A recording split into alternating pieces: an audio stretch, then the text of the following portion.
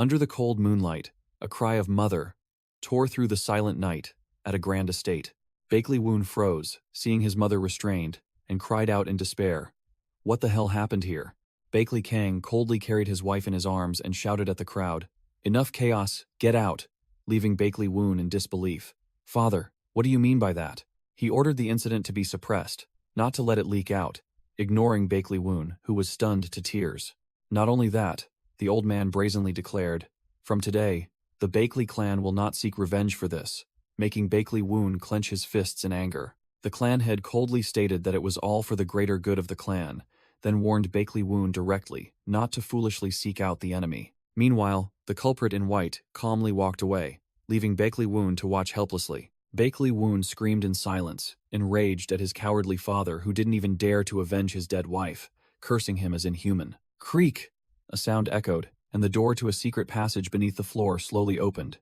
"I'm leaving," Woon coldly declared as he stepped down the stairs. "This Bakley clan. I have nothing left to cling to." Realizing his own weakness, Woon ran headlong and swore he would become dominant, so strong that no one would dare to look down on him. He would establish a new sect himself, recruit subordinates, and build his own power so he wouldn't have to depend on that worthless clan. And then, every single one of those who had a hand in his mother's death, and all those who knew but kept silent, all of them would pay. Even if it took decades, he would see it through to the end. Scene change, 12 years later. Amidst a sea of flames, someone was screaming in despair. "Wait, I was wrong. Report it to the Murim Alliance like this." Woon, now an adult, coldly watched the enemy leader crawling on the ground, trying to bargain. "You surely want something too. Just say it. I'll give it to you." Woon's face was devoid of emotion as he gently wiped the blood from his short blade. Surrounded by countless corpses, the defeated leader continued to babble, and Woon finally spoke.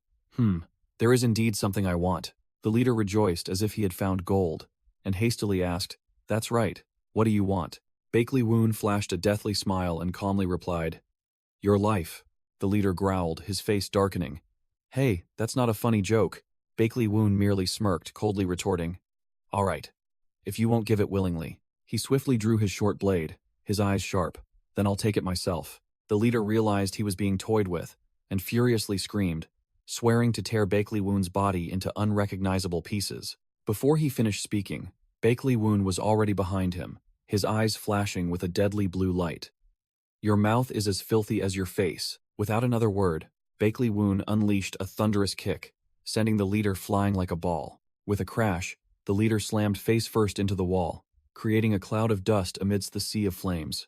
Woon merely watched, his face devoid of emotion, as if he had just swatted a fly. The leader sprang up from the rubble, his entire body erupting with a crimson killing intent, charging straight at Woon and shouting that he would send his head to the Murim Alliance. In response to the threat, Woon merely tightened his grip on the hilt of his short blade, ready for the finishing blow. Swish! A blinding white swordlight flashed in the night, as fast as lightning. The leader's head flew off as Woon coldly sheathed his blade, cleanly finishing off his target. His task complete, Woon stood silently, watching his enemy's domain engulfed in flames. A perfect act of revenge. Amidst the raging fire, he raised his blood-soaked short blade, his silhouette exuding absolute dominance. A girl emerged from the shadows, respectfully presenting a scroll and reporting, "Captain, everything is complete." Woon turned, his face smeared with blood, but a satisfied smile spread across his lips. "Oh, thank you, Mo Young Haeyeon. Thank you for your patience." Mo Young Haeyeon was a little flustered, suggesting he wipe his face, but Woon brushed it off, saying it was nothing significant. Amidst the ruins, Woon unrolled the scroll to examine it, while Mo Young Haeyeon stood by, awaiting orders. He used the enemy's blood still on his hand to draw a decisive line across the scroll, marking a name that had been erased. Looking at the list of vengeance, Woon wondered if this was the end, or merely the beginning. With a wild grin, Woon tossed the scroll to Mo Young Haeyeon, brazenly declaring, "Take this back to the Murim Alliance. I'm retiring." Mo Young Haeyeon asked if he was going back home, and Woon, wiping blood from his face, confirmed that he had achieved everything he wanted from that alliance. She offered to visit him later, and Woon replied curtly, "Of course, whenever you're bored to death, just come find me." Mo Young Haeyeon realized the problem. "Then at least tell me where to find you." Woon paused, his eyes sharp. Woon smirked, revealing his next destination, Hubei Province, Hualong County. Scene change. Baekli Woon now donned wanderer's attire, wearing a conical hat, alone on a boat, drifting downstream towards his hometown. His gaze was distant, reminiscing about the long journey he had undertaken. His memories returned to the day he left his clan, venturing alone into the Murim alliance to become stronger. With martial arts, he honed himself. He climbed straight to the position of captain, and 12 long years had passed in the blink of an eye. A dominant smile appeared on his lips, his eyes flashing with a deadly glint. Baekli Woon decided, finally, it's time to create my own sect.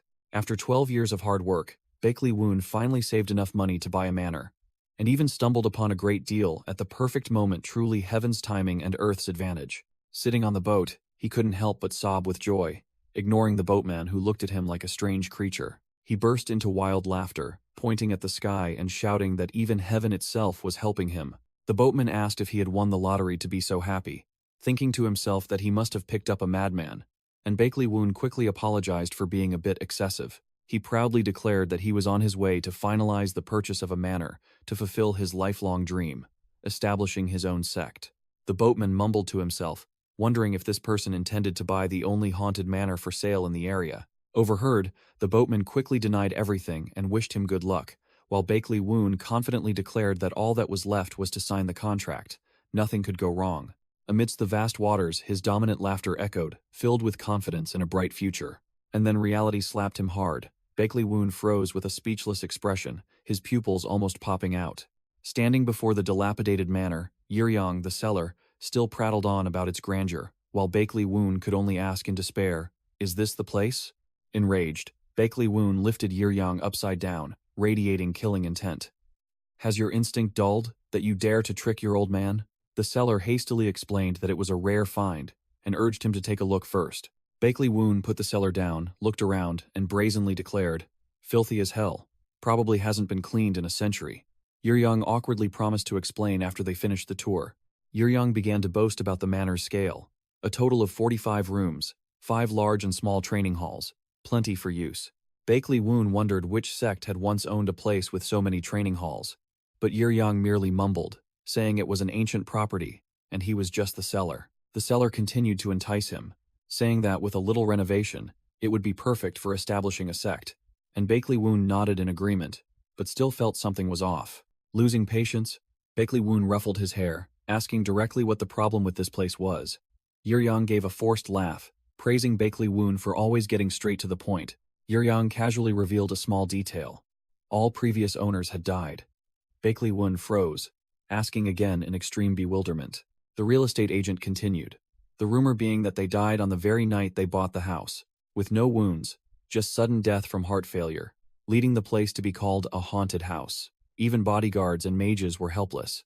Baekli Woon's killing intent erupted. He growled, "And you're trying to sell that cursed thing to me?" Yiryong was scared out of his wits, hastily dropping the price drastically, from 1/10 to 1/4 of the market price. Hearing the bargain price, Baekli Woon did a 180, grinning widely, and slinging an arm around Yiryong like an old friend, happily accepting the money. "Haha, my friend, why didn't you say so sooner?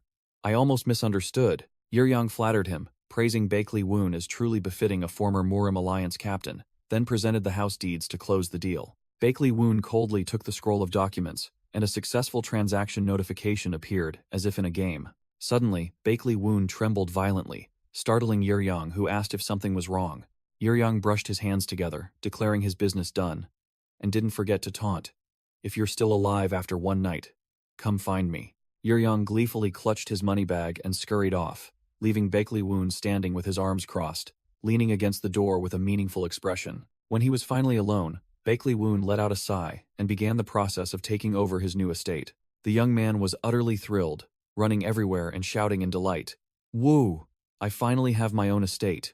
Baekli Woon laughed maniacally, eagerly pushing open the door with the thought, "This is too exciting. Now I just need to recruit some disciples and I'll be all set." Bang!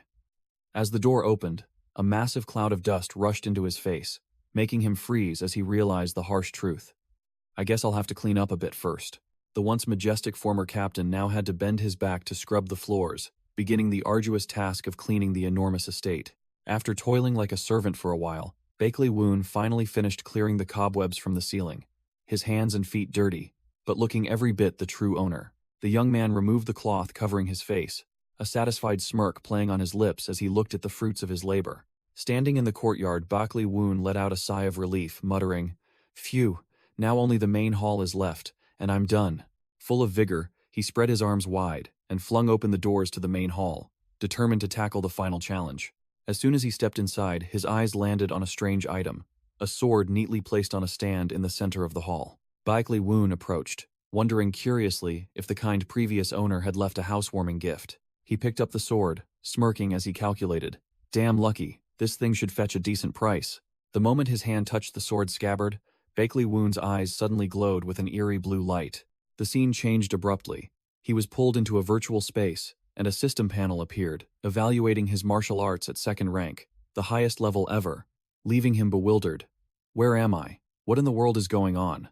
Woon spun around, his face filled with vigilance and astonishment at the sudden transformation. Suddenly, an invisible surge of sword energy grazed Woon's face, making him startle and become alert. The system announced it was adjusting the test's difficulty, as Woon's skill level seemed too formidable compared to the default setting. Woon smirked, finally understanding why the previous owners had perished, while an illusion of Yiryang appeared, grinning triumphantly. A cannon barrel extended from the ceiling, and the system officially locked in the challenge. Commencing trial, difficulty, extreme. "So you want to test my skills?"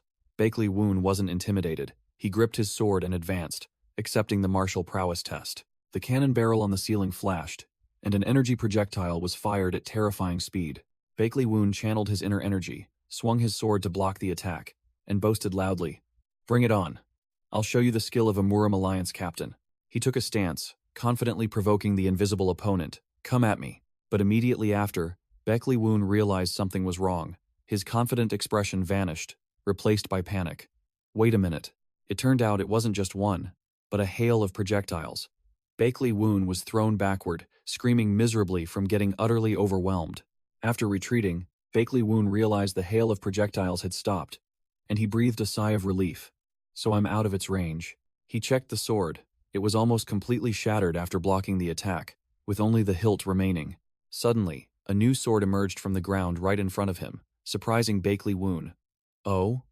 It's giving me another one?" Gripping the new weapon firmly, Woon stood up, smirking as he realized the system's rules were quite flexible. He narrowed his eyes and thought, a small scratch visible on his cheek from the beating he just took. Woon suddenly had a realization, his mind racing. If it's not attacking here, that means... He dashed forward like lightning, discarding the old sword hilt, and roaring his deduction. It's protecting something on the other side.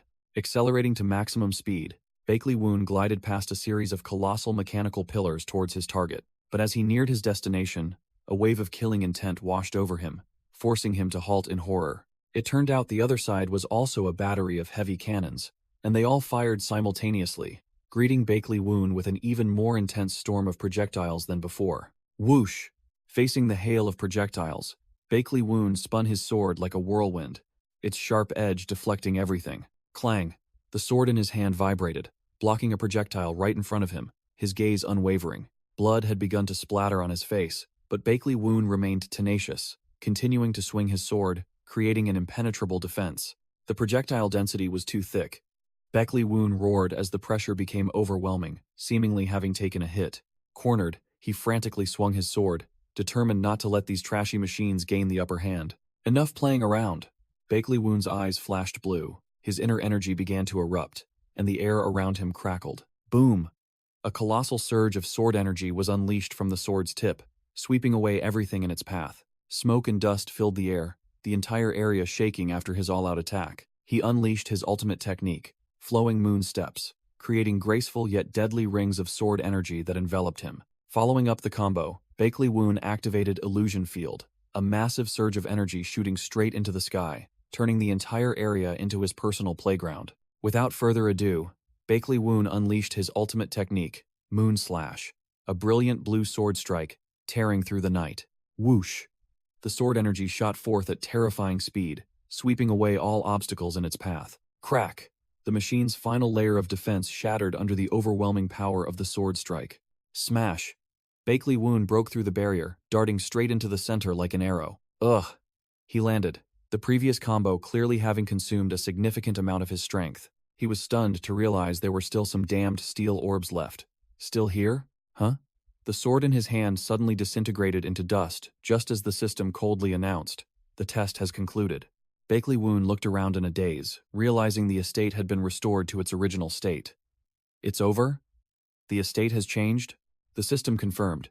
"You have passed the martial arts test," making Bakley Woon sigh in relief and plop down onto the floor. "Here is your reward. All estate functions will be unlocked at the highest level." And a glowing blue sword floated before him. "Huh? It's giving me a sword?" Bakley Woon firmly grasped the glowing blue energy sword, a look of delight on his face at the cool item the system had just gifted him. The system continued to command, "The test will only conclude once he names this estate." Bakley Woon smirked meaningfully, the name clearly having been decided long ago. He stood tall, an overwhelming aura emanating from him, and declared grandly, "I shall name this sect the Righteous Heaven Sect." The system confirmed the successful registration. A glowing heaven character seal imprinted itself directly onto Bakley Woon's palm. Now the master. Bakley Woon loudly challenged, "Whatever demons or spirits reside here, show yourselves." Suddenly, a new notification appeared. Sect system initialized, leaving Bakley Woon stunned. Tremble.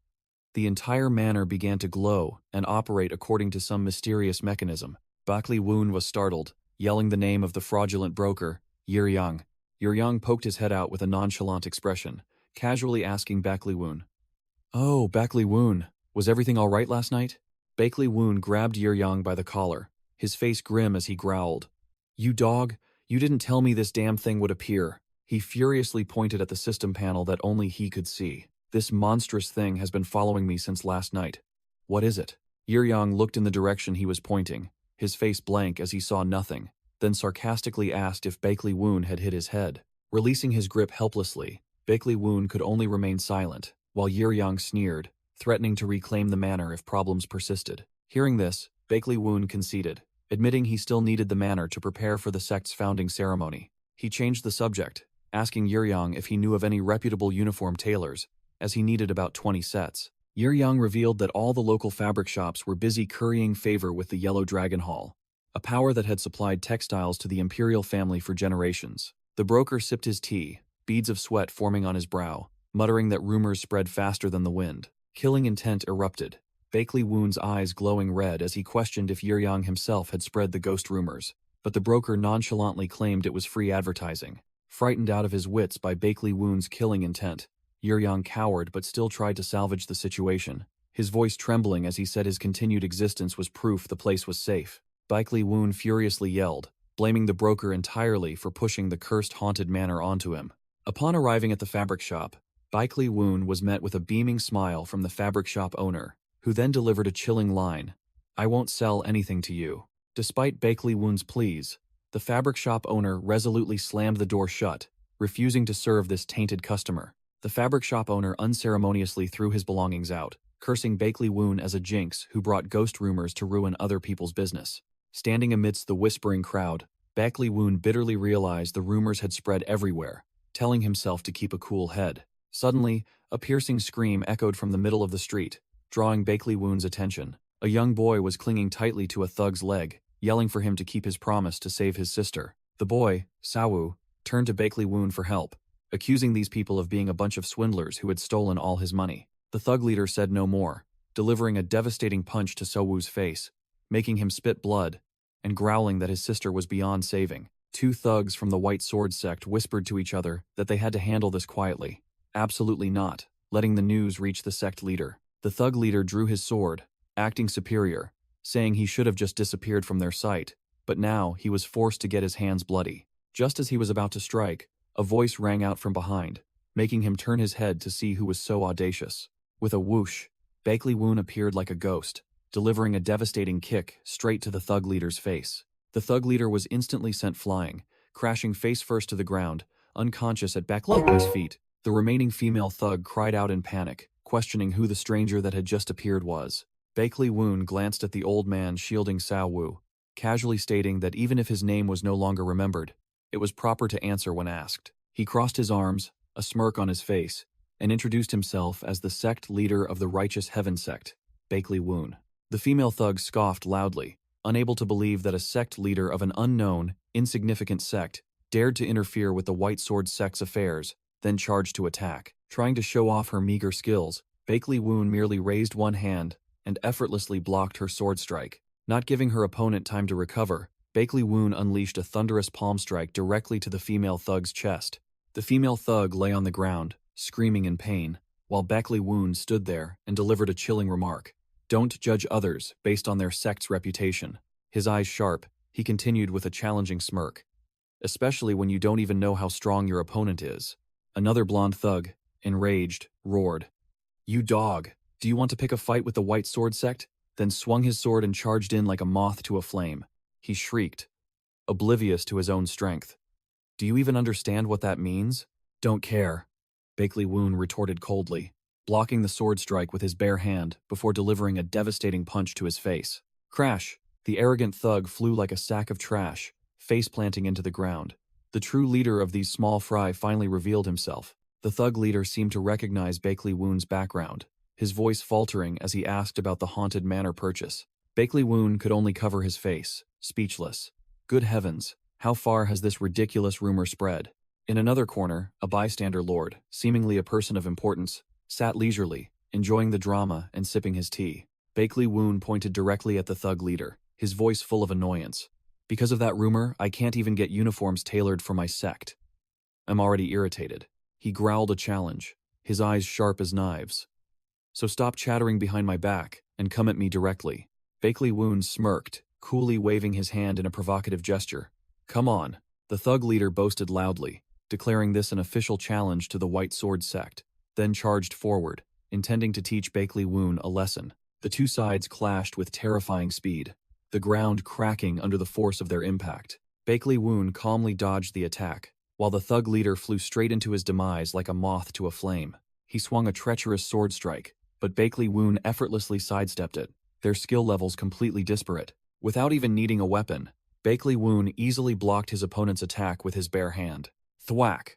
Bakley Woon delivered a punch straight to the thug leader's stomach, the force of the blow making his eyes bulge in pain. The thug leader could only let out a pathetic scream as he took Bakley Woon's full combo attack.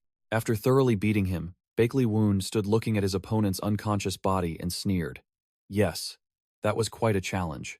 Bakley Woon's eyes flashed with blue light, killing intent surging as he declared, If you want to fight, come to the Righteous Heaven Sect any time. The defeated thug leader lay, sprawled on the ground, bitterly warning, If you don't want things to get worse, leave while you still can. The small fry scattered with their tails between their legs. Bakley Woon turned back to inquire about the old man and the boy, Sooa, making the old man stammer in fear. Sooa quickly interjected, boasting that his sister was an excellent seamstress and could help Bakley Woon make uniforms. Suddenly, the boy knelt to the ground, crying out and begging Bakley Woon to save his sister. Bakley Woon was speechless, thinking to himself that saving people was a doctor's job. But then the system suddenly displayed a notification right before him. The system reported, New transaction opportunity detected. Target evaluated as rank 3. Bakley Woon smirked. Rank 3 seemed quite significant. He commanded with interest. Continue. Sooa recounted their situation. Their parents had passed away last year, leaving only the two siblings to rely on each other. Sooa led the way, explaining that his sister made a living by sewing, but recently she had contracted a disease that made her limbs stiff. The fabric shop owner then spoke, introducing himself as the owner of a small fabric shop. He had come looking for her because he was worried about the girl who often took work from him. Sooa eagerly led the way, shouting, This way! And pulling Bakley Woon towards a rather dilapidated house. As soon as they arrived, the boy yelled, Sister, I've brought the ghost-hunting martial artist, leaving Bakley Woon speechless, only hoping the house wouldn't collapse. Bakley Woon forced a smile, about to correct him that he wasn't a ghost exorcist, when he suddenly froze. Before his eyes was an unbelievable sight. Someone's hands were being held directly over a blazing fire, completely unharmed. Bakley Woon's sarcastic expression vanished instantly, replaced by astonishment and seriousness. A young girl was sitting by the fire, warming herself. She looked up and asked with wary eyes, Who are you? Bakley Woon surveyed the scene, realizing the situation was worse than he thought. This girl was actually holding her limbs over the fire. The system immediately analyzed. The heat of the fire and the cold energy in her limbs are clashing fiercely. Bakley Woon frowned, immediately guessing this was chi deviation caused by cultivating a yin technique. He got straight to the point. You must be Sooa? Your younger brother begged me to save you. Hearing her brother's name, the girl was slightly taken aback. Sooa calmly replied that if she didn't warm herself like this, she would suffer from cold burns, which only made Woon more certain of his hypothesis. An old man in yellow clothes suddenly appeared, asking Sooa about her disappearance, while she could only bow her head and apologize for her condition. Woon paid no attention to the old man, getting straight to the point and offering to take Sooa's pulse to check her condition. Before Sooa could even agree, Woon placed his hand on her wrist, and a stream of blue energy began to flow in. The blue energy enveloped Sooa's hand as Woon began a comprehensive scan, his face expressionless. Woon's internal energy penetrated deep into Sooa's meridians, and a blue light flared as he examined every detail. The system warned that she was absorbing too much yin energy, but Woon grumbled, cutting it off. I know. Stop nagging. The system's analysis confirmed that Sooa's body was excessively infiltrated by yin energy, but Woon realized there was something even more special about this energy flow. Woon confidently declared that he understood the problem, which surprised Sooa. He stated bluntly, "You possess something called the extreme yin physique, a rare constitution that specializes in absorbing and storing yin energy from the environment." Woon then dropped a bombshell, comparing her to the Sword Empress, the master of the Sword Pavilion, one of the 10 great heavenly venerates, the pinnacle of swordsmanship. Sooa seemed interested upon hearing about her physique, thinking it was a wonderful thing. Woon poured cold water on her enthusiasm, explaining that while it was a great asset for martial artists, her case was different. The excessive yin energy was draining her yang energy. He delivered a fatal blow. "If this continues, you will perish within 3 months," leaving Sooa stunned. Sooa desperately asked if there was truly no cure, while Sooa cried out, claiming Woon was just another swindler like the ones before him. The old leader also worriedly asked if medicine could help, but Woon dismissed it, asserting that medicine would only make things worse. Woon muttered that the key was yang energy and a way to restore it stably, while grumbling at the system to shut up. The system displayed a brand new quest: recruit the first disciple.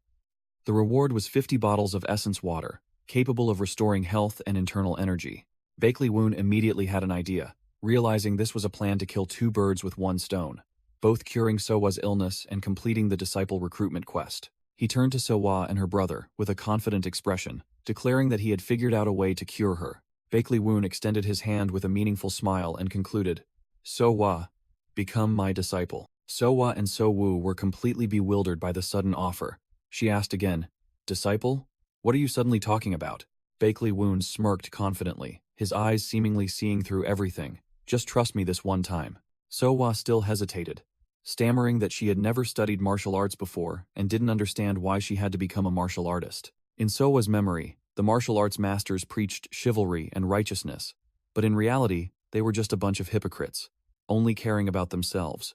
It was precisely because they got caught in the conflicts of those selfish martial artists that her parents lost their lives in a pool of blood. Sooa was consumed by doubt, fearing that Woon was just another person who would pretend to help, then abandon her, and now wanted her to become one of them. Suddenly, Woon decisively grabbed her outstretched hand. Sooa flinched as he spoke directly. "Your hand is suffering from cold burns." Woon squeezed her hand, his gaze firm, declaring confidently that these minor cold burns were nothing if they could cure her illness. Sooa was completely stunned. A thought began to flicker in her mind. Perhaps this man is truly different. Finally, Sooa decided to take one last gamble. If she could be cured, she would trust him. The agreement was successful. Sooa officially became the first disciple, and the system immediately rewarded Woon with 50 essence waters. The moment he touched her, the system warned that Woon had sustained minor damage from contact with Sooa's yin energy. Her physique was no ordinary matter. Unfazed, Woon immediately used the newly acquired essence water to activate a recovery effect. Sooa was dazed as she felt warmth spreading through her hands. The system also confirmed that the recovery rate of the Sect member had increased. Woon smirked confidently, seeing his plan was effective. The system continued to apply additional recovery effects. He circulated his energy, directly transmitting it into Sooa. The system announced it was concentrating spiritual energy to restore the member's health. Woon felt the yang energy in Sooa's body being restored, proving that the treatment method was on the right track. Sooa stared in astonishment at her hands, from which a warm, golden energy was radiating. She couldn't believe her limbs were healing, even generating a warm flame right before her eyes, while Se-woo could only gape in witness. Se-woo shouted his sister's name when he saw her revive. While the old leader asked if Bakley Woon had used Qigong to heal her, he simply replied, "Something like that." The old leader burst into hearty laughter, full of exhilaration. He slapped his thigh, declaring that he had taken a liking to Bakley Woon, and now understood why the Murim Alliance leader held him in such high regard. Bakley Woon narrowed his eyes slightly, thinking to himself, "I didn't expect this old man to know the Alliance leader." The old leader suddenly realized his impoliteness and introduced himself. "My name is Cheon Gam-young." Cheon Gam-young growled, declaring himself the master of the Yellow Dragon Hall. Behind him, the illusion of a colossal, awe-inspiring golden dragon appeared. Elsewhere, White Sword Sect members bowed low in obedience, while the defeated thugs at Bakley Woon's hands kowtowed, begging for their lives. One of the defeated thugs was utterly terrified, stammering a plea for another chance at life. So Yo-wang, the sect leader of the White Sword Sect, turned his back, muttering the name Bakley Woon of the Orthodox Heaven Sect. So Yo-wang smirked maliciously, deciding to prepare a grand welcoming feast for Bakley Woon. Bakley Woon remained silent, his mind processing the information about the old man who had just revealed his formidable identity. He narrowed his eyes, confirming in disbelief. "You are the master of the Yellow Dragon Hall?" Cheon Gam-young laughed heartily, stroking his beard as he confirmed his formidable identity, admitting that he had seen Bakley Woon was no ordinary individual. Sooa quickly bowed low, apologizing for her ignorance in not recognizing such a great personage, but Cheon Gam-young simply waved his hand dismissively. Seeing a good opportunity, Cheon Gam-young got straight to the point, throwing out a lucrative offer. "What do you think about joining the Yellow Dragon Hall?" Despite the powerful invitation, Bakley Woon's eyes remained sharp, while Cheon Gam-young declared he would support all of his decisions. Bakley Woon's system immediately scanned the information, confirming the Yellow Dragon Hall as a potential business partner, ranked first class. Cheon Gam-young began to subtly boast.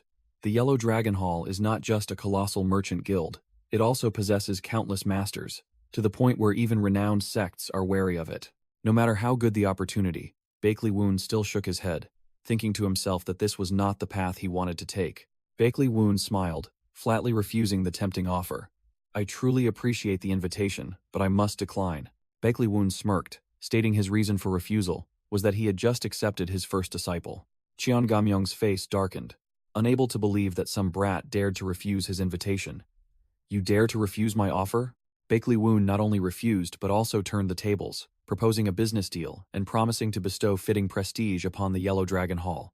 Cheon Gam-young flew into a rage, veins bulging as he roared.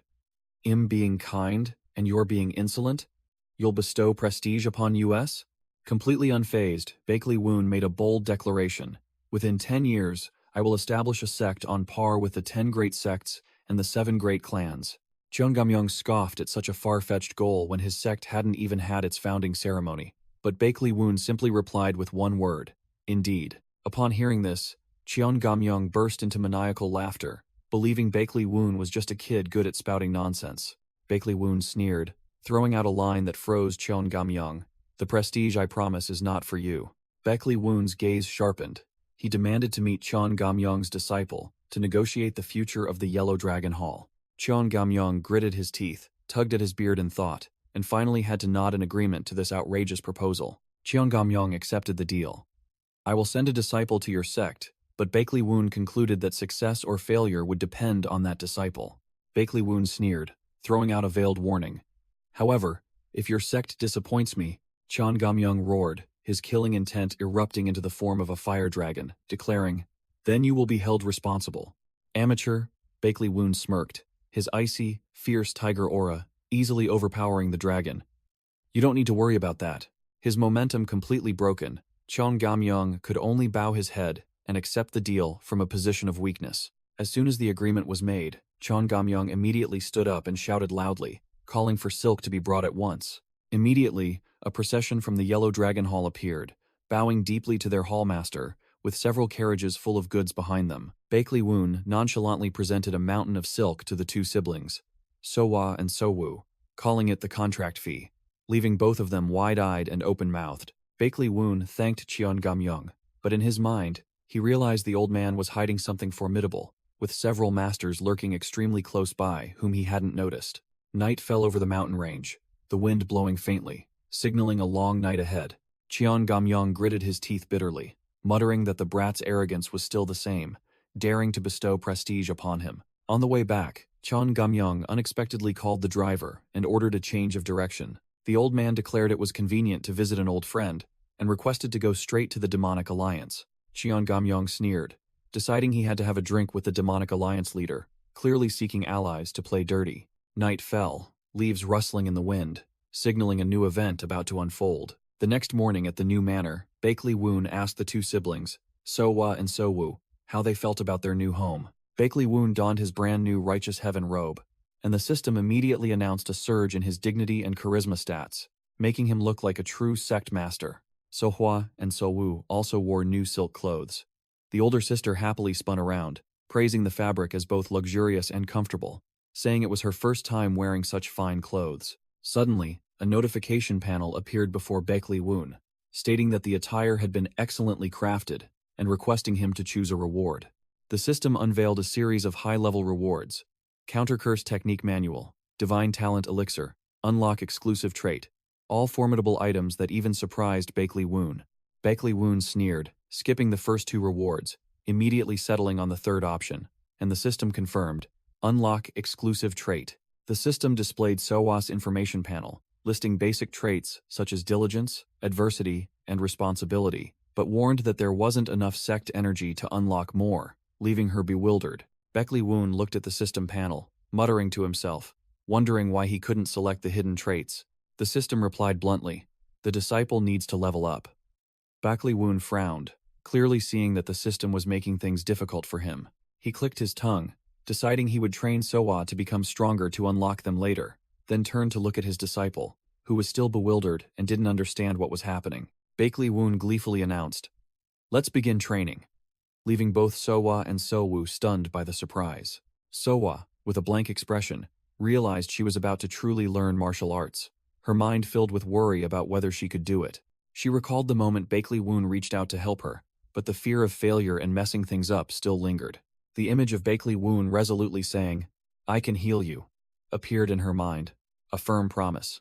Sooa snapped awake, clenching her fists with determination, casting aside her worries, and asked loudly, Yes, master. What will I learn first? The training began, and Sooa's first lesson was the horse stance, a move so basic it couldn't be more basic. Sooa's face twisted, speechless. Humph. I thought I'd learn something substantial. Bakley Woon made a blunt statement, pointing directly at her weakness. Because you are too weak. For now, just focus on building your physical strength. Sooa innocently asked how long she had to hold the stance. Bakley Woon smirked, then ordered, just 1 hour. Begin. Even though sweat was pouring down, Sooa's eyes still shone with determination as she gritted her teeth and endured. Sooa was still skeptical, asking her master if she could truly learn martial arts, and Bakley Woon affirmed confidently, of course, because you were born with an extremely high affinity for yin energy.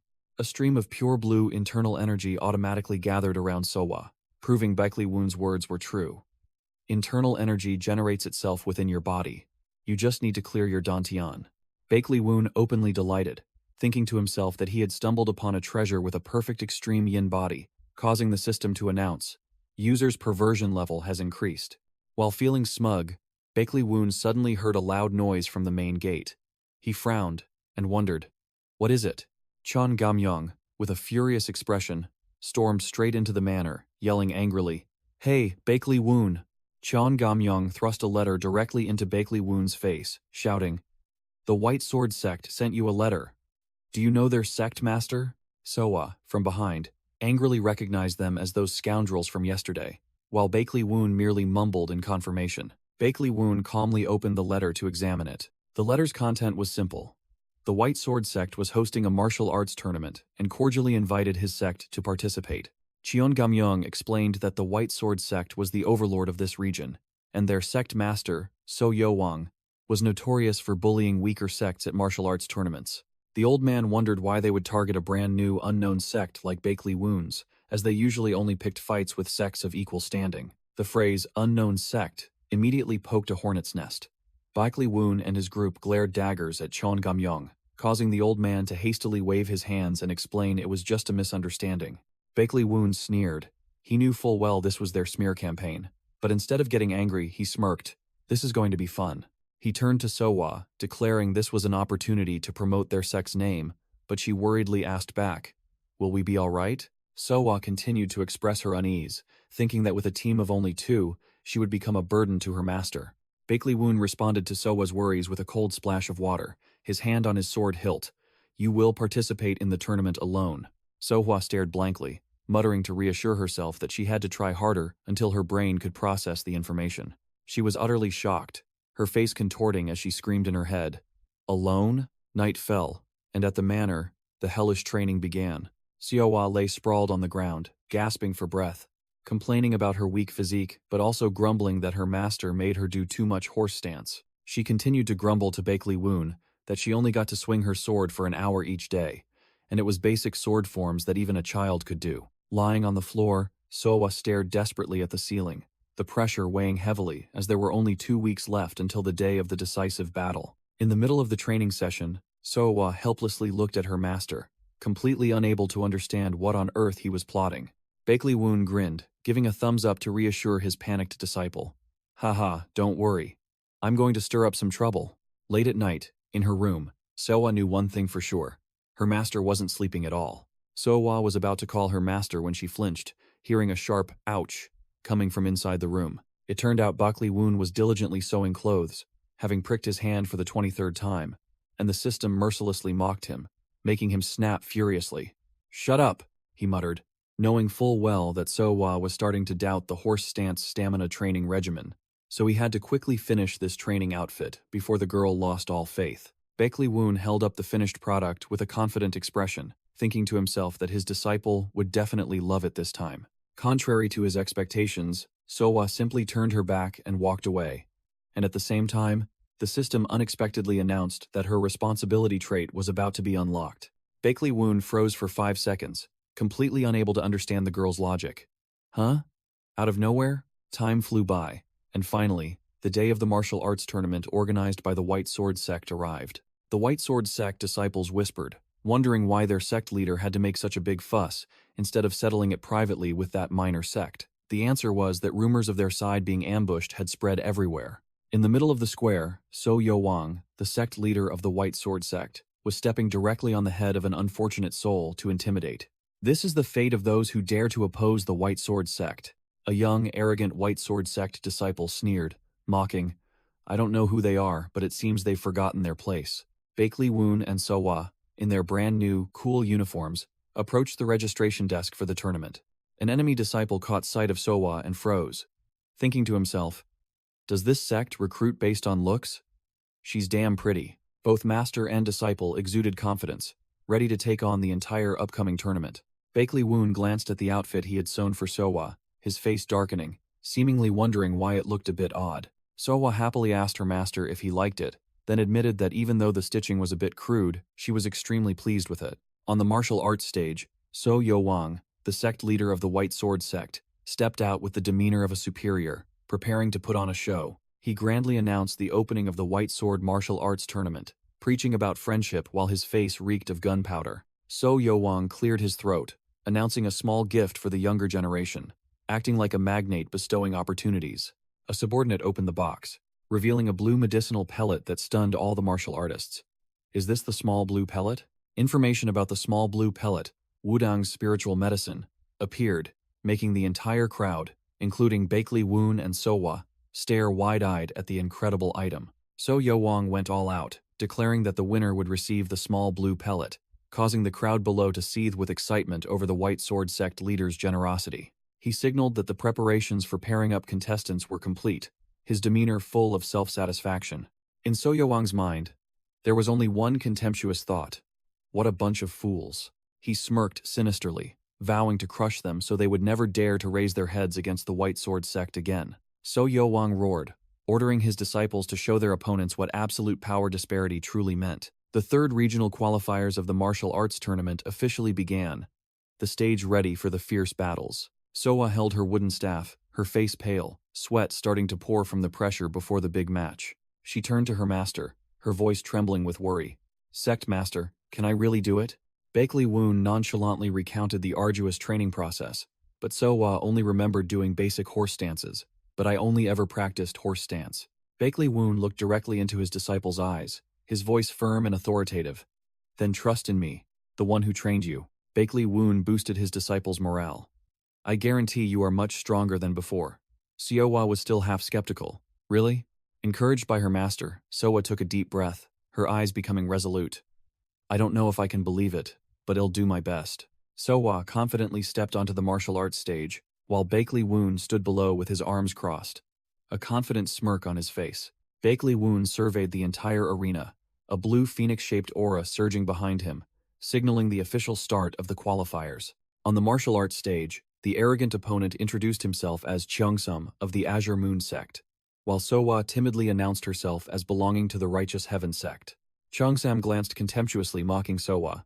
You look like you haven't swung a sword many times, have you? Both faced each other on the Taiji martial arts stage, a tense standoff, awaiting the referee's signal. Sooa honestly admitted that she had only been training for a month, making Cheongsam sneer, thinking she was crazy and promising to teach her a lesson. The referee wasted no time, waved his flag, and roared a decisive command. Begin. As soon as the match began, while Cheongsam was still putting on airs, Sooa shot forward with terrifying speed, the staff in her hand drawing a dazzling streak of light.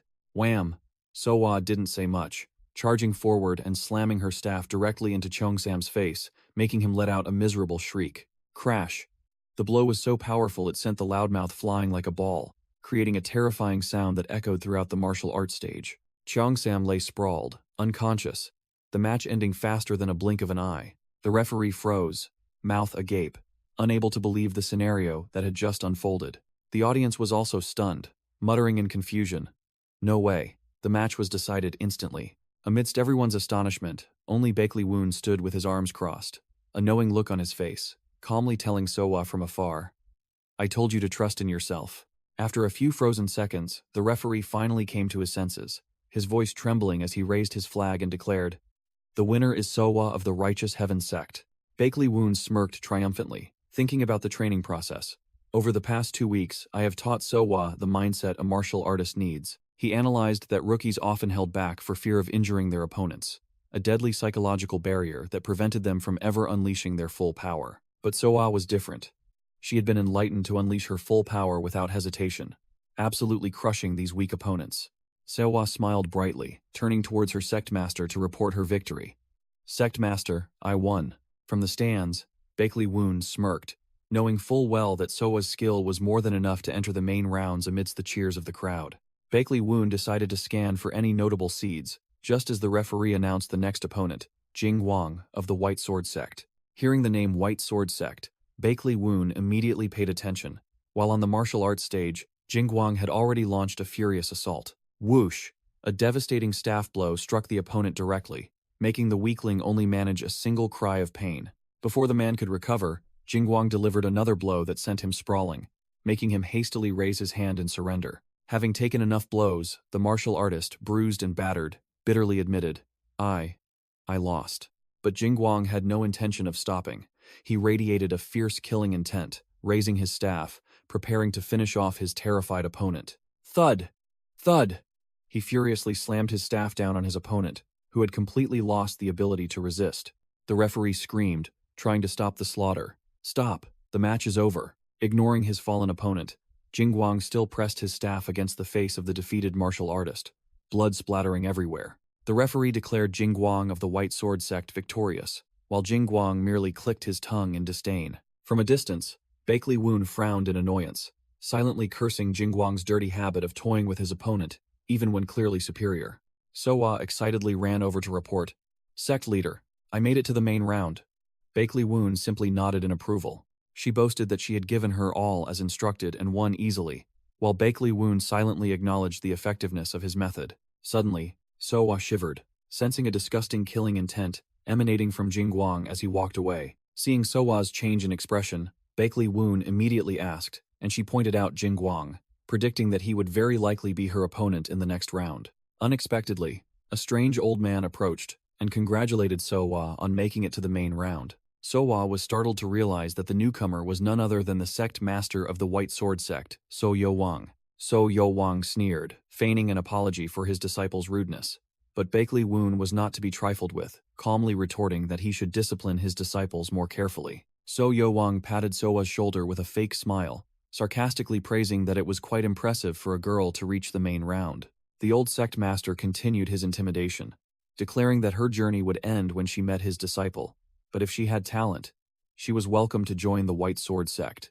Bakley Woon brushed his hand off Sooa's shoulder, his face cold as he retorted, "Thank you for thinking highly of her. The disciples of the White Sword sect aren't bad either." Hearing the words "aren't bad," So Yo-wang's face twitched, clearly stung by the jab about his disciple's brutal actions. Struggling to maintain a calm expression, So Yo-wang called a disciple named Wong Pal to lead Bakley Woon's group to their resting room. He turned away with a sinister smile, offering a backhanded wish. "I hope you all enjoy the rest of the tournament. If you can," he finished, leaving a clear threat hanging in the air. The disciple named Wong Pal introduced himself, and immediately, Bakley Woon's system activated, scanning all his stats, revealing him to be a genuine talent with outstanding martial arts potential. Wong Pal politely invited them to follow, completely unaware that he had been thoroughly scrutinized. As they walked, Bakley Woon suddenly placed both hands on Wong Pal's shoulders, making him jump and stare blankly, not understanding what was happening. Bakley Woon looked at Wong Pal with a scrutinizing gaze and praised him directly. Tall, and a good build too. The disciple was startled, and quickly thanked him in confusion. After leading them to the resting room, Wong Pal pointed and then quickly scurried away, wishing them a good rest. Sooa ignored the trivial matters, anxiously asking about her next opponent, but Bakley Woon threw her a difficult question instead. Bakley Woon grinned mischievously, dropping a bombshell. "What do you think about recruiting that Wong Pal as a junior brother?" Sooa froze completely. Memories flooded back. The gray-haired leader asked a much younger Wong Pal for his name. He patted Wong Pal's shoulder, nodding in approval. "Taller than your peers and good muscles too. You seem to be the real deal. Come join my team." The young Wong Pal's face lit up, overjoyed, and he quickly agreed. But reality was cruel. In a practice match, Jingguang used his staff to knock Wong Pal flat on his face. Jingguang stood there, panting with a cruel expression, his staff still stained with blood, ignoring the crowd marveling that he had defeated an older senior. Lying sprawled on the ground, Wong Pal trembled and pleaded, "Wait, this is just a practice match. There's no need to be so vicious." The gray-haired leader watched Wong Pal being beaten and coldly declared, "A complete misjudgment," he thought contemptuously, never expecting this kid's mental fortitude to be as thin as paper, while Wong Pal could only tremble and call out, "Sect Master." The old Sect Master's words, like a knife, echoed in Wong Pal's head. "Go ahead and clean up after your senior and junior brothers for the rest of your life." It turned out to be just a nightmare.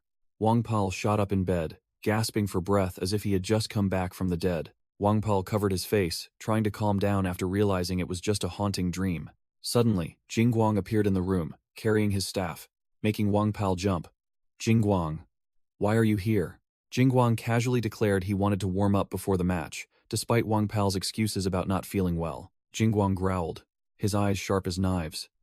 "Do you have a say in this? I said I need to warm up right now." He uttered insults, treating Wong Pal's body as the only useful thing about him, making the boy timidly agree in fear. Jingguang ordered, "Just a light warm-up. Crawl out here quickly," leaving Wong Pal sitting on the bed, his face dark with helplessness. Amidst the roaring cheers of the audience, the announcement rang out. The semifinals officially begin. Bakley Woon began to instruct, analyzing Woogium for Sooa. "Your opponent, Woogium, uses illusionary sword. This sword art is unpredictable, but also full of flaws if not executed precisely," he asked pointedly. "So, what do you think needs to be done to defeat someone who uses illusionary sword?" Sooa replied blankly, "Try not to be fooled?" Bakley Woon smirked, looking mysterious. "That's right, but there's a much easier way." Sooa was bewildered, not understanding what her master was talking about. With an extremely confident expression, Bakley Woon raised a finger and stated firmly, "With this method, you will definitely defeat Woogium. Trust me." Sooa immediately brightened, her eyes shining, and agreed without a moment's hesitation. Unexpectedly, Yuryang appeared, and greeted Bakley Woon, who was equally surprised to see the broker here. Yuryang praised him profusely. "I never thought you could help that girl improve so quickly in just 1 month. Congratulations." Bakley Woon boasted loudly, a challenging smile on his face.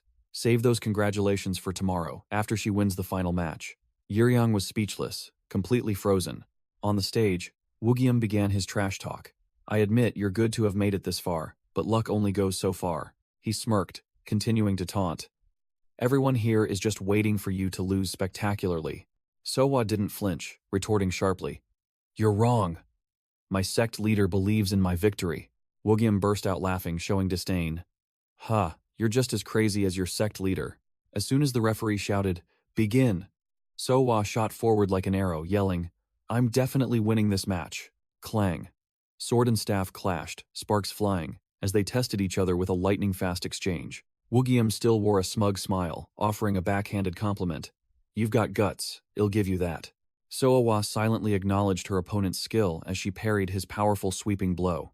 Indeed, a White Sword Sect disciple's basic skill is on a completely different level. She suddenly realized something about her opponent's staff movements, her eyes wide with surprise. Woogyeom unleashed a powerful downward strike, forcing Sooa to retreat, and boasted loudly. Already trying to run away? Sooa narrowed her eyes, her mind racing. If I can't distinguish between a feint and a real attack. Her eyes flashed, finding the solution to the difficult problem. Just guard the center tightly, and it's over. Sooa braced herself defensively as Woogyeom charged like a wild beast. Crash! Woogyeom delivered a devastating blow, its immense power forcing Sooa to exert all her strength to block it. The force was too great. Sooa was pushed back several steps, letting out a soft groan. Woogyeom smirked mockingly. Oh, you managed to block that? He began to channel a strange purple internal energy. A surge of purple dark energy erupted around Woogyeom, and he boasted loudly. It seems I underestimated you. Try this, Woogyeom roared, unleashing a new technique, sending strands of purple energy whips flying straight towards Sooa. Whoosh! A barrage of energy whips tore through the air, surrounding Sooa from all sides. Sooa flinched, completely taken aback by this bizarre attack. From the stands, Woon calmly analyzed for Sooa. Those who rely on phantom swordplay are usually weak in close combat. They'll just try to widen the distance. He concluded the strategy. Just get close and press your sword to his face, and you win. Heeding her master's words, Sooa snapped awake, her eyes sharp. It's only just beginning. With that, Sooa charged straight into the field of energy whips, closing the distance in a flash.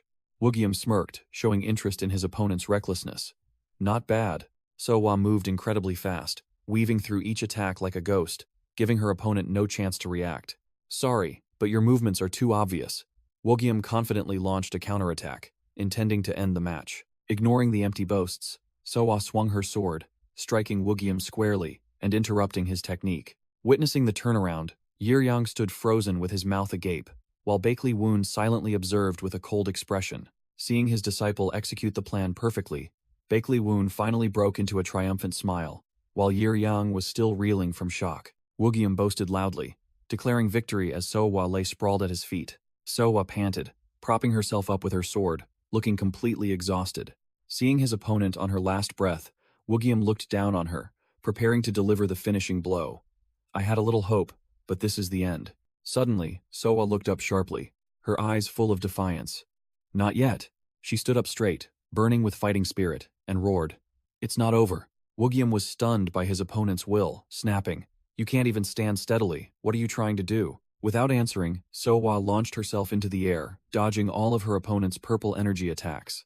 Woogyeom's face turned pale, unable to believe his eyes. Are you kidding me? Mid-air. Sooa growled, her eyes sharp. I'll end this with this strike. She unleashed the Azure Origin Art, Form 2, Severance, a direct and clean strike straight to Woogyeom's face. Woon smirked with satisfaction as his disciple won, beside Yeryang, who was cheering wildly. A White Sword Sect disciple, unable to accept the truth, fell to the ground, wailing. Cheating. Pretending to lose and then ambushing like that is clearly cheating. The defeated one continued to complain, shouting that his disciple could not possibly lose to a mere girl like that. White Sword Sect leader So Wong appeared with an overwhelming aura, coldly asking, Since when did our White Sword Sect become so uncouth? While Woon cast a challenging glance. Reprimanded by the sect leader, the disciple was scared out of his wits, stammering apologies to the sect leader, while Woon merely watched the show. So Wong's eyes were red with anger, but he still had to save face, gritting his teeth as he declared, It's because he assumed the girl had lost. The White Sword Sect accepts this defeat. The stands erupted when Sooa was declared the winner. The crowd couldn't believe a rookie who had only been training for less than a month had defeated a White Sword Sect disciple. Sooa raised her hand and cheered to her master. I won, sect leader. Woon calmly nodded. Well done. Yang said he'd treat us to dinner.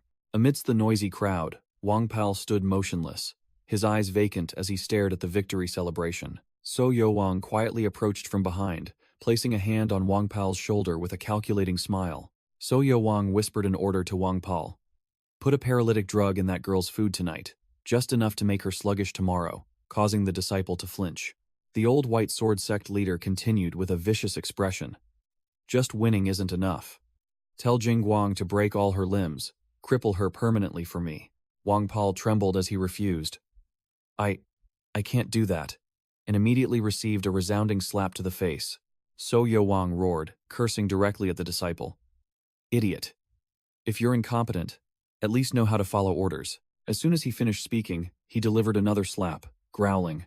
That's why all the other disciples surpass you, despite Wong Pal's desperate cries. Just then, Woon appeared, delivering a stinging, sarcastic remark.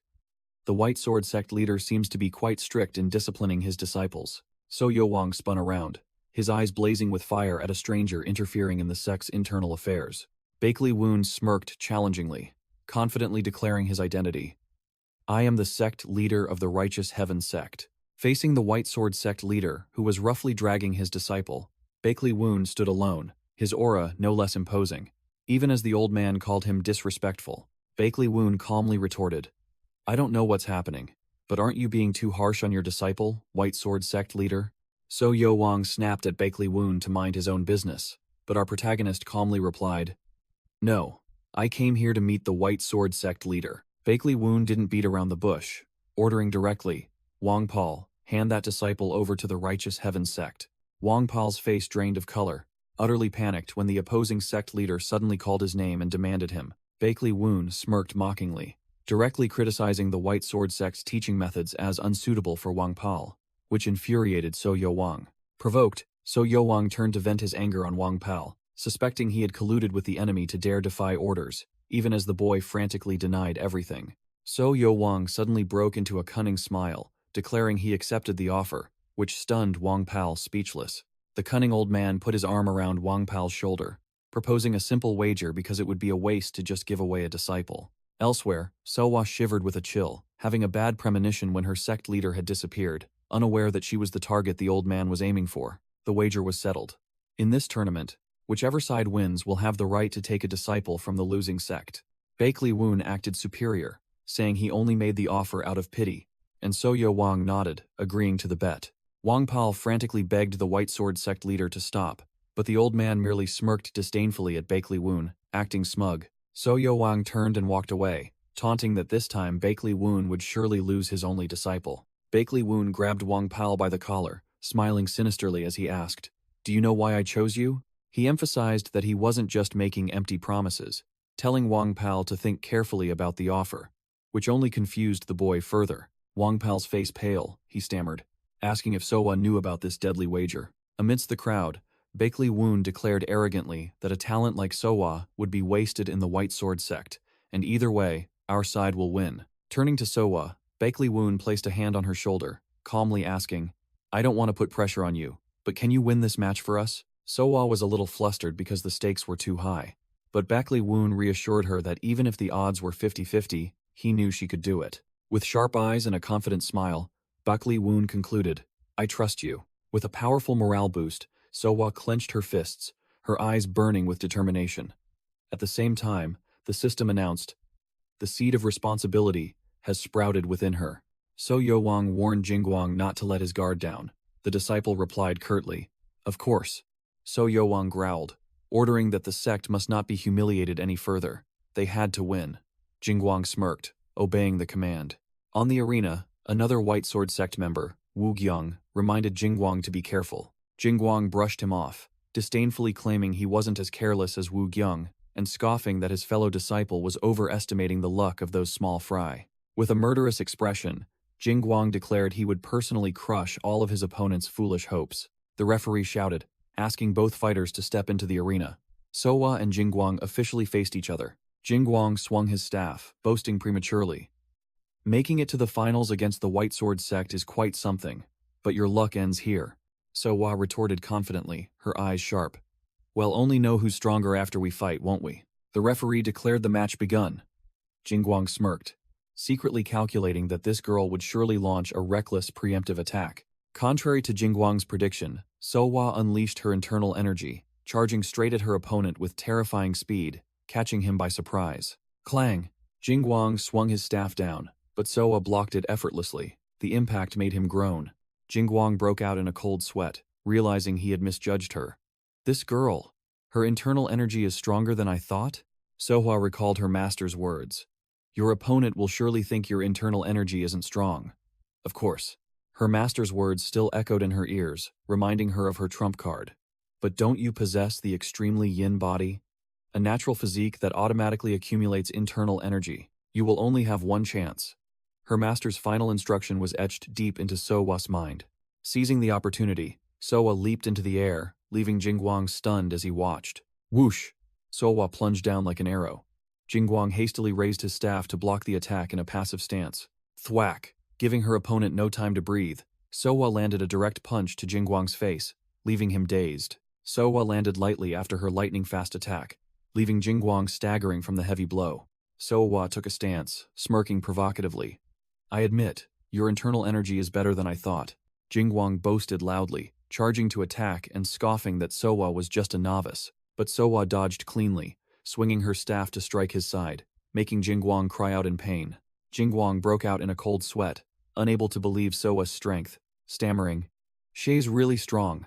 Sooa gripped her staff tightly, her sharp eyes declaring she would end the match in 10 seconds. She growled, determined not to fall here. Suddenly, a system panel appeared, activating the responsibility trait just as Sooa landed a devastating blow on Jingguang.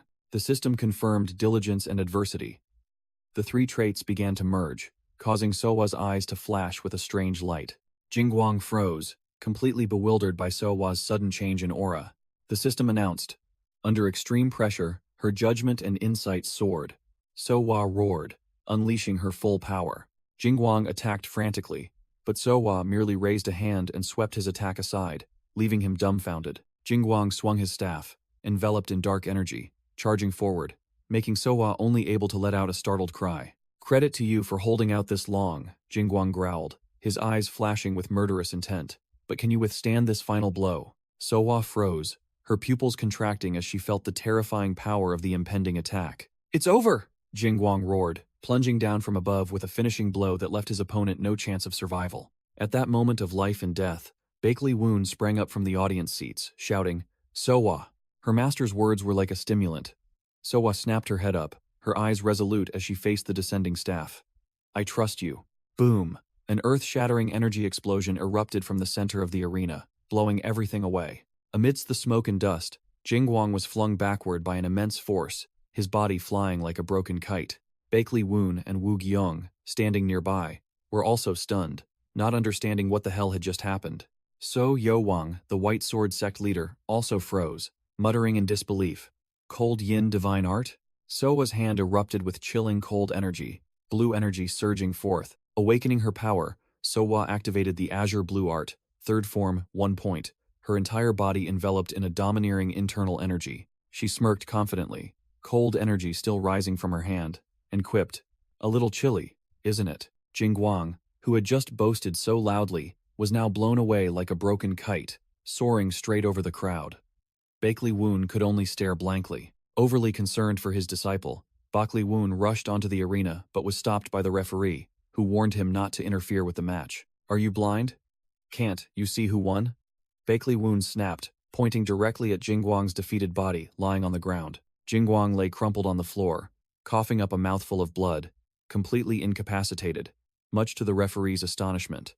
The referee tremblingly raised his hand, stammering to declare the winner as Sooa of the Uichon sect, while she raised her fist in a cool celebration. Sooa turned to look at her master, Woon, her eyes sparkling with pride, a radiant winning smile on her lips. In the audience, So Yo Wang, the White Sword Sect leader, gritted his teeth, his face darkening with resentment. You bastards dare to humiliate my White Sword Sect. In the middle of the arena, Woon looked at his panting disciple and asked a simple question. Can you stand up, Chon Sect leader? Sooa looked up, flashing a brilliant smile, and proudly reported, I kept my promise. Woon smirked with satisfaction, only one thought in his mind. Truly my disciple. He helped Sooa stand amidst the audience's applause and told her to acknowledge their cheers. Baekli Woon raised Sooa's hand high, officially announcing the winner of the Baekgyeom martial arts tournament as Sooa of the Yuichon sect, making her beam with joy and glory. Suddenly, Baekli Woon raised his hand, announcing that as the Yuichon sect leader, he had a few words to say. He flashed a challenging smile, announcing that in 1 month, the Yuichon sect would hold its founding ceremony, and invited everyone present to attend. The bewildered audience murmured amongst themselves. The White Sword sect lost to a sect that hasn't even held its founding ceremony yet? From the stands, So Yowang growled, his eyes bulging with rage. That damned Yuichon sect leader. How dare you use my White Sword sect as an advertisement for your founding ceremony? So Yowang roared furiously, accusing his opponent of hiding his true strength and daring to put on a show in front of him. Unexpectedly, a hand firmly grabbed So Yowang's wrist, stopping his outburst of rage. The one who dared to block him was none other than Wong Pal. He reminded his former sect leader to save some face. So Yowang went ballistic, his purple internal energy erupting, roaring, and asking Wong Pal if he had joined the Yuichon sect. The gray-haired leader declared bluntly, "Traitors must be executed on the spot," making Wong Pal's face drain of color. Just as So Yowang was about to strike, a surge of azure true chi shot forth, blocking his attack. Baekli Woon appeared like a deity, his cold gaze questioning what So Yowang was doing. Standing in front of Wong Pal, Baekli Woon declared firmly, "Wong Pal is now a disciple of the Yuichon sect, so don't treat him carelessly." Baekli Woon's eyes flashed with blue light, and he challenged in a low voice, "If you don't accept the outcome, I will personally face your moves." Without another word, Baekli Woon effortlessly twisted So Yowang's wrist, making the old man scream in agony. So Yowang gritted his teeth, groaning in pain as Baekli Woon completely subdued him. Baekli Woon coldly pushed the old man away, stating bluntly, "Do whatever the hell you want." The White Sword sect disciples called out in panic, but So Yowang waved them off, roaring, "Get out of my sight!" The old man clutched his throbbing arm, his face filled with murderous intent, as he swore he would never forget this humiliation. Baekli Woon turned to ask Wong Pal if he had any lingering regrets, and the boy hesitated, wondering if someone as untalented as himself could start anew. Without hesitation, Baekli Woon placed a hand on Wong Pal's shoulder, asserting firmly, "You were always an excellent martial artist, and you will surely prove it." Memories flooded back. The gray-haired leader of the White Sword sect had once cruelly cast Wong Pal aside, calling him a fool. His fellow disciple Jingguang sneered, mocking that his senior brother's skill was only so-so. The past, being called an empty shell, a fool with only strength, resurfaced, bringing tears to Wong Pal's eyes. But Baekli Woon's encouragement pulled him back. Wong Pal clenched his fists, his eyes burning with determination. "Thank you. From now on, I will do my best." A system notification then appeared, confirming he had become the second disciple of the Yuichon sect. The tournament ended, and Sooa grumbled bitterly that her master, Baekli Woon, had stolen all her spotlight again. 2 weeks later, at the Yuichon sect's manor, a new day of training began. Wong Pal, in his brand new uniform, was gritting his teeth, focusing on his horse stance, but his expression still looked quite bewildered. Sooa rushed from behind, patting Wong Pal's back heartily, chuckling with delight when her new senior brother awkwardly called her senior sister. She acted like a senior, reminding Wong Pal that the sect leader always emphasized the importance of the most fundamental things. Sooa, a martial arts novice, who had only trained for 2 months, confidently declared that Wong Pal, an 8-year veteran, could become like her if he worked hard. Just after boasting about his physique, Wong Pal was ordered by Sooa to carry water alone, his face looking utterly pathetic. A system panel appeared, clearly analyzing Wong Pal's strengths as his physique and martial arts talent, but his fatal weakness was his extremely low sensitivity to internal energy.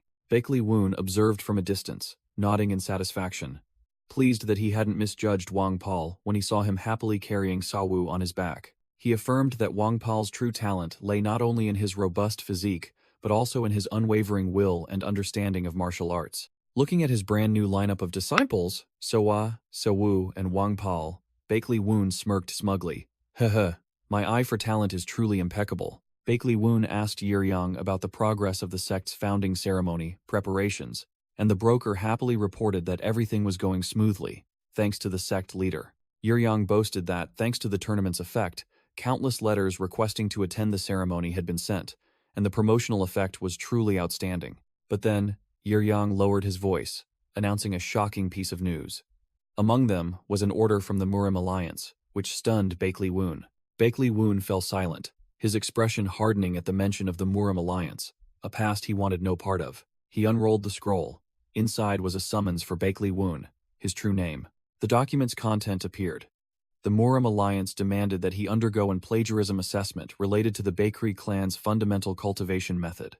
The scroll then spontaneously combusted after being read.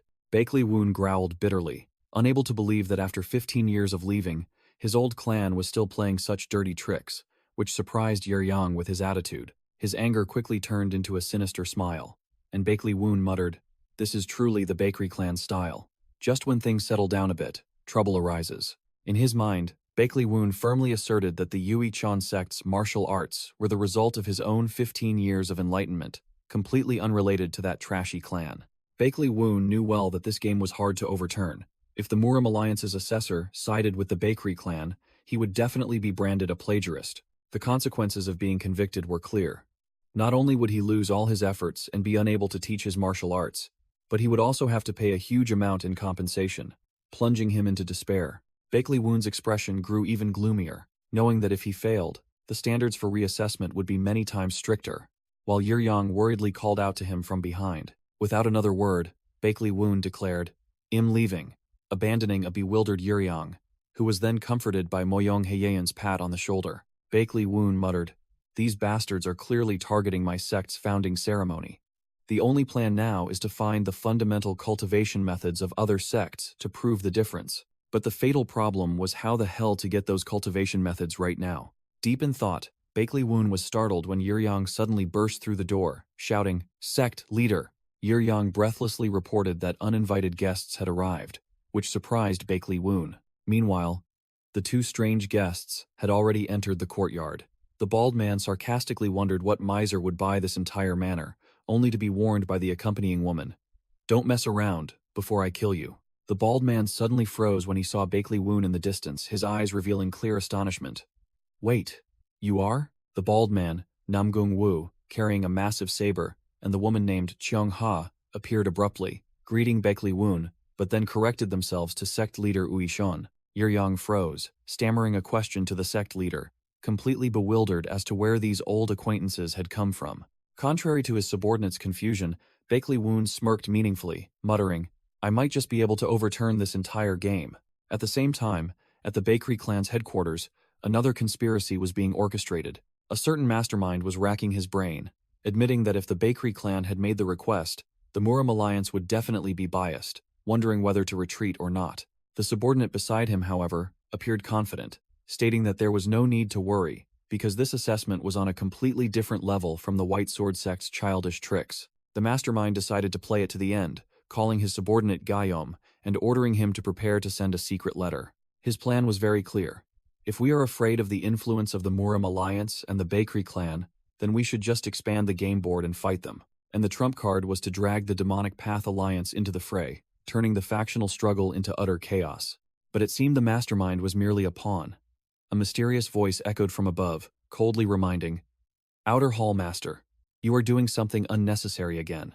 The Outer Hall Master questioned the clan head, arguing that assessing an unestablished sect for plagiarizing fundamental martial arts was an unnecessary farce. He was introduced as Bai Kri Song, the Outer Hall Master of the Bai Kri clan, and he bluntly declared that the decision not to cause trouble was merely the clan head's personal opinion. Bai Kri Song began analyzing the useless heirs. The eldest son, Bai Kri Son, was untalented and useless.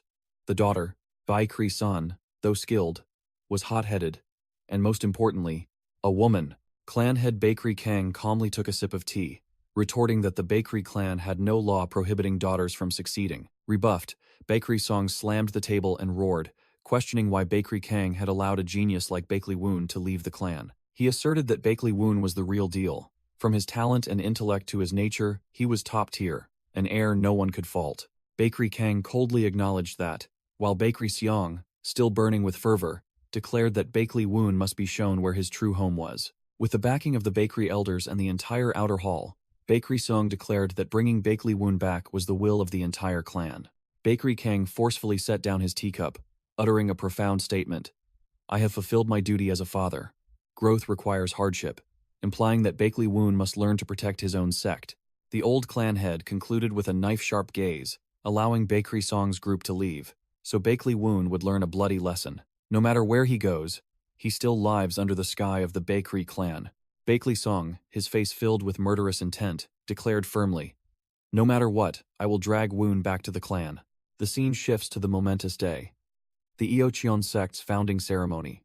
Under clear skies, an old man named Lee Soo, an advisor to the Murim Alliance, spoke to reassure them, stating that no sect accused of plagiarizing basic martial arts had ever escaped. But Bakley Seong brushed him off, his face cold as he replied, "I'm not worried."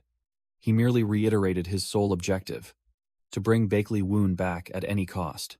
Lee Soo couldn't comprehend Bakley Seong's obsession, thinking that Bakley Woon, despite his talent, was merely a relative, but was sharply dismissed. He is more than that. In Bakley Seong's recollection, a formidable young Bakley Woon appeared, asserting that if the boy had stayed in the clan, he would have become the greatest swordsman of the era. Bakley Song affirmed that even though Bakley Woon had left, the clan still needed his talent.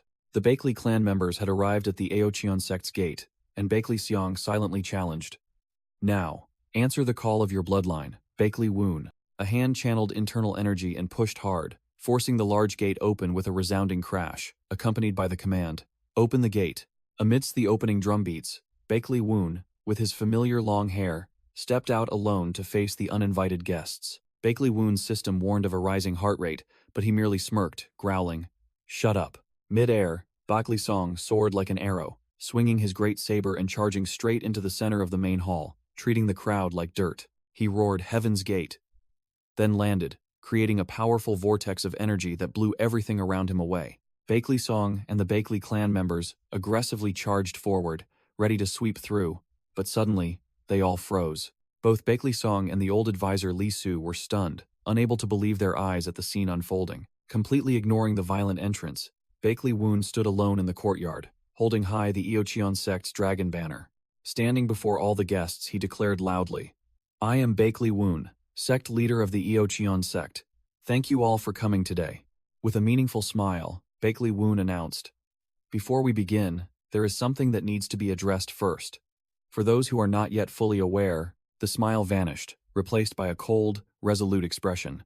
Bakley Woon shouted, dropping a bombshell in the middle of the ceremony. "The Eocheon sect has plagiarized the Bakley clan's martial arts." Bakley Woon's self-incriminating declaration left all the guests dumbfounded, and Cheon Gamyong could only cover his face, speechless at his outrageous grandnephew. The crowd murmured, unable to believe that the sect leader would expose his own wrongdoing on the opening day. Truly, an unheard-of event. Amidst the crowd, a bearded, hooded man openly gloated, thinking that the real show was just beginning. Bakley Song smirked, thinking that the Eocheon brat had brought shame upon himself. But Bakley Woon coldly retorted that the situation looked entirely different from his perspective. Standing alone in the courtyard, Bakley Woon ignored all the bewildered gazes, a plan already formed in his mind to turn the tables. He merely offered a confident smile, his eyes sharp as if victory was already in his grasp. Bakley Woon boldly called out, "I hear the Murim Alliance's appraisal team is here today, correct? Please step forward." The crowd recognized Bakley Song as the Azure Moon Sword, a top master of the Bakley clan, and he returned Bakley Woon's greeting with a meaningful look.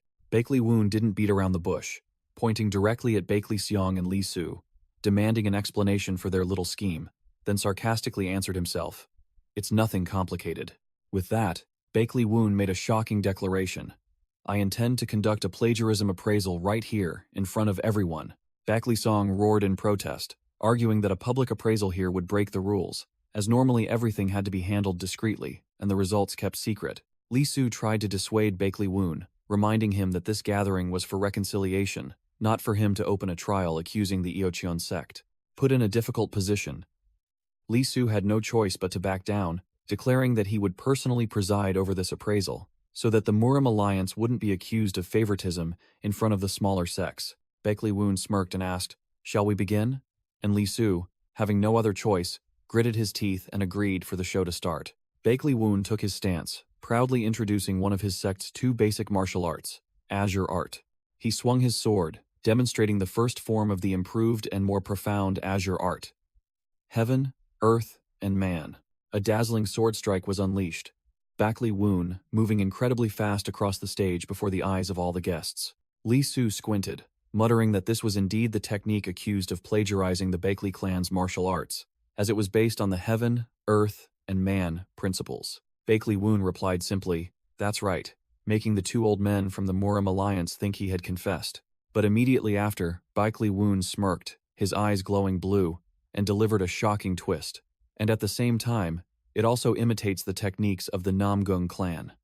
This left everyone speechless. Bakley Woon continued with a fatal blow, declaring that after thorough inspection, 23 of his sect's basic martial arts bore similarities to the martial arts of countless other sects.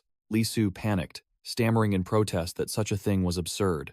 Bakley Woon calmly asked what was absurd, forcing Lee Soo to hastily bring up the reason that no one from other sects was present to testify to this plagiarism accusation. "Oh, but there are," Bakley Woon interrupted, raising his hand as Lee Soo looked on in astonishment. Amidst the crowd, a large, bald man carrying a great saber silently parted the way, and the audience immediately recognized him as the Little Devil of the Namgung clan. Immediately after, Chung Ha, captain of the Sojinwal team of the Wudang sect, also cheerfully waved, further shocking everyone with the appearance of such prominent figures. Namgung Wu casually explained that they were just passing by on a nearby mission, while Lee Soo was still racking his brain, wondering why these people were here. Without further ado, Namgung Wu immediately confirmed. Indeed, the martial arts forms are similar. He explained that the Namgung clan's boundless art also begins from earth, forms man, and reaches heaven. The same heaven, earth, and man principle. Chung Ha also nodded in agreement and held out a box, declaring that the Wudang sect also had something to show, leaving Lee Soo utterly speechless. Chung Ha played her trump card, a stack of letters from other sects, all confirming suspicions of plagiarism in the Eocheon sect's basic martial arts.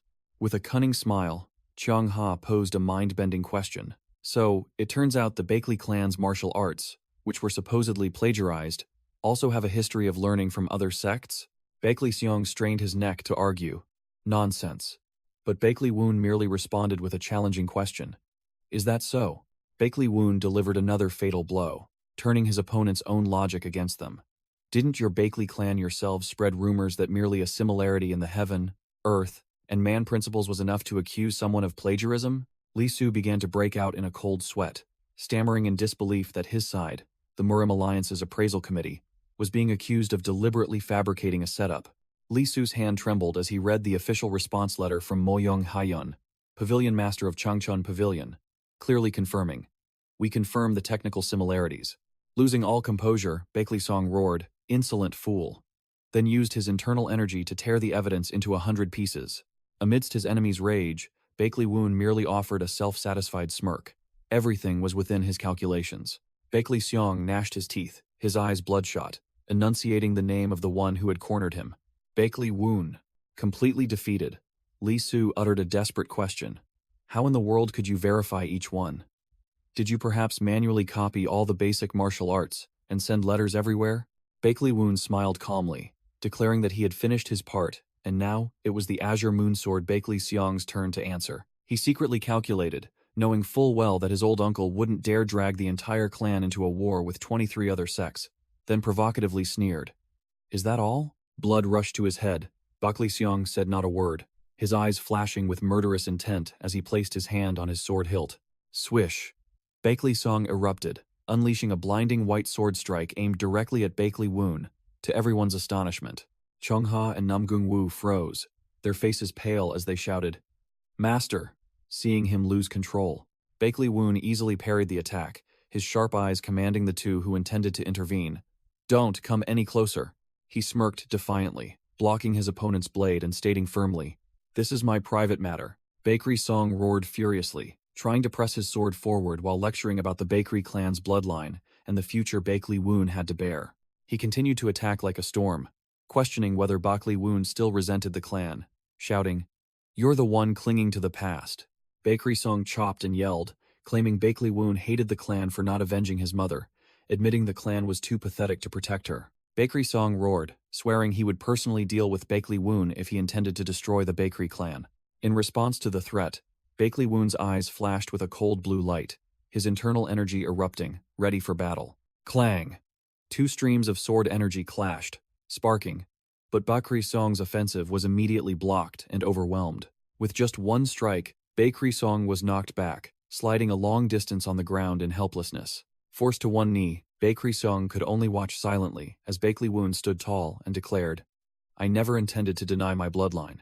Baekli Woon admitted he still harbored resentment but had almost let it all go, causing Bakri Song to shout, questioning why he wouldn't return. He coldly retorted that as a sect leader, he had to grow stronger on his own, and was no longer the impulsive boy from back then. Baekri Song resorted to a petty threat, warning that the Baekri clan could easily crush an insignificant sect if they wished. Baekli Woon smirked defiantly, asserting that he was always ready to withstand any pressure, just as he had done this time. Baekri Song was stunned, realizing all his threats were a joke in front of his nephew, who had completely surpassed him. A child's cry echoed from a distant memory within an ancient building. A flashback appeared. Young Baekli Woon was enthusiastically practicing with a staff with his uncle, Baekri Song. The young Baekli Woon grinned, his face full of pride as he boasted, "Uncle, did you see? I finally blocked one of your strikes."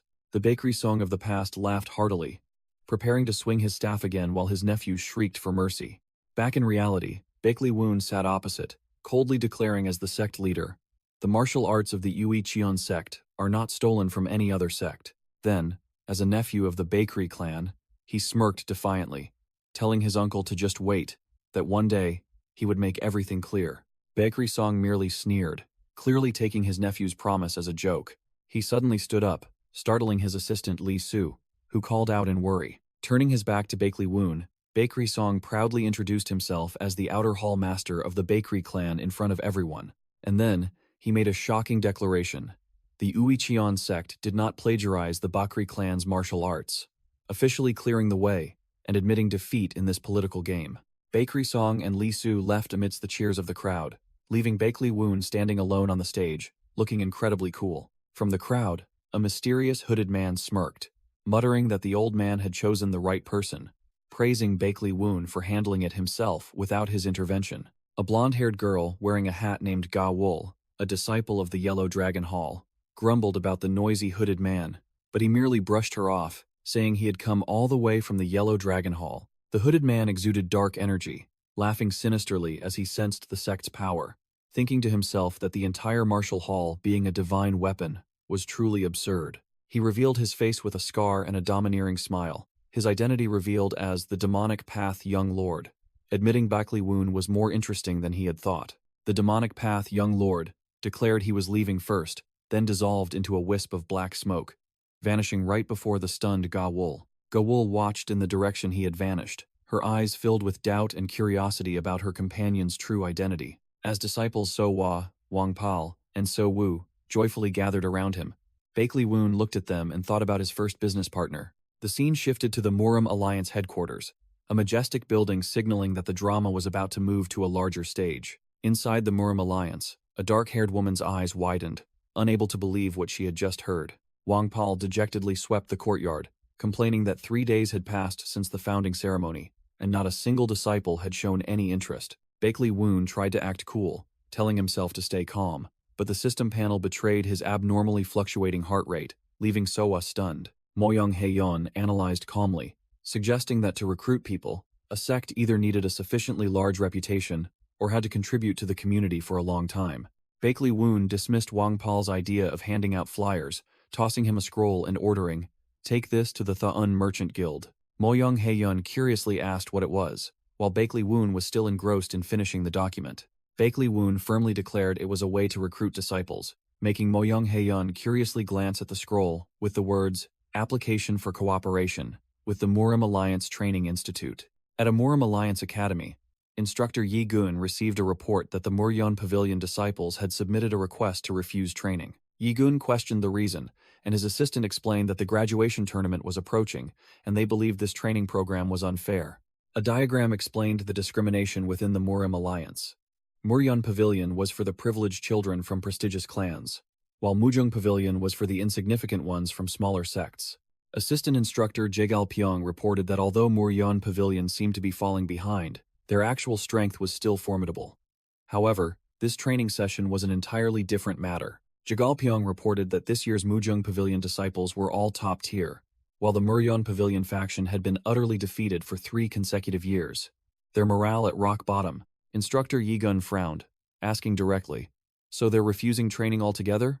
What about their masters?" Jegal Pyong explained that the Muryeon masters were also secretly siding with their students, simply because they had been humiliated by the Mujung masters for 3 years and now needed to regain some face. Suddenly, a messenger pigeon flew in, landing right on the window, catching Yi-gun's attention.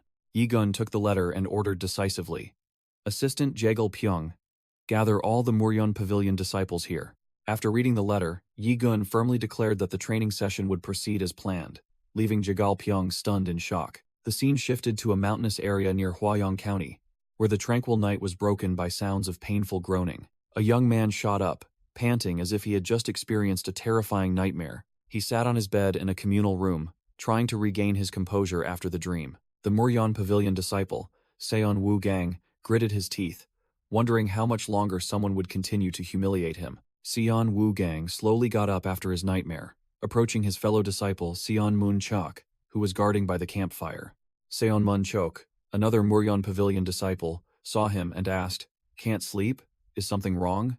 Seon Woo Gang bowed his head, his voice full of remorse. "I apologize. This training session is my fault." He bitterly admitted that he had instigated everyone to refuse, and guessed that being sent to an unknown sect was the punishment for his actions. Seon Moonchok, however, acted tough, suggesting that if they couldn't stand it, they should just pressure the sect leader, because only by pushing them to the limit would they listen. As Seon Moonchok was about to switch shifts so Seon Woo Gang could sleep, a figure silently emerged from the darkness of the forest. Both of them flinched. Seon Moonchok immediately took a defensive stance and shouted, "Who's there?" A stranger stepped out of the darkness, sneering, "Good evening, Muryeon Pavilion disciples. I am Bakley Woon, sect leader of the Yuichon sect." Bakley Woon stood on a high rock, looking down at the two disciples and declared, "Now, we will begin your entrance examination." Both Seon Woo Gang and Seon Moon Chok were stunned, their hands gripping their weapons as Bakley Woon asserted that the rules were extremely simple. Bakley Woon smirked, laying out the extremely simple rules. "As long as one of you steps through the Yuichon sect's gate, you pass the test." Seon Moon Chuk was terrified but still tried to act tough, shouting to summon all Muryeon Pavilion disciples to prepare for battle. Before he could finish speaking, Bakley Woon vanished and reappeared right in front of Seon Moon Chuk, delivering a devastating elbow strike to his face. Wham! Seon Moon Chuk took the full force of the blow, his face contorting, eyes wide with disbelief at his opponent's terrifying speed. Seon Woo Gang collapsed on the spot, unconscious after a single strike, leaving Seon Moon Chiok frozen as he desperately called out his comrade's name, his eyes flashing with blue light. Bakley Woon sneered, finishing the latter half of the rules. "Of course, that's if you can escape me without a scratch." The scene shifts to near Wudong Mountain, Hubei Province, where rumors about Muryeon Pavilion began to spread throughout the martial arts world. A group of martial artists on the road discussed Muryeon Pavilion being assigned to a new training location, an unknown sect no one had ever heard of. A ponytail martial artist looked disdainful, thinking it was meaningless no matter where they went, while his comrades speculated that the Murim Alliance was trying to balance power, or that this was some hidden master. A short-haired female martial artist coldly cut them off, declaring firmly, "It's the same no matter where we go. I will win." A flashback appeared. Young Bakley Woon coldly turned his back and walked away, leaving behind a sorry for his younger sister who was desperately clinging to him. "Brother, where are you going?" Young Bakley Woon's youthful face shone with iron determination, not a hint of hesitation as he left his clan behind. Despite his sister's heartbreaking cries, young Bakley Woon continued to run towards the light, resolutely cutting off everything. Young Bakery-san collapsed, sobbing uncontrollably, her red beaded bracelet falling forlornly onto the cold floor, a testament to their separation.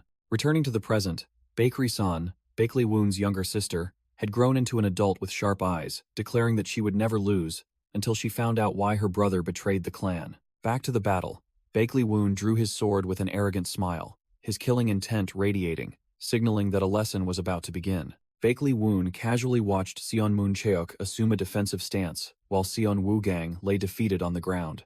A smirk playing on his lips, "Ho ho, not bad." Seon Moon Cheok rushed to his unconscious comrade, yelling to ask the identity of the mysterious attacker. He loudly declared his name was Seon Moon Cheok, then questioned Bakley Woon if he was the Yuichon sect leader and why he was attacking them. Bakley Woon sneered, casually replying that this was his teaching method, because before teaching, He needed to know what kind of people he was teaching. Bakley Woon coldly declared the rules. I said, whoever reaches the Yui Chon sect passes the test. Seon Muncheok, sweating profusely, cautiously asked about the consequences of failing the test. Without waiting for an answer, Bakley Woon darted forward, his voice sharp. If you can't even pass this measly test, then there's no need to go to the martial arts tournament and just take up space. As he spoke, he continued to beat Seon Muncheok, threatening to tie them up and throw them all into the storeroom until the tournament ended. Seon Muncheok realized the sinister intention. That meant they would lose without even a chance to fight. The disciple screamed in panic, trying to stop him in vain. But Bakley Woon paid no mind. He continued to dominate, moving like a ghost amidst a forest of spears. Cornered, Seon Muncheok cried out the name of his fallen comrade, Seon Woogang, like a desperate plea for help. Seeing the situation was dire, the remaining Muryeon Pavilion disciples charged forward. One quick-witted guy retorted, if we defeat you here, does that count as passing the test? Bakley Woon smirked with amusement, his eyes as if looking at a bunch of chicks. Fine. Come at me. All of you. Bakley Woon smirked.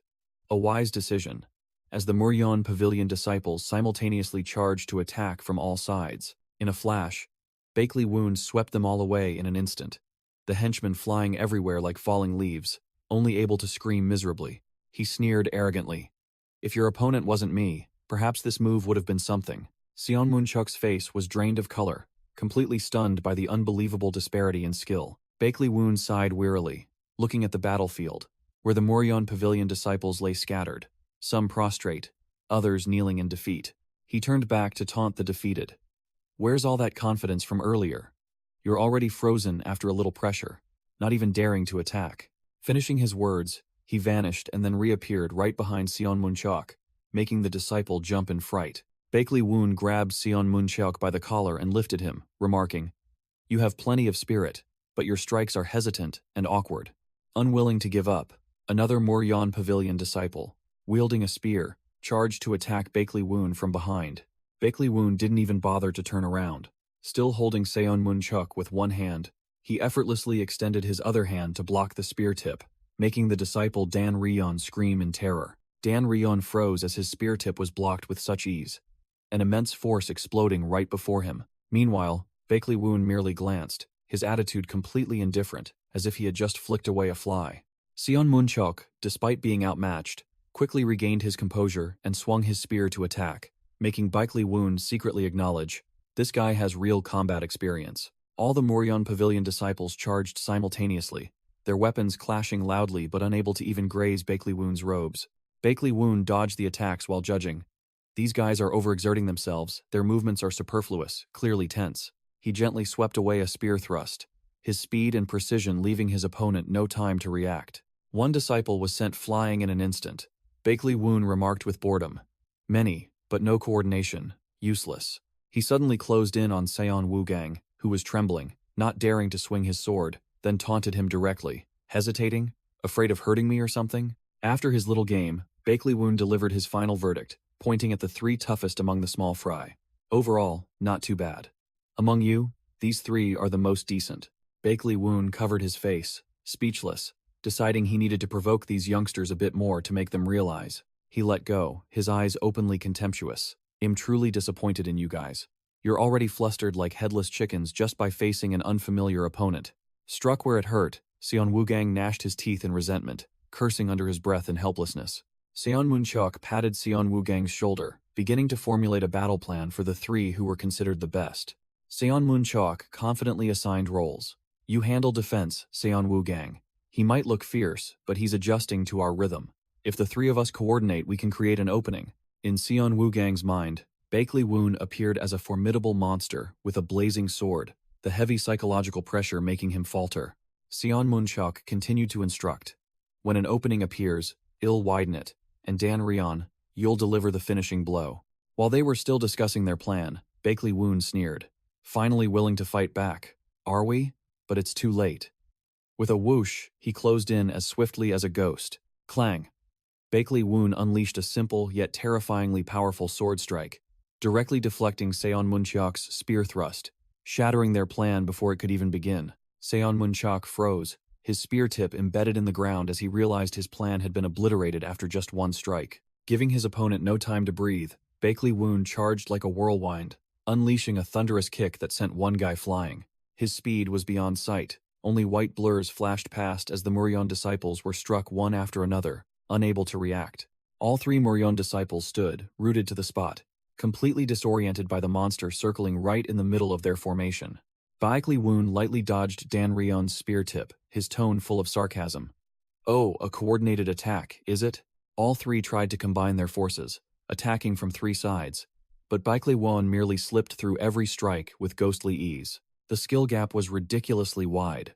Bakley Woon used his bare hand to stop one guy's incoming spear tip. A miserable scream echoed as one of them was sent flying like a tattered puppet. Bakley Woon stood firm at the eye of the storm, surrounded by three figures flung far away, the battle ending swiftly. Completely overwhelmed, Seon Mun Chok could only roar in helplessness as he charged to attack. Bakley Woon easily apprehended his opponent, his voice filled with disdain. "Charging at a master and thinking I'd go easy on you? How naive." Giving the amateurs no chance, Bakley Woon glided forward like a ghost, effortlessly neutralizing the attack. Seon Mun Chok took the full force of the blow and could only let out a miserable cry. Standing amidst the battlefield, Bakley Woon shook his head in exasperation, clearly disappointed that this group was too weak, lacking even a shred of martial talent. Turning his back and walking away, Bakley Woon declared the match over, but Seon Woo-gang, lying on the ground, still refused to concede. Suddenly, Seon Woo-gang growled, and a surge of crimson-black demonic energy began to pour from his body. He strained with all his might, swinging his sword to unleash a fiery, demon-infused slash towards Bakley Woon. The sudden attack made Bakley Woon turn back, a smirk playing on his lips. Unexpected. A rather familiar technique. Seon Woo-gang went all out, unleashing the demonic art of the Great Blood Sect. Death sword style. He gritted his teeth, pouring his entire life force into this final attack, just to pass the training test. Bakley Woon smirked with interest, challenging. "All right, show me everything you've got." Clang. With just a light slash, Bakley Woon halted the surging demonic energy. Seon Woo-gang's powerful ultimate technique shattered like a soap bubble before the overwhelming, absolute power. Bakley Woon stood still, a faint aura of true chi still lingering on his sword, his gaze unwavering. Utterly defeated, Seon Woo-gang could only exclaim in his mind, "This brat truly possesses terrifying talent." Suddenly, Bakley Woon paused. The system notified him that his desire stat had surged for the first time in a long while. Bakley Woon's eyes gleamed brightly, a sinister smile spreading across his face. He had set his sights on this one. "I want this item." Bakley Woon laughed gleefully, mocking Seon Woo-gang. "Ha ha ha, is that all you've got?" While his opponent screamed in helplessness, Seon Woo-gang's eyes widened, and he fell backward, officially knocked out. Waking up in a strange bed, Seon Woo-gang wondered in confusion if he was in the territory of the Heavenly Sword Sect. Eunjin walked in, politely asking if Seon Woo-gang had woken up, which only confused him further. Seon Woo-gang recognized the bald man as Eunjin, an acquaintance. He suddenly jolted awake, breaking out in a cold sweat as he recalled foolishly using the blood sword art right in front of Bakley Woon, surely exposing his demonic sect identity. Seon Woo-gang clutched his head in panic, imagining the worst-case scenario of being executed as a spy instead of being allowed to compete. Eunjin poked his head in, urging him to gather as if nothing had happened, and Seon Woo-gang could only hesitantly agree. On the way, Seon Woo-gang racked his brain, not understanding why he was still safe and sound, and if Bakley Woon hadn't recognized him. As he changed, he firmly asserted that there was no mistaking it. Bakley Woon's gaze at that moment had clearly detected something. Seon Woo-gang walked, breaking out in a cold sweat, unable to believe Bakley Woon had seen through his sword chi, and even rattled off his master's name. He racked his brain, wondering why, with such clear evidence, Bakley Woon hadn't exposed him as a demonic sect spy to his comrades. Looking at Bakley Woon's relaxed back ahead, Seon Woo-gang grew even more panicked, not understanding what this master was planning. He squinted, trying to analyze the situation, his mind tangled like a ball of yarn before the opponent's unpredictable scheme. Suddenly Bakley Woon turned around with a deadly, sinister smile. "So, you've arrived." Seon Woo-gang flinched, the aura of the Heavenly Sword Sect leader freezing him on the spot. Bakley Woon announced to the group, "First, all of you have passed the first test. 5 out of 15 is more than I expected." Seon Woo-gang looked around blankly, only then realizing that the original crowd had dwindled to just 5 people. 2 of the 5 survivors were identified, a woman named Oryong and the bald man, Eunjin. The other 2 also appeared, another woman named Danri Yon, and a stern-faced man named Seomun Chok. Seon Woogang, one of the 5 survivors of the grueling test, was still reeling. Bakley Woon announced the new training schedule. For the next 15 days, there would be 1 sparring match daily with the Heavenly Sword Sect disciples, followed by self-cultivation, and then Sooa would distribute wooden weapons. Sooa handed a wooden staff to Seomun Chok, accurately guessing he was a spear specialist. She continued to distribute weapons to the remaining 4, including Unjin, Oryong, Danri Yon, and Seon Woogang. Sooa formally introduced herself, stating her name was Sooa, and she would be the one sparring with the group from now on. Bakley Woon gestured for everyone to get acquainted, and Wong Pal seemed a little shy as he introduced himself. Seomun Chok was blunt, stating that lengthy introductions were a waste of time and suggesting they go straight into a sparring match. Sooa chuckled with delight at his straightforwardness, replying simply, "Sounds good." To save time, Sooa raised her weapon and proposed a shocking challenge. "In that case, why don't we just have a 5-on-2 match to speed things up?" The entire group of new recruits, led by Seomun Chok, froze completely at the overwhelming 5-on-2 challenge. Wong Pal smiled, agreeing to Sooa's sparring challenge. "I think that's a good idea." Bakley Woon nodded with satisfaction, openly proud of his favorite disciple. "Oh, if no one has any objections, I approve. That's my Sooa." Seomu Fyok frowned, feeling his pride severely trampled. "It seems we are being seriously underestimated." Nevertheless, Seomun Chok boasted loudly, declaring he would handle this challenge alone. "Let me finish this. The rest of you just stand still." The moment Bakley Woon shouted "Start," Seomun Chok took his stance, bitterly thinking about how he had lost to another sect for the past 3 years. Sooa smirked, activating her savage taunt mode. "We're not so weak as to lose to some unknown sect." Provoked, Seomun Chok roared, "I'll finish this quickly," and charged straight at Sooa like a bull. Clang! Sooa lightly raised her staff, effortlessly parrying Seomun Chok's full-force attack, clearly superior. Seomun Chok refused to accept it, frantically spinning his staff to create a whirlwind of dust, roaring, "It's not over yet." The 2 wooden staffs clashed continuously, sparking. Seomun Chok fought with increasing fervor, but Sooa's defense remained incredibly solid. Believing himself to be the real deal, Seomun Chok poured all his strength into a finishing blow, boasting loudly, "It's over." Seomun Chok's eyes were filled with smugness, while Sooa remained terrifyingly calm, signaling an imminent, fierce reversal. Seomun Chok froze when Sooa not only parried his attack, but her staff also erupted with an overwhelming blue internal energy. The system announced that the unique trait, Clear Mirror Still Water, had been activated, and Seomun Chok panicked as he felt Sooa's energy spread to his arm. Sooa smiled brightly, activating her taunt mode. "This might hurt a little. Try to bear it."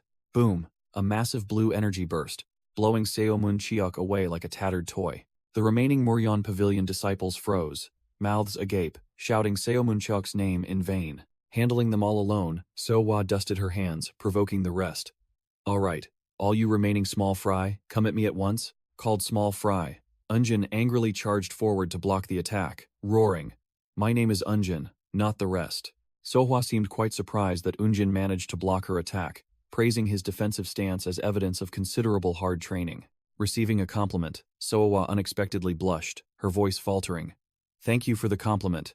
Unjin roared, his hands gathering blue internal energy, challenging.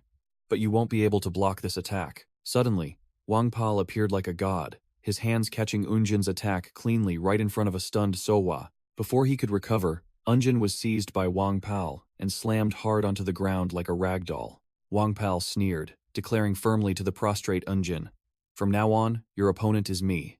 Although he tried to act cool, Wong Pal's bandaged arm tensed, showing that the force of that last blow was no joke.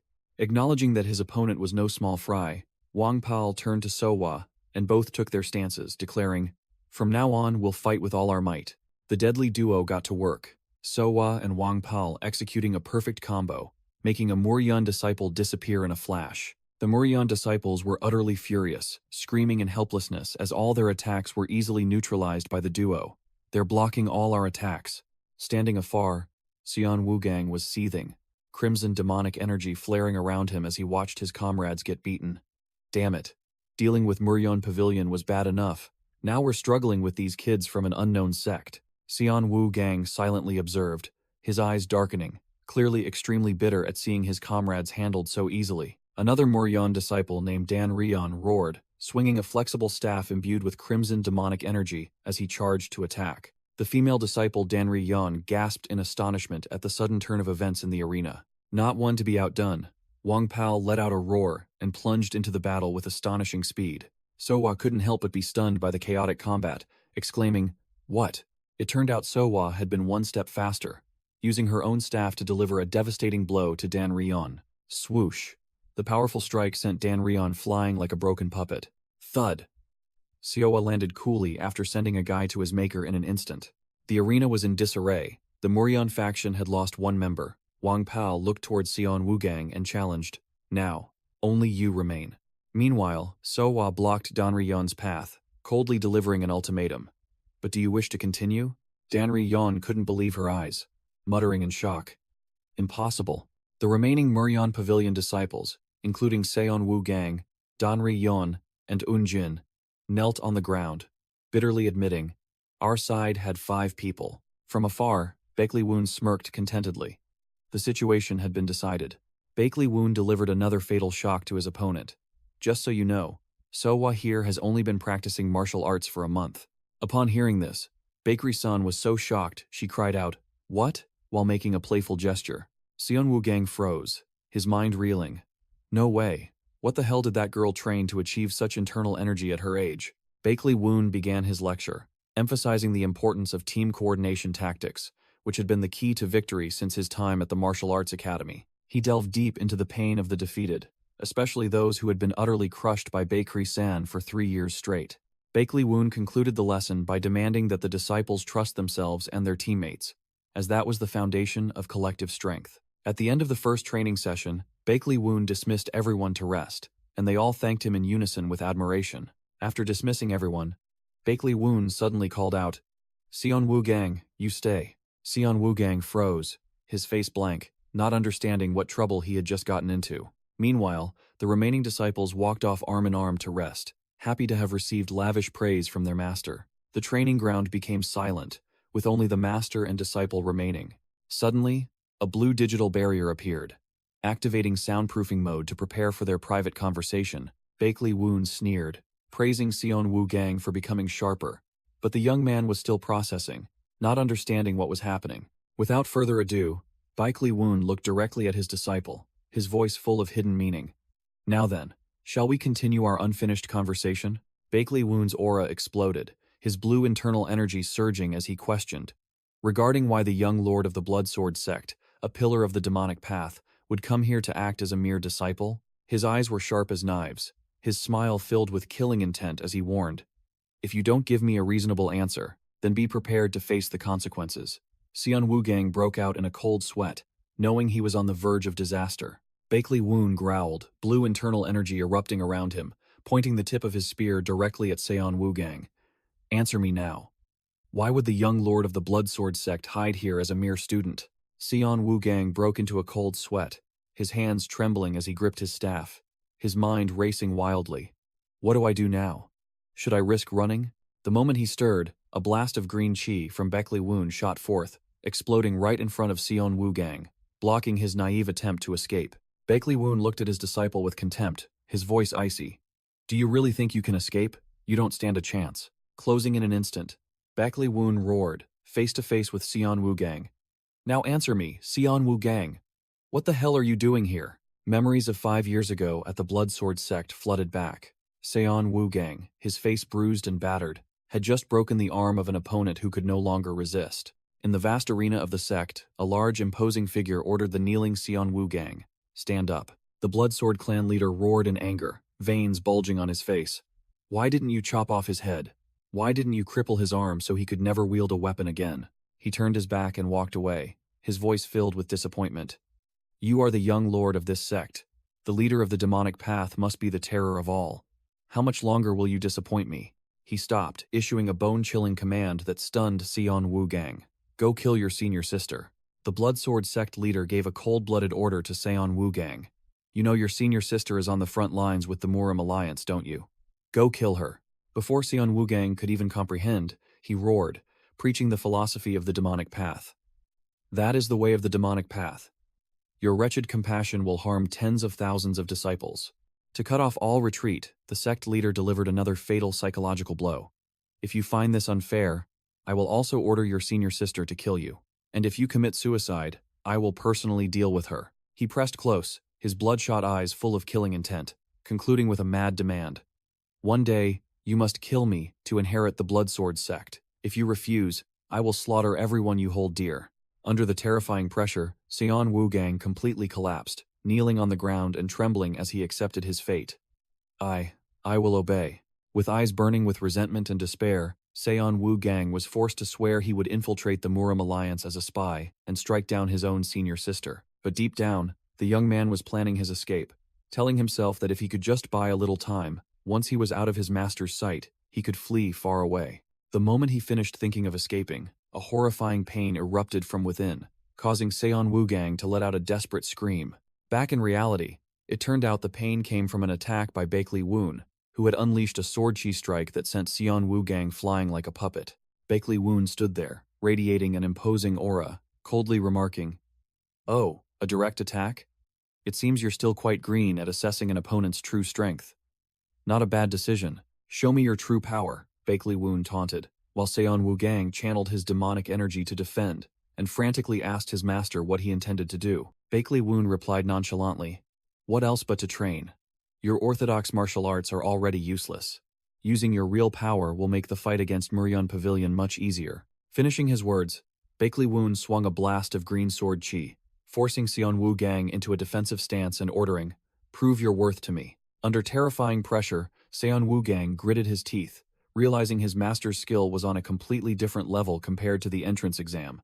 Bakley Woon's next sword strike was so sharp that Seon Woogang broke out in a cold sweat, knowing that one wrong move would mean instant death. Cornered, Seon Woogang let out a roar, unleashing his full-blood sword demonic energy in retaliation. The clash erupted, but Bakley Woon's green sword chi easily tore through Seon Woogang's blazing red demonic energy, demonstrating an absolute disparity in power.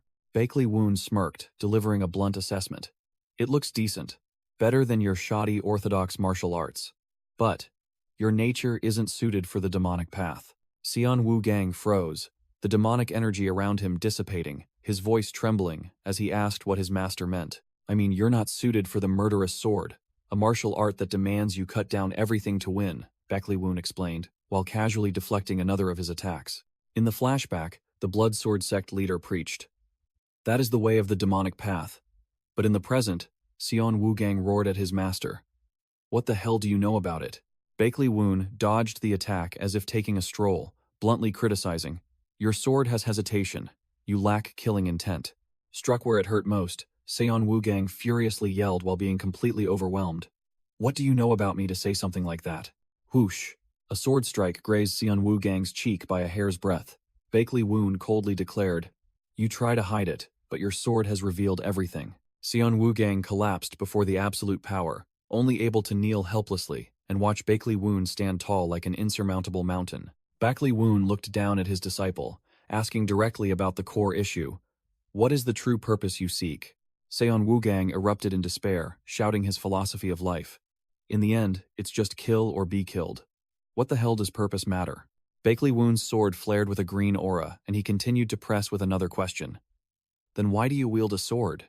The fatal question made Seon Woogang unsteady, his mind blank, only able to stammer, "I." Blood sword demonic energy once again erupted from his sword. Seon Woogang gritted his teeth, searching for his own answer. "The reason I wield a sword is..." Whoosh! Seon Woogang's blood sword, demonic energy, fiercely clashed with Bakley Woon's green sword chi. Boom!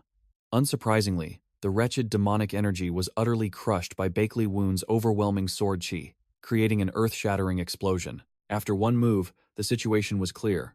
Seon Woogang could only gasp for breath amidst the swirling dust and smoke. Collapsing to his knees, Seon Woogang gritted his teeth, searching for his reason to exist. "For me, there's a reason I must become stronger." Bakley Woon stood there, silently listening, as Seon Woogang began to recount his life story. The flashback began.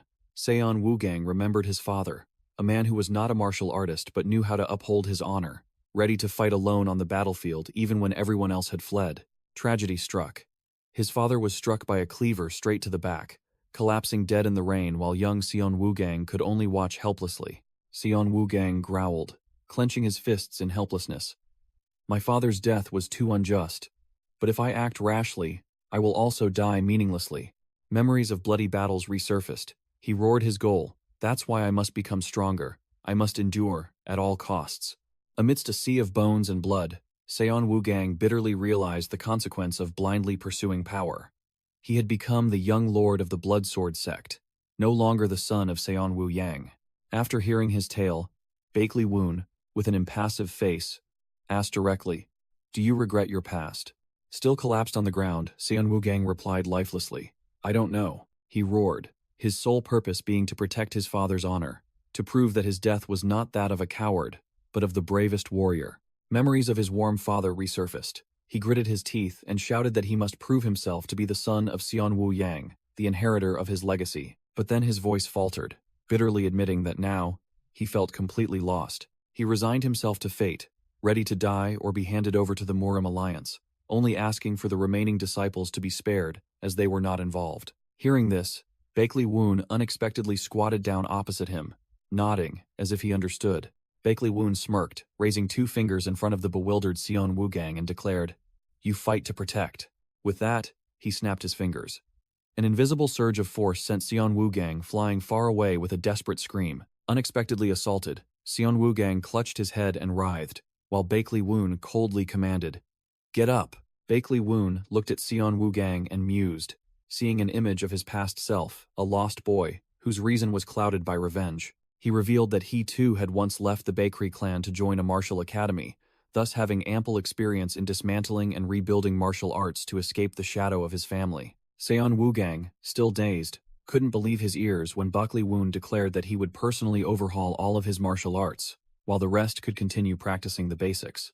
Bakley Woon smirked, calculating in his mind, the Murim Alliance won't pay attention to a small fry like Seon Woogang, even if he is a disciple of one of the 7 great clans, a perfect pawn. For the next 15 days, I will shatter your entire martial arts foundation, Bakley Woon commanded, demanding Seon Woogang to forget his former self. He warned that this process would be extremely painful and asked if Seon Woogang had enough trust to follow. The new disciple only hesitantly asked in return, "Can I truly become stronger?" "Don't worry," Bakley Woon smiled confidently. "That is my role." The scene shifted to the Murim Alliance's sacred ground, where a group of new recruits was vigorously training. A voice echoed, discussing how this year's Mujong Academy students seemed to be all top-tier talents. An aide reported to the gray-haired elder beside him that the new recruits were achieving extremely high scores, causing Grand Martial Arts Masters to begin vying for them. The aide continued to report a shocking piece of news. The Unorthodox Alliance leader has proposed a wager for this year's tournament, which even made Sword Saint Wee Jihak, one of the 10 great heavenly venerates, freeze in astonishment. The Murim Alliance aide reported the Unorthodox Alliance leader's wager. He bet on the victory of the disciples. If they win, the righteous faction must grant him one request. If they lose, the unorthodox faction will cease its expansion for 1 year. The Murim Alliance officials believed this was an offer they couldn't refuse, as the righteous faction was currently at a disadvantage and needed time to consolidate its forces. Sword Saint Wee Jihak slammed the table, declaring he would raise the stakes because the honor of Mujong Academy could not be made a mockery of. He decided to appoint a new coach for the tournament, a former student who graduated 10 years ago and is currently the Wudong sect's #1 genius. A white-haired man with a smug smile appeared. His name was Cheong Greyu, and he muttered about a name he hadn't heard in a long time. Bakley Woon of Mujong Academy. The scene shifted to late night at Bakley Woon's sect, where a tired groan echoed in the silent space. Sooa and Wong Pal lay sprawled on the training ground, exhausted after rigorous sparring sessions, complaining about constantly having to fight 2 against 5. Bakley Woon suddenly appeared, startling Sooa. He curtly asked, "Tired already?" and announced there would be a reward for both of them. Bakley Woon offered an extremely enticing reward. After this training period, the entire sect would go to the Murim Alliance to watch the tournament, and if they won 8 out of 15 sparring matches, they would get to visit the blacksmith who forged his sword. The promise of custom weapons ignited Sooa and Wong Pal's spirits, making them forget their fatigue and resolve to train diligently. Sooa looked bewildered, but her eyes shone brightly as her master explained, "It means you will have custom-made weapons." With her morale greatly boosted, Sooa raised her fist and loudly declared her determination to train hard, while Unjin and Seomunchuk could only watch. During the sparring session, Oryang was stunned when Sooa easily countered a newly learned technique. The girl nonchalantly replied, "Your move from the day before yesterday was even harder." Seomun Chok, while parrying Wong Pal's attack, remarked that everyone was unusually energetic today, and it was explained that this was because everyone was motivated to get new gear. During a break, Seomun Chok looked worried and turned to ask Unjin, "Does Master only treat those he likes well?" Unjin grinned, patted Seomun Chok's shoulder, then pointed behind him, where Baekli Woon was dragging the bound Seon Woo-gang like a sack. Baekli Woon, dragging Seon Woo-gang, cursed him directly. "You pathetic idiot. Is the command to do nothing that hard?" Even as the boy struggled, not wanting to waste time. The special training began. Baekli Woon tightly bound Seon Woo-gang to a giant rock, holding a talisman in his hand, leaving the boy bewildered. Slap! The talisman was slapped directly onto Seon Woo-gang, and blue electricity flared, making him scream desperately as Baekli Woon explained it was a binding talisman. Baekli Woon crossed his arms, watching his struggling disciple, and laid down a condition. "It will constrict your body every time you use demonic energy. Find a way to escape, but you cannot use your body." A blue-robed man suddenly rushed forward to question Baekli Woon. "Sect leader, is it true that you're showing favoritism to student Seon Woo-gang?" Making him flinch and vehemently deny it. Baekli Woon immediately turned away, snapping at the disciples. "Continue sparring. Show them how much we've improved." He placed his hand on Seon Woo-gang's head, his voice full of hidden meaning. "Observe your comrades carefully, and think about why I'm making you do nothing." The training ground seethed with activity as disciples clashed, staffs and spears clanging, their spirits burning fiercely. Seomun Chok was being pressed so hard by Oryang that he couldn't lift his head, realizing she wasn't giving him any opening to utilize the long reach of his spear. Out of options, Seomun Chok decided to go all out, abandoning his range advantage and using his own body to close in. Seon Woo-gang watched, wide-eyed and open-mouthed, unable to believe that someone who only knew how to wield a spear like Seomun Chok could unleash such a bare-handed attack. Oryang executed an incredibly elusive move, astonishing her opponent. It was clearly not a mistake, but a technique of a much higher caliber. Baekli Woon watched the disciples sparring, then turned to Seon Woo-gang. "Do you see your comrades' growth? They've all become stronger in a short time." He leaned down, whispering into Seon Woo-gang's ear like a demon. Looking at them, "Don't you want to grab a sword and rush in right now? You must be terrified of being left behind, aren't you?" A system notification appeared. Temporary student Seomun Chok has entered the state of spear body unification, realizing his body is also a spear. Seomun Chok immediately applied his new enlightenment, using his entire body as a spear to attack with completely different power. Meanwhile, Seon Woo-gang was screaming in helplessness, begging to be released, as he couldn't accept being the only one stuck. But Baekli Woon coldly replied, "I told you not to move." Baekli Woon analyzed bluntly. Seomun Chok is finding his own path through practical combat, while Seon Woo-gang is just a cheap imitator of the Bloodsword Sect's martial arts. He grabbed Seon Woo-gang's hair, growling, "Why do you think I tied you here? To break the martial arts habits ingrained in your blood that can never be abandoned by relying on old tricks." Seon Woo-gang suddenly realized, "If I can't fix my body's habits by moving, then what I need to fix is my habit of circulating internal energy, my meridians." Baekli Woon confirmed that his deduction was correct, explaining that while his comrades were seeking new forms, Seon Woo-gang had to take a harsher path, tearing down and rebuilding his entire internal energy foundation. Baekli Woon began his lecture on a higher level. A person has 365 acupoints, but even the best martial artists can only utilize 70. Seon Woo-gang's task is to find the answer in the remaining acupoints. Enlightened, Seon Woo-gang braced himself, deciding to go all in. He would channel all his internal energy at once to forcibly open new acupoints, regardless of the risk. The system immediately warned that Seon Woo-gang's internal energy was becoming chaotic and flowing in reverse. Baekli Woon shouted a warning, "Don't be reckless. If you let that mutated internal energy consume you, you'll lose your dantian." Seomun Cheok, who was sparring, froze, eyes wide and mouth agape at the sight in the distance. What kind of bizarre cultivation is that? Seon Woo-gang suddenly roared, spitting out a mouthful of crimson demonic energy, making Seomun Chok scream his name in horror. Seeing Seomun Chok about to rush forward, Baekli Woon raised a hand to stop him, his voice icy. "Stop. This is something he must resolve himself." Despite the excruciating pain, Seon Woo-gang gritted his teeth and endured, telling himself he couldn't give up and return to that hellish past. He began the process of self-destructing his meridians, channeling all his will to empty the old acupoints and purify, expelling the foul energy. The system confirmed. Provisional disciple Xian Wu Gang has begun operating the lesser cycle, as he screamed tragically amidst the surging dark energy. After a struggle, Xian Wu Gang finally collapsed, coughing violently as if about to breathe his last. Bakley Woon leisurely walked over, looking at his dying disciple with a half-smile. "Are you all right, Xian Wu Gang?" Immediately after, a surge of pure blue energy violently erupted from Xian Wu Gang's body, shattering the rock behind him. Bakley Woon caught Xian Wu Gang's limp body, his voice filled with satisfaction. "So, you finally managed to purge the Blood Sword Sect's martial arts yourself." Bakley Woon smirked, congratulating Xian Wu Gang on successfully resetting himself, becoming a blank slate. Xian Wu Gang gritted his teeth, his eyes burning with determination, declaring that he was now a blank slate and demanding his master train him so he wouldn't fall behind.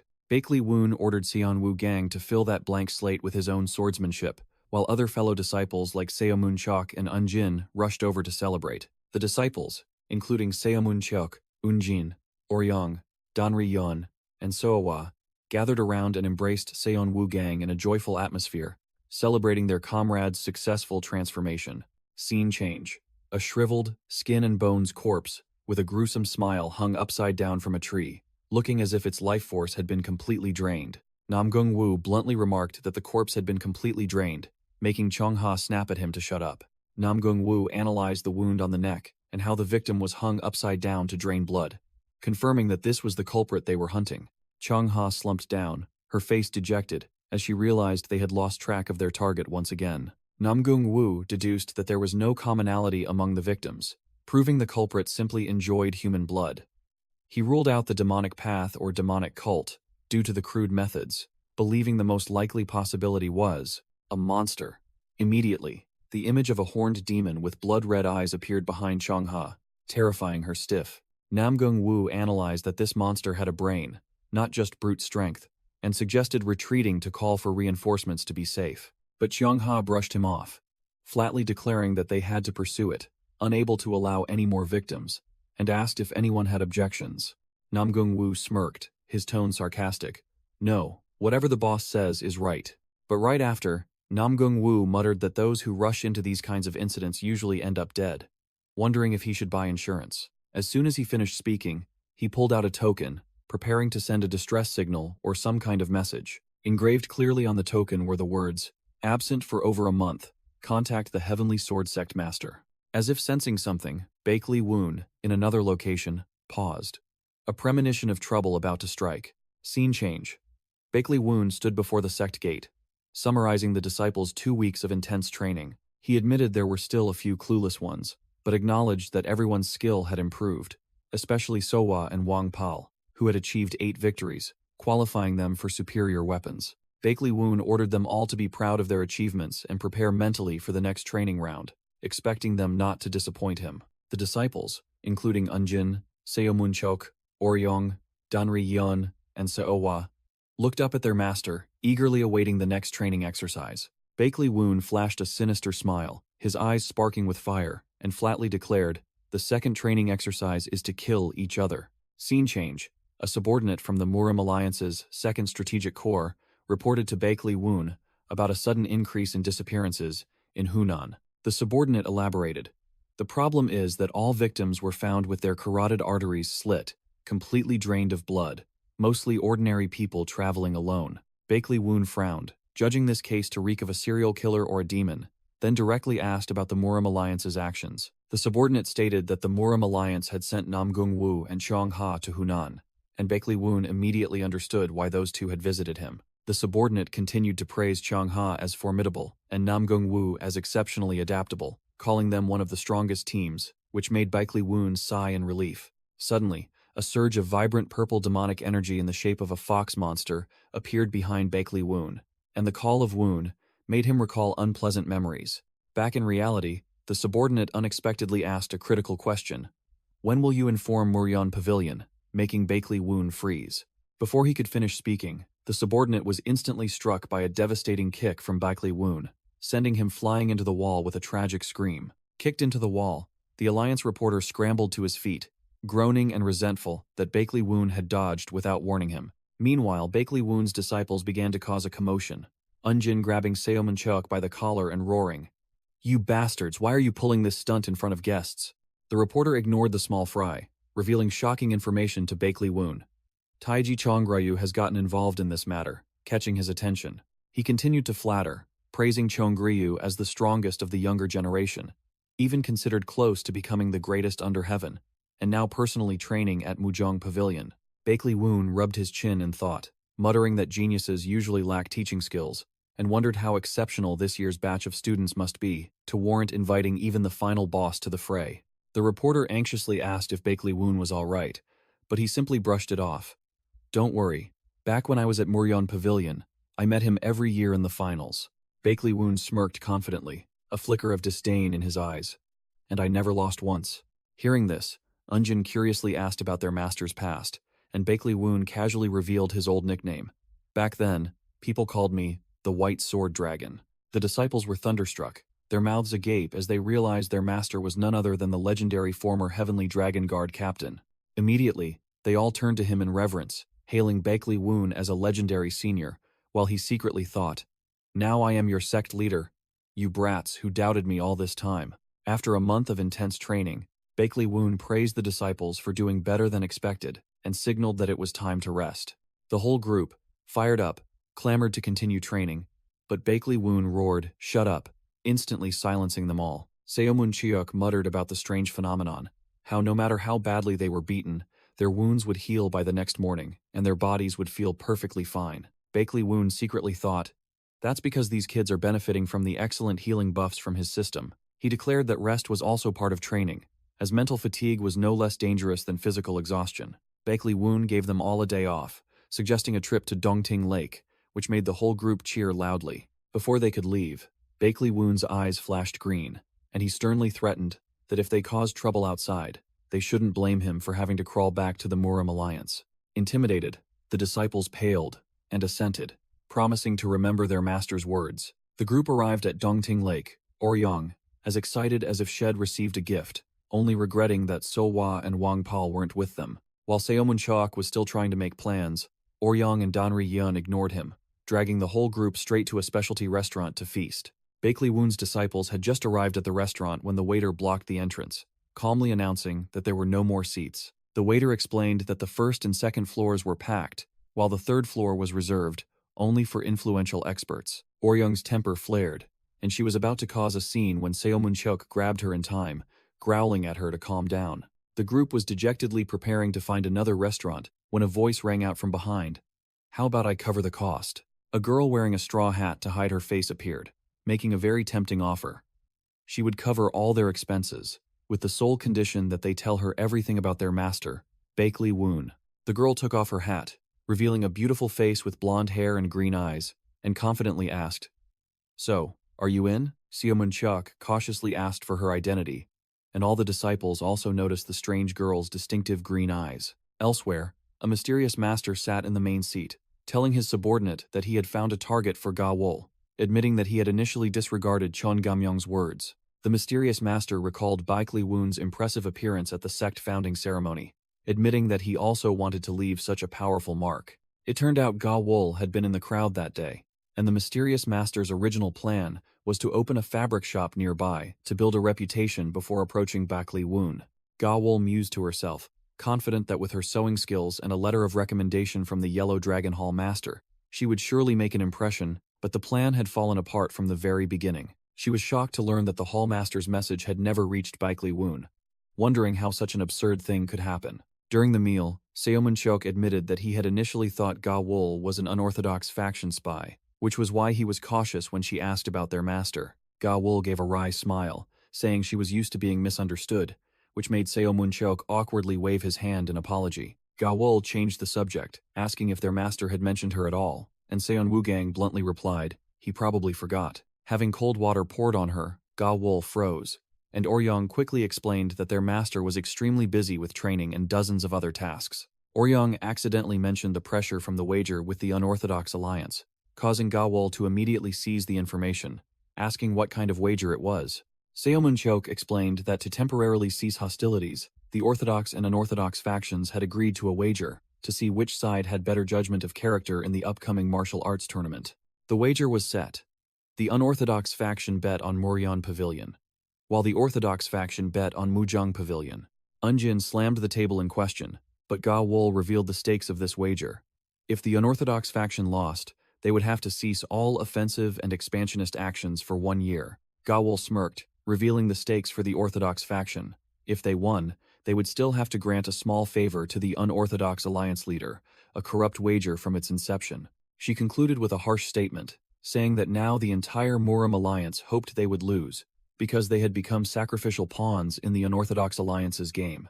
Seomunchak was visibly annoyed, unable to accept being considered useless by the Murim alliance, when he had thought their team was skilled enough to fight a fair battle. Oryoung slammed the table and stood up, yelling that she wanted to confront the higher-ups, but Seomunchuk coldly stopped her, reminding her to think of her sect before acting recklessly. Seomunchuk bluntly analyzed.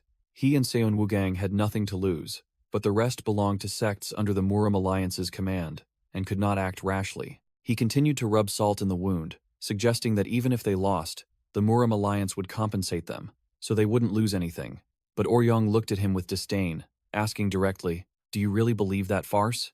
Oryoung retorted sharply, arguing that his logic meant those with nothing to lose like him could go all out, while those with a background like them had to know their place and play it safe. Seomunchuk looked her straight in the eyes, and without a moment's hesitation, replied curtly, "That's right." Oryoung officially exploded, radiating killing intent as she pointed directly at Seomunchuk. "You bastard, do you want to die?" Just as the two were about to charge at each other, Seon Woogang slammed the table with a bang, growling an order for them both to shut up immediately. Seon Woogang growled, unable to believe his master's decision. The sect leader knows about this.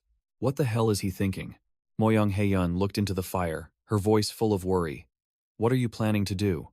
"The Murim alliance will continue to exert pressure." Bakley Woon smirked defiantly, declaring bluntly, "We don't always have to bow down to the political games of those adults. Once they're here, they are my people." Moyoung Haeyun turned pale, stammering in protest. "This is nothing short of directly confronting the Murim alliance. Why should I help you? Opposing the alliance is wrong." Bakley Woon stepped closer, his voice full of sarcasm. "If you're truly afraid, go ask permission from the one behind you." Moyoung Haeyun froze. "When did you find out?" Suddenly, a frantic disciple rushed in, kneeling down to report.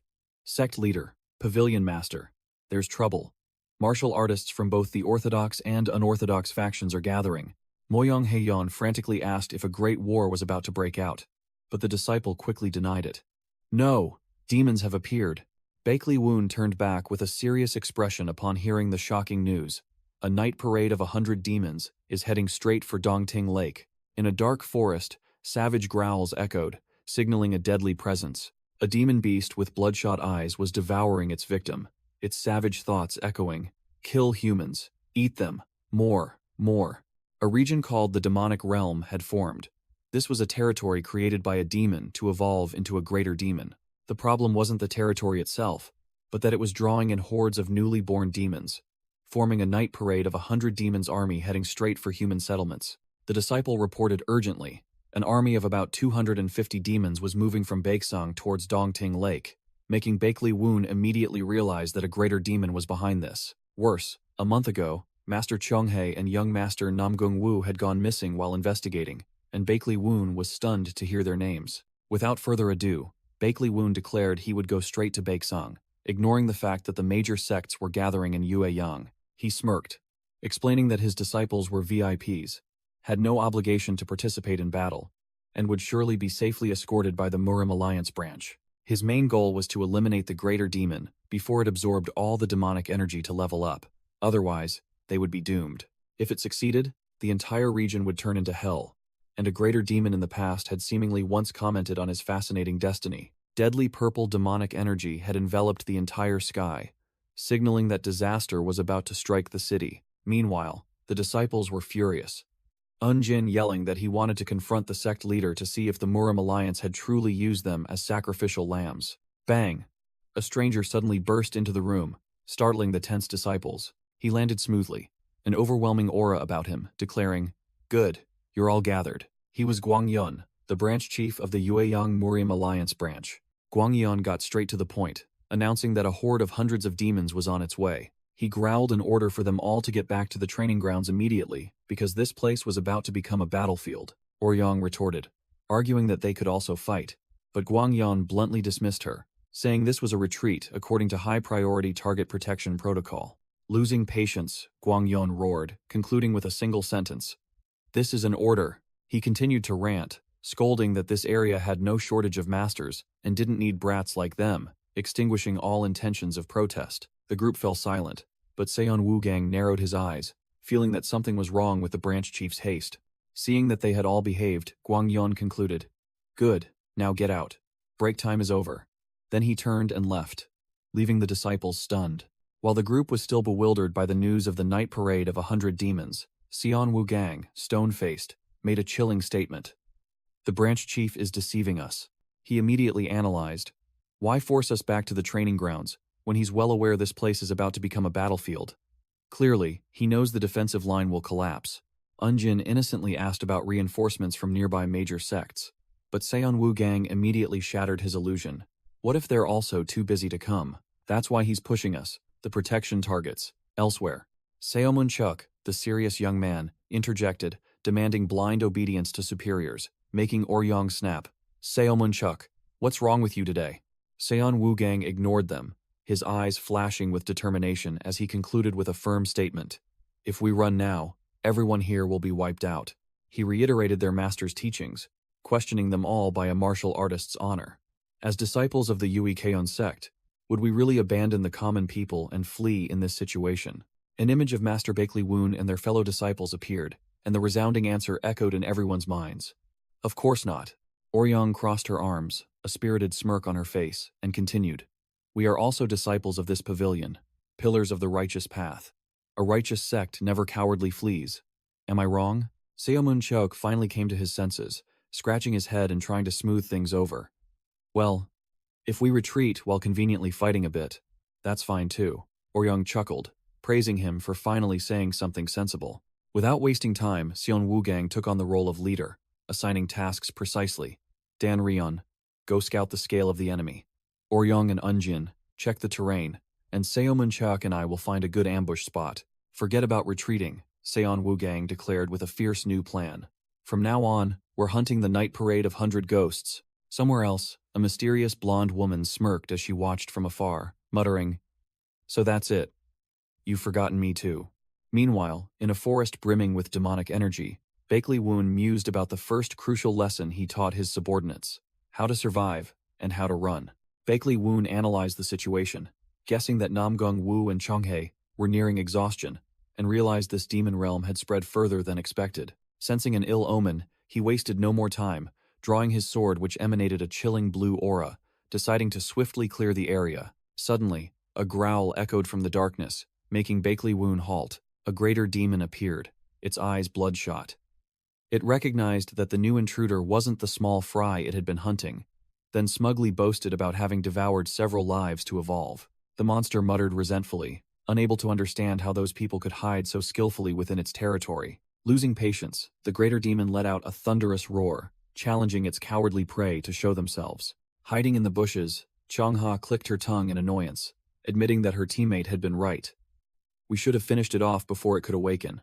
Namgung Wu grumbled at Changha for wasting her energy on a useless display, but she stubbornly argued back that she still had enough strength to take him down. Changha was still annoyed, believing she could have cornered the monster if he hadn't appeared, but Namgung Wu immediately signaled, "Silence, it's coming." The colossal greater demon let out a savage roar, charging straight towards Changha, who was frozen in terror. Just before the monster's claws could reach her, a brilliant blue cross-shaped sword energy flared, blocking the attack. Bakley Woon appeared, coldly asking, "Are you looking for us, you small fry?" Bakley Woon effortlessly grabbed the greater demon with one hand, stopping it in its tracks while Changha lay sprawled on the ground, her face drained of color. Without another word, Bakley Woon used terrifying force to send the greater demon flying back like a toy. Standing behind him, Namgung Wu cheered delightedly.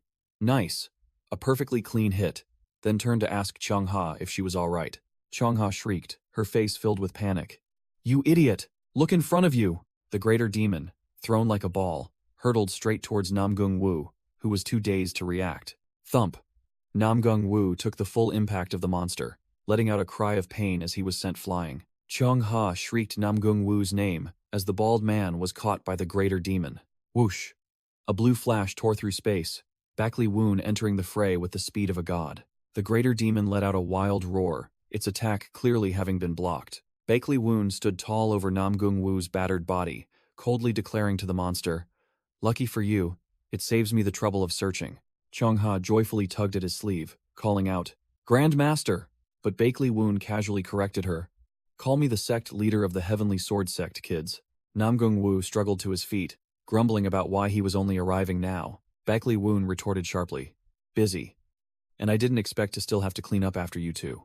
Namgung Wu could only let out a frustrated groan, lying flattened on the ground while being mercilessly teased by his senior. The greater demon roared, recognizing the title of sect leader of the Heavenly Sword Sect, and charged with utter hatred. A brilliant blue sword energy flared directly above the monster's head, signaling a finishing blow was about to descend. Bakley Woon frowned, noticing something unusual. "Strange, even for a greater demon, it doesn't seem strong enough to fight you two." The greater demon let out a deafening roar, charging straight at Bakley Woon with surging killing intent. It mocked Bakley Woon as a fool and sneered, "Let me lend you a hand." Immediately, the greater demon's body disintegrated into a colossal surge of purple demonic energy, exploding violently and even surprising Bakley Woon. Bakley Woon tensed his arms, blue lightning gathering around him, but a mysterious voice echoed from within the smoke. "Long time no see, my child." From within the demonic energy, a demonic woman with an enchanting and powerful appearance emerged, smirking meaningfully. Bakley Woon froze, his face paling, as terrifying memories flooded back, making him let out a desperate scream. In a flashback, a younger past Bakley Woon, covered in injuries, gasped for breath amidst a ruined landscape. Amidst the battlefield strewn with corpses, past Bakley Woon desperately called Hareen's name as he saw her standing tall before him. Hareen, her entire body enveloped in dark demonic energy, the sword in her hand glowing with a deadly purple light, painfully said that she could no longer control her body. Completely possessed by demonic energy, Hareen charged and stabbed directly at past Bakley Woon, who could only scream her name in despair. Black Knight taunted Bakley Woon, recalling the events from over 10 years ago when he had to flee for his life after his friend was killed. Bakley Woon coldly confirmed, "That's right." The demonic woman's identity was revealed. Black Knight, ruler of the Immortal Valley, one of the 3 great demon realms, a terrifying entity who once single-handedly blew away half the Imperial Palace. Bakley Woon broke into a sweat, not understanding why this woman was here when she should have been sealed, wondering if this was a clone. Black Knight turned, her eyes full of confidence and provocation, looking every bit like a true boss. The greater demon appeared for a moment, and Black Knight's voice echoed, asserting that she herself had thrown that nuisance elsewhere. Bakley Woon scoffed, remarking that even a demon like her knew camaraderie. But Black Knight retorted that he didn't bother with mere small fry either. Bakley Woon smirked, flatly declaring that he still had a score to settle with that monster, and after dealing with her, he would hunt it down immediately. Black Knight scorned his confidence, but Bakley Woon growled back, 10 years is enough for the world to turn upside down, and I am not the same as before." Bakley Woon's eyes blazed with lightning, veins bulging, as he swore to permanently erase Black Knight from this world. Suddenly, a screaming chicken let out an earth-shattering squawk as a sharp sword strike whizzed past. In the gloomy forest, Dan Rion sighed in relief that there were no strong demons nearby, but Seon Woo-gang immediately snapped. "Don't let your guard down, Seon Woo-gang. Retreat from here at once." After clearing out the weak monsters, Seon Woo-gang wondered why things were so easy. Seo Moon-cheok subtly reminded him, "Did you forget the past 2 weeks of hell?" Seon Woo-gang blankly replied that he hadn't done anything, making Seo Moon-cheok furious as he yelled, "I'm talking about what comes next, you idiot." An image of Bakley Woon appeared with a devilish smile and blazing red eyes. That was precisely what the disciples had to face next in their training sessions. Seo Moon-cheok explained that fighting demons was just like their training, finding and striking the opponent's weak points. Watching his teammates move in sync, Seo Moon-cheok secretly admired the group's remarkable progress in just 1 month and wondered if their master had planned everything in advance. Seon Woo-gang also realized everyone had improved, but inwardly, he was screaming, forced to suppress his Bloodsword Sect martial arts, feeling stifled and craving even more power. Seo Moon-cheok suddenly asked Seo Woo-gang about his future plans if he survived this battle, leaving him dumbfounded. Seo Moon-cheok clarified, "If they wiped out the demons here and safely participated in the tournament, would their goal be to win?" Dan Rion, Seeing Seomunchok's pensive expression, teased, "Seomunchok, you look worried, don't you?" But he simply replied that it was a reminder of something they must not forget. Seon Woogang sneered, declaring that if arduous training had no stage for display, he'd rather go mad. Seomunchok nodded repeatedly, then shouted, urging his teammates, "Don't just stand there, charge!" Dan Ryun also roared in agreement, reminding everyone to just focus on the monsters directly in front of them. Seon Woogang stood guard before a horde of various monsters, shouting, "Listen up. The top priority is survival. Understood?"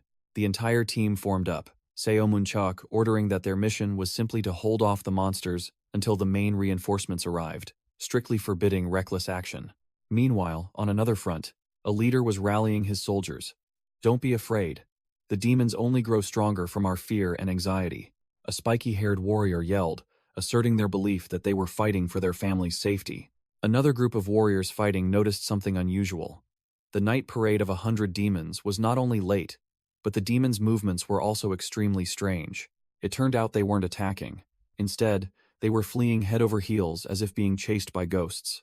Suddenly, a giant spear flew out of nowhere, piercing a demon and making the spiky-haired warrior freeze completely. The top-knot leader recognized Seon Woogang and his group, asking gruffly, "Didn't you hear the retreat order?" Seon Woogang calmly replied, "I did." Dodging a demon's attack, Seon Woogang yelled back, "I told you kids not to be here." He shouted again, "I heard it too." The top-knot leader became furious. "Then why are you still here?" While Seon Woogang was almost bitten in the neck by another demon. Just as the demon was about to bite, Seomunchok rushed in from behind, stabbing his sword straight into its mouth, saving his comrade's life. Seon Woogang stood up straight, declaring firmly, "Although we are disciples of Muryeon Pavilion, first and foremost, we are martial artists." Seon Woogang's eyes turned sharp, clearly showing his determination not to retreat even an inch. The top-knot leader sighed, giving an ultimatum. 15 minutes. Hold out until then, and reinforcements will arrive. We'll deal with the insubordination later. The top-knot leader roared, demanding an answer, and Seon Woogang immediately bellowed, "Understood," simultaneously erupting with purple demonic energy, ready to fight to the death. Suddenly, a black spike flew out of nowhere at terrifying speed, piercing straight through Seon Woogang's chest, leaving him stunned. A gigantic greater demon appeared, lifting Seon Woogang's impaled body and growling, "This human is strong," leaving everyone speechless. A skull demon lunged forward, opening its mouth to devour the injured Gwangyun. Immediately, Seomunchok flew in from nowhere, thrusting his long spear straight into the monster's throat, saving Gwangyun's life. The team leader asked about the situation, but Gwangyun could only gasp out one word: "Run." Gwangyun gritted his teeth, admitting that this greater demon was on a different level, not something they could contend with. Despite the warning, Seomunchok flatly declared that they were here to help and loudly told Gwangyun to get down. Gwangyun was pulled back by his comrades, while Seomunchok's team rushed in to clear the small fry monsters blocking their way. Fighting fiercely, Seomunchok didn't notice a sharp demon claw hurtling down from the sky towards his head. Seomunchok yelled from afar to warn, "Seomunchok, be careful." The death claw was already right above his head. Seomunchok could only look up with extreme horror. The team leader broke out in a cold sweat, desperately thinking his life was about to end. Just as death was imminent, Seon Woogang roared, disregarding everything and rushing to block the monster to save Seomunchok's life. His master's warning echoed in his mind. "Absolutely do not use the Bloodsword Sect's martial arts again, or your meridians will be permanently tainted by evil energy." But Seon Woogang gritted his teeth and cast aside the warning, yelling that he couldn't hold back when his comrade was about to die. With eyes burning with determination, he swore he wouldn't let anyone die in front of him again.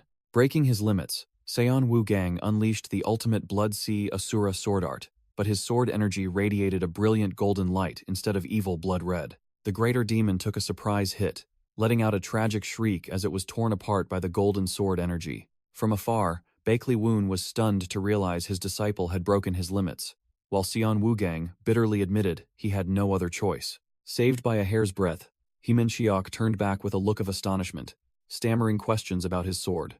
Seon Woogang stood firm, the sword in his hand glowing with a pure golden color, making Seomunchok yell, "Why is it yellow?" Memories flooded back. Seon Woogang recalled his master's encouragement that he would surely find his own sword path, and this was the answer.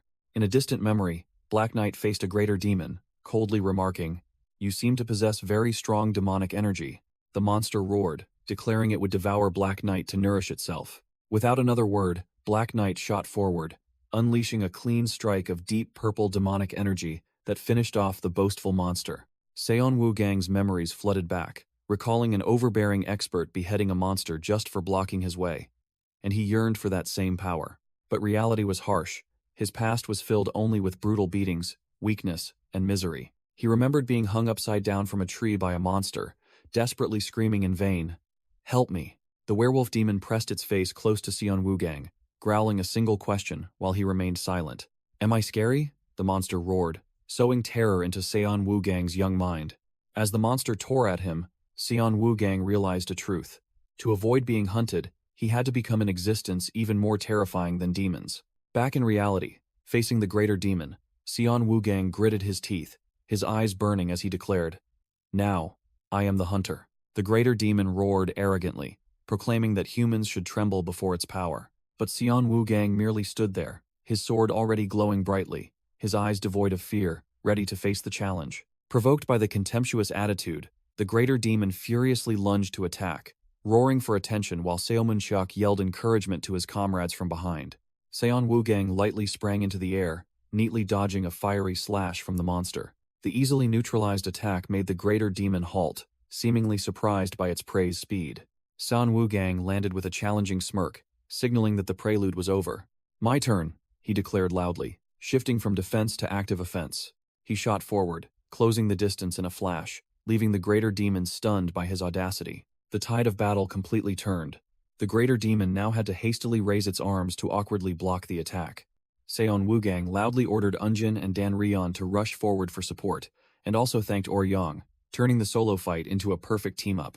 Eunjin and Dan Ryeon coordinated a pincer attack, lunging at the greater demon from two sides while Eunjin powerfully chanted, "Amitabha." Seon Woo-gang watched, a confident smirk on his face, and thanked Dan Ryeon for initiating the battle perfectly. The entire 5-person team from Moryeon Pavilion appeared in full, officially declaring their participation in the battle to eradicate the night parade of 100 demons. From afar, Kim Min-cheok and Gwang Yeon realized this greater demon emitted a completely different energy from the small fry, confirming it was the boss of the demon domain.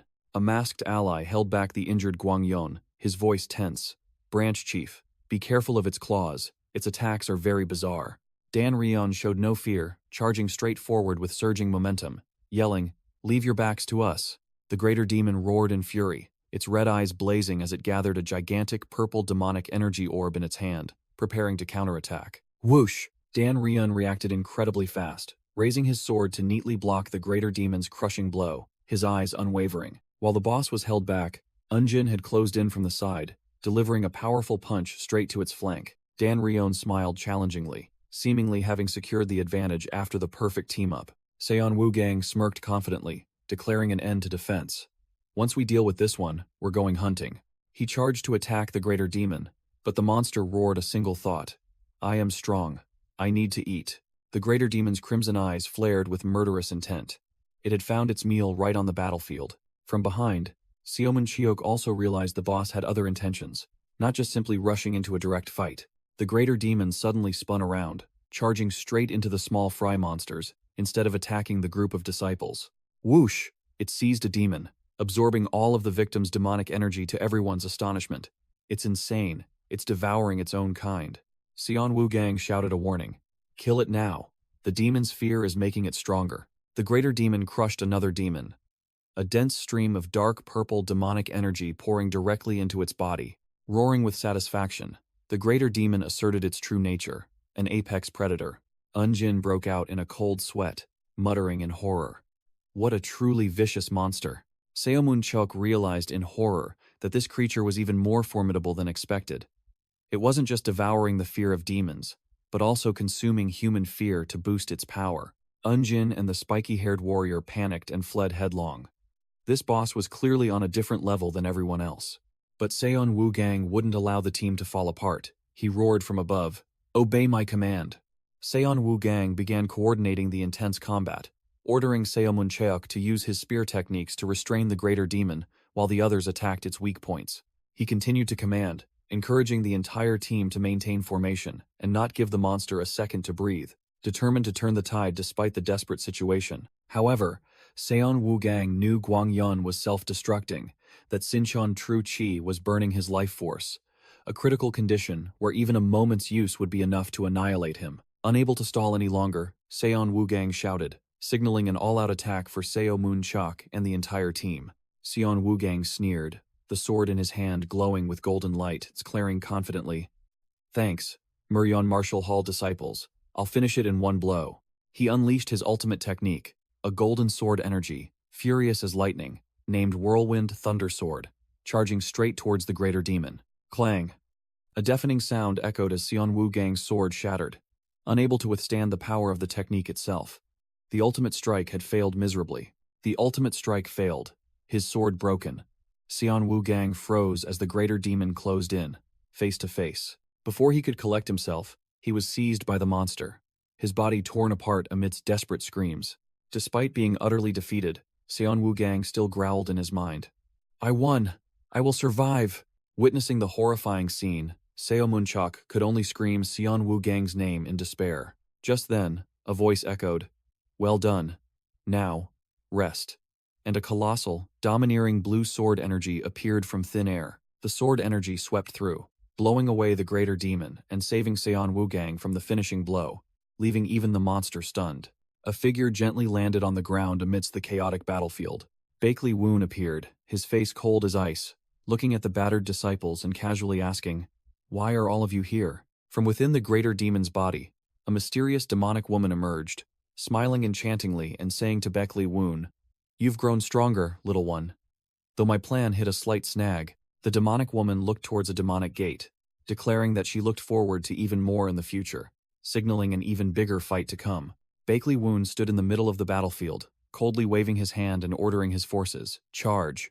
Following his command, the cloaked warriors descended like a storm, determined to wipe out every single demon beast. Bakley Woon personally led the charge, unleashing a streak of white sword light that tore through the enemy ranks. He muttered to himself, realizing that Black Knight's appearance had turned everything upside down, forcing him to accelerate his plans. After the night parade of 100 demons, rumors spread everywhere. People couldn't believe that only 5 disciples of Muryeon Martial Hall had stopped an entire army of demons. In the infirmary, Guang Yun was discussing with an official.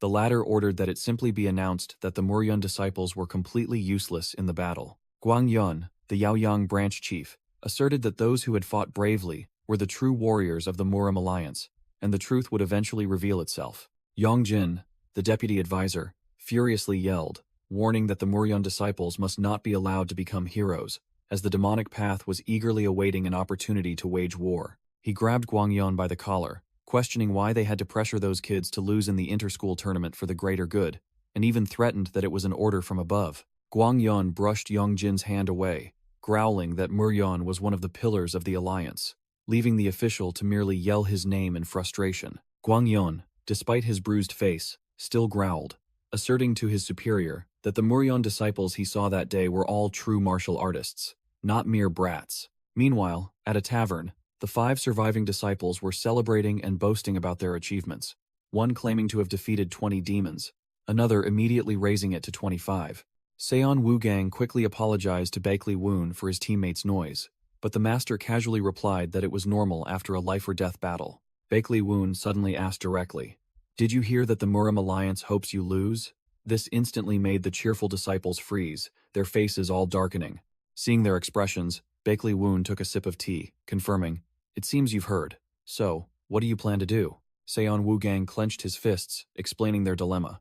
If they lost, the demonic path wouldn't invade for a year, but if they won, their allied sects would face disaster. Bakley Woon began his lecture, pointing out that if the Murim Alliance truly respected them, they should at least have given them a heads up to ask for their understanding. With a cruel sneer, Bakley Woon delivered a fatal blow. "It's because you are pathetically weak." He added another blow, exposing the truth that for the past 4 years, the Muryeon disciples had never once managed to defeat the Mujong Martial Hall disciples. Bakley Woon concluded his lecture. "If your defeat is a foregone conclusion, why should they bother asking for your understanding?" This left the entire group silent. Bakley Woon poured cold water on them.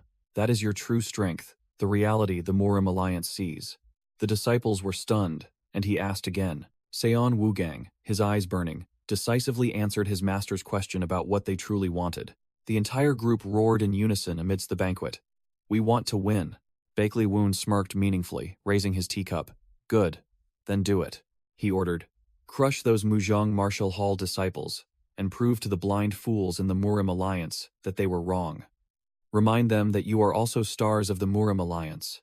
With a challenging smile, Bakley Woon asked, Does anyone object? The entire group roared. No, sir. Bakley Woon declared, Good.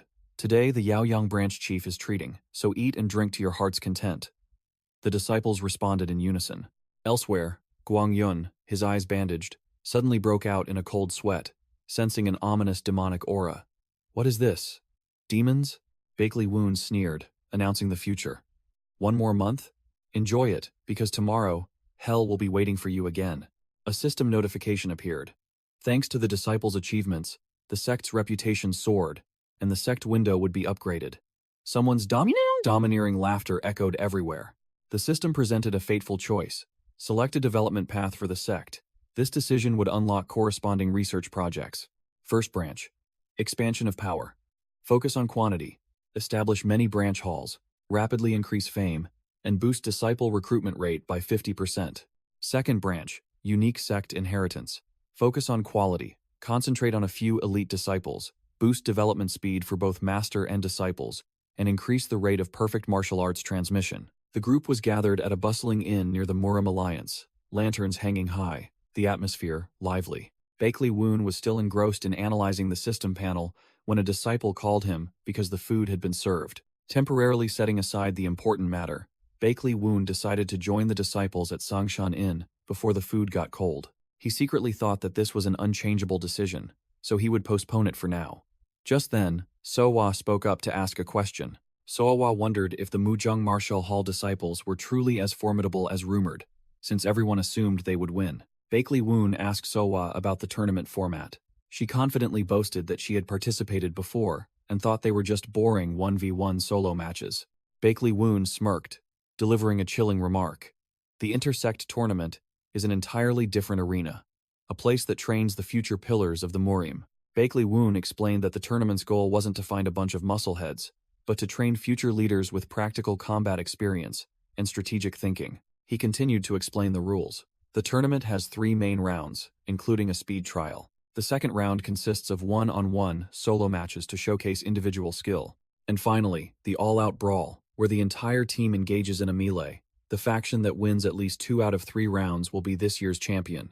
A large man suddenly interrupted, scoffing that Mujang Pavilion hadn't won a single round in the past 4 years, then turned to ask Bakley Woon about the betting odds. The man burst out laughing, confidently declaring that Mujang Pavilion definitely had a chance to win this year, then called Woon by name like an old acquaintance, leaving Sooa bewildered. It turned out to be Pying Guk, the young lord of the Pying clan, a former fellow disciple and rival of Bakley Woon from 7 years ago. He swaggered, thinking Bakley Woon still remembered him. Bakley Woon replied with a stone-cold face, "Who are you?" While Sooa whispered his name as Pying Gu, making Pying Guik furious and yell his real name. Bakley Woon nonchalantly pretended to remember, but still deliberately mispronounced his name as Pyang Gu, explaining to Sooa that this was his formidable rival back in Muryon Pavilion. Pyang Geuk tried to save face, dismissing formalities and slinging an arm over Bakley Woon's shoulder, but was immediately stiffened by Bakley Woon's internal energy, unable to move. Pyang Geuk boasted loudly about Mujang Pavilion's guaranteed victory this year, while Bakley Woon appeared indifferent.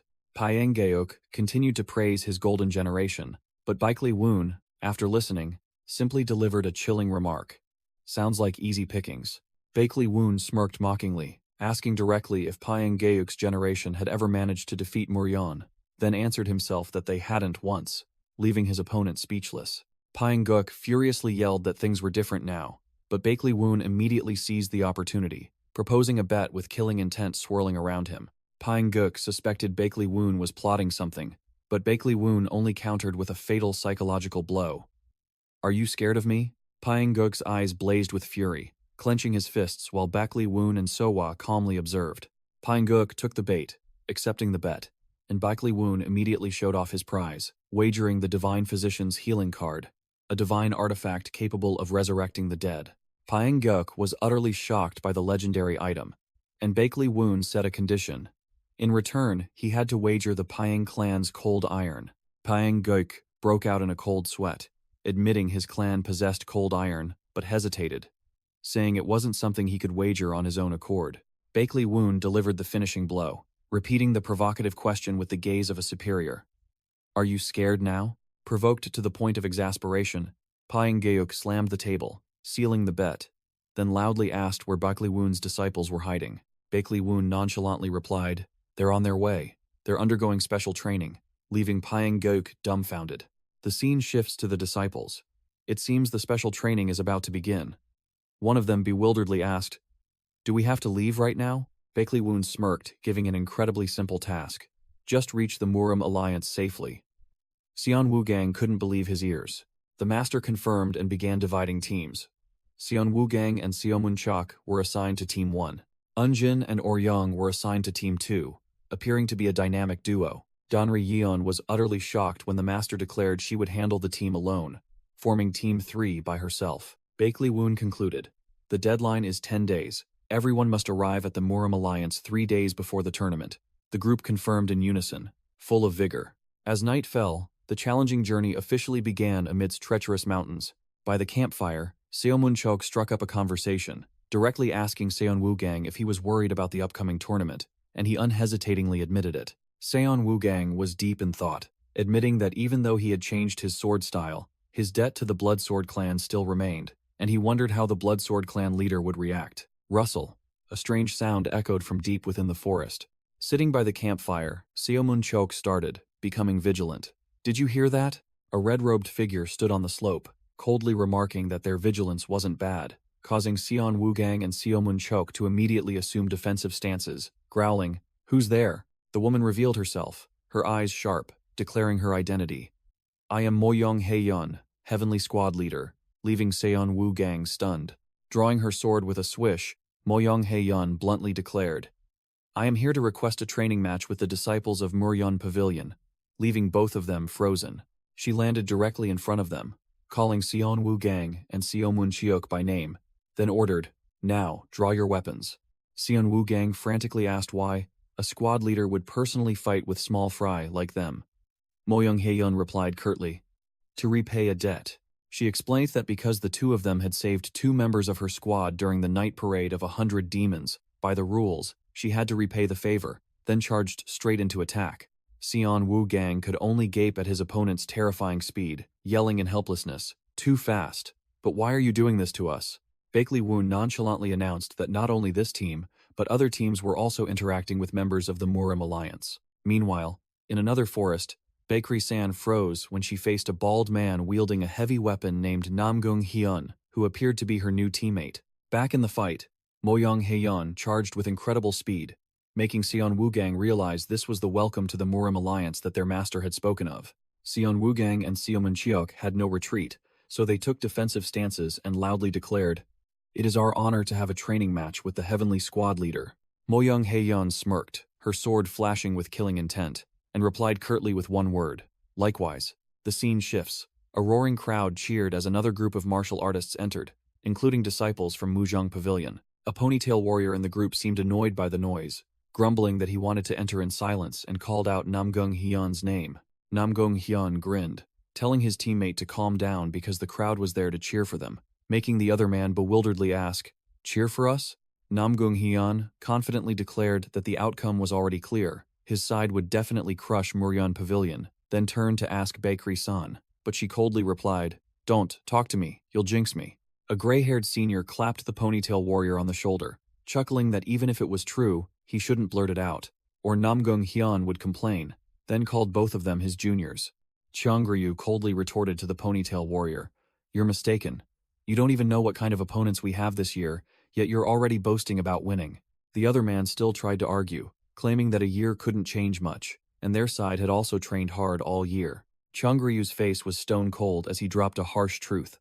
This time is different, because Bakley Woon is on their side. Bakery-san froze upon hearing that name, her eyes wide with shock.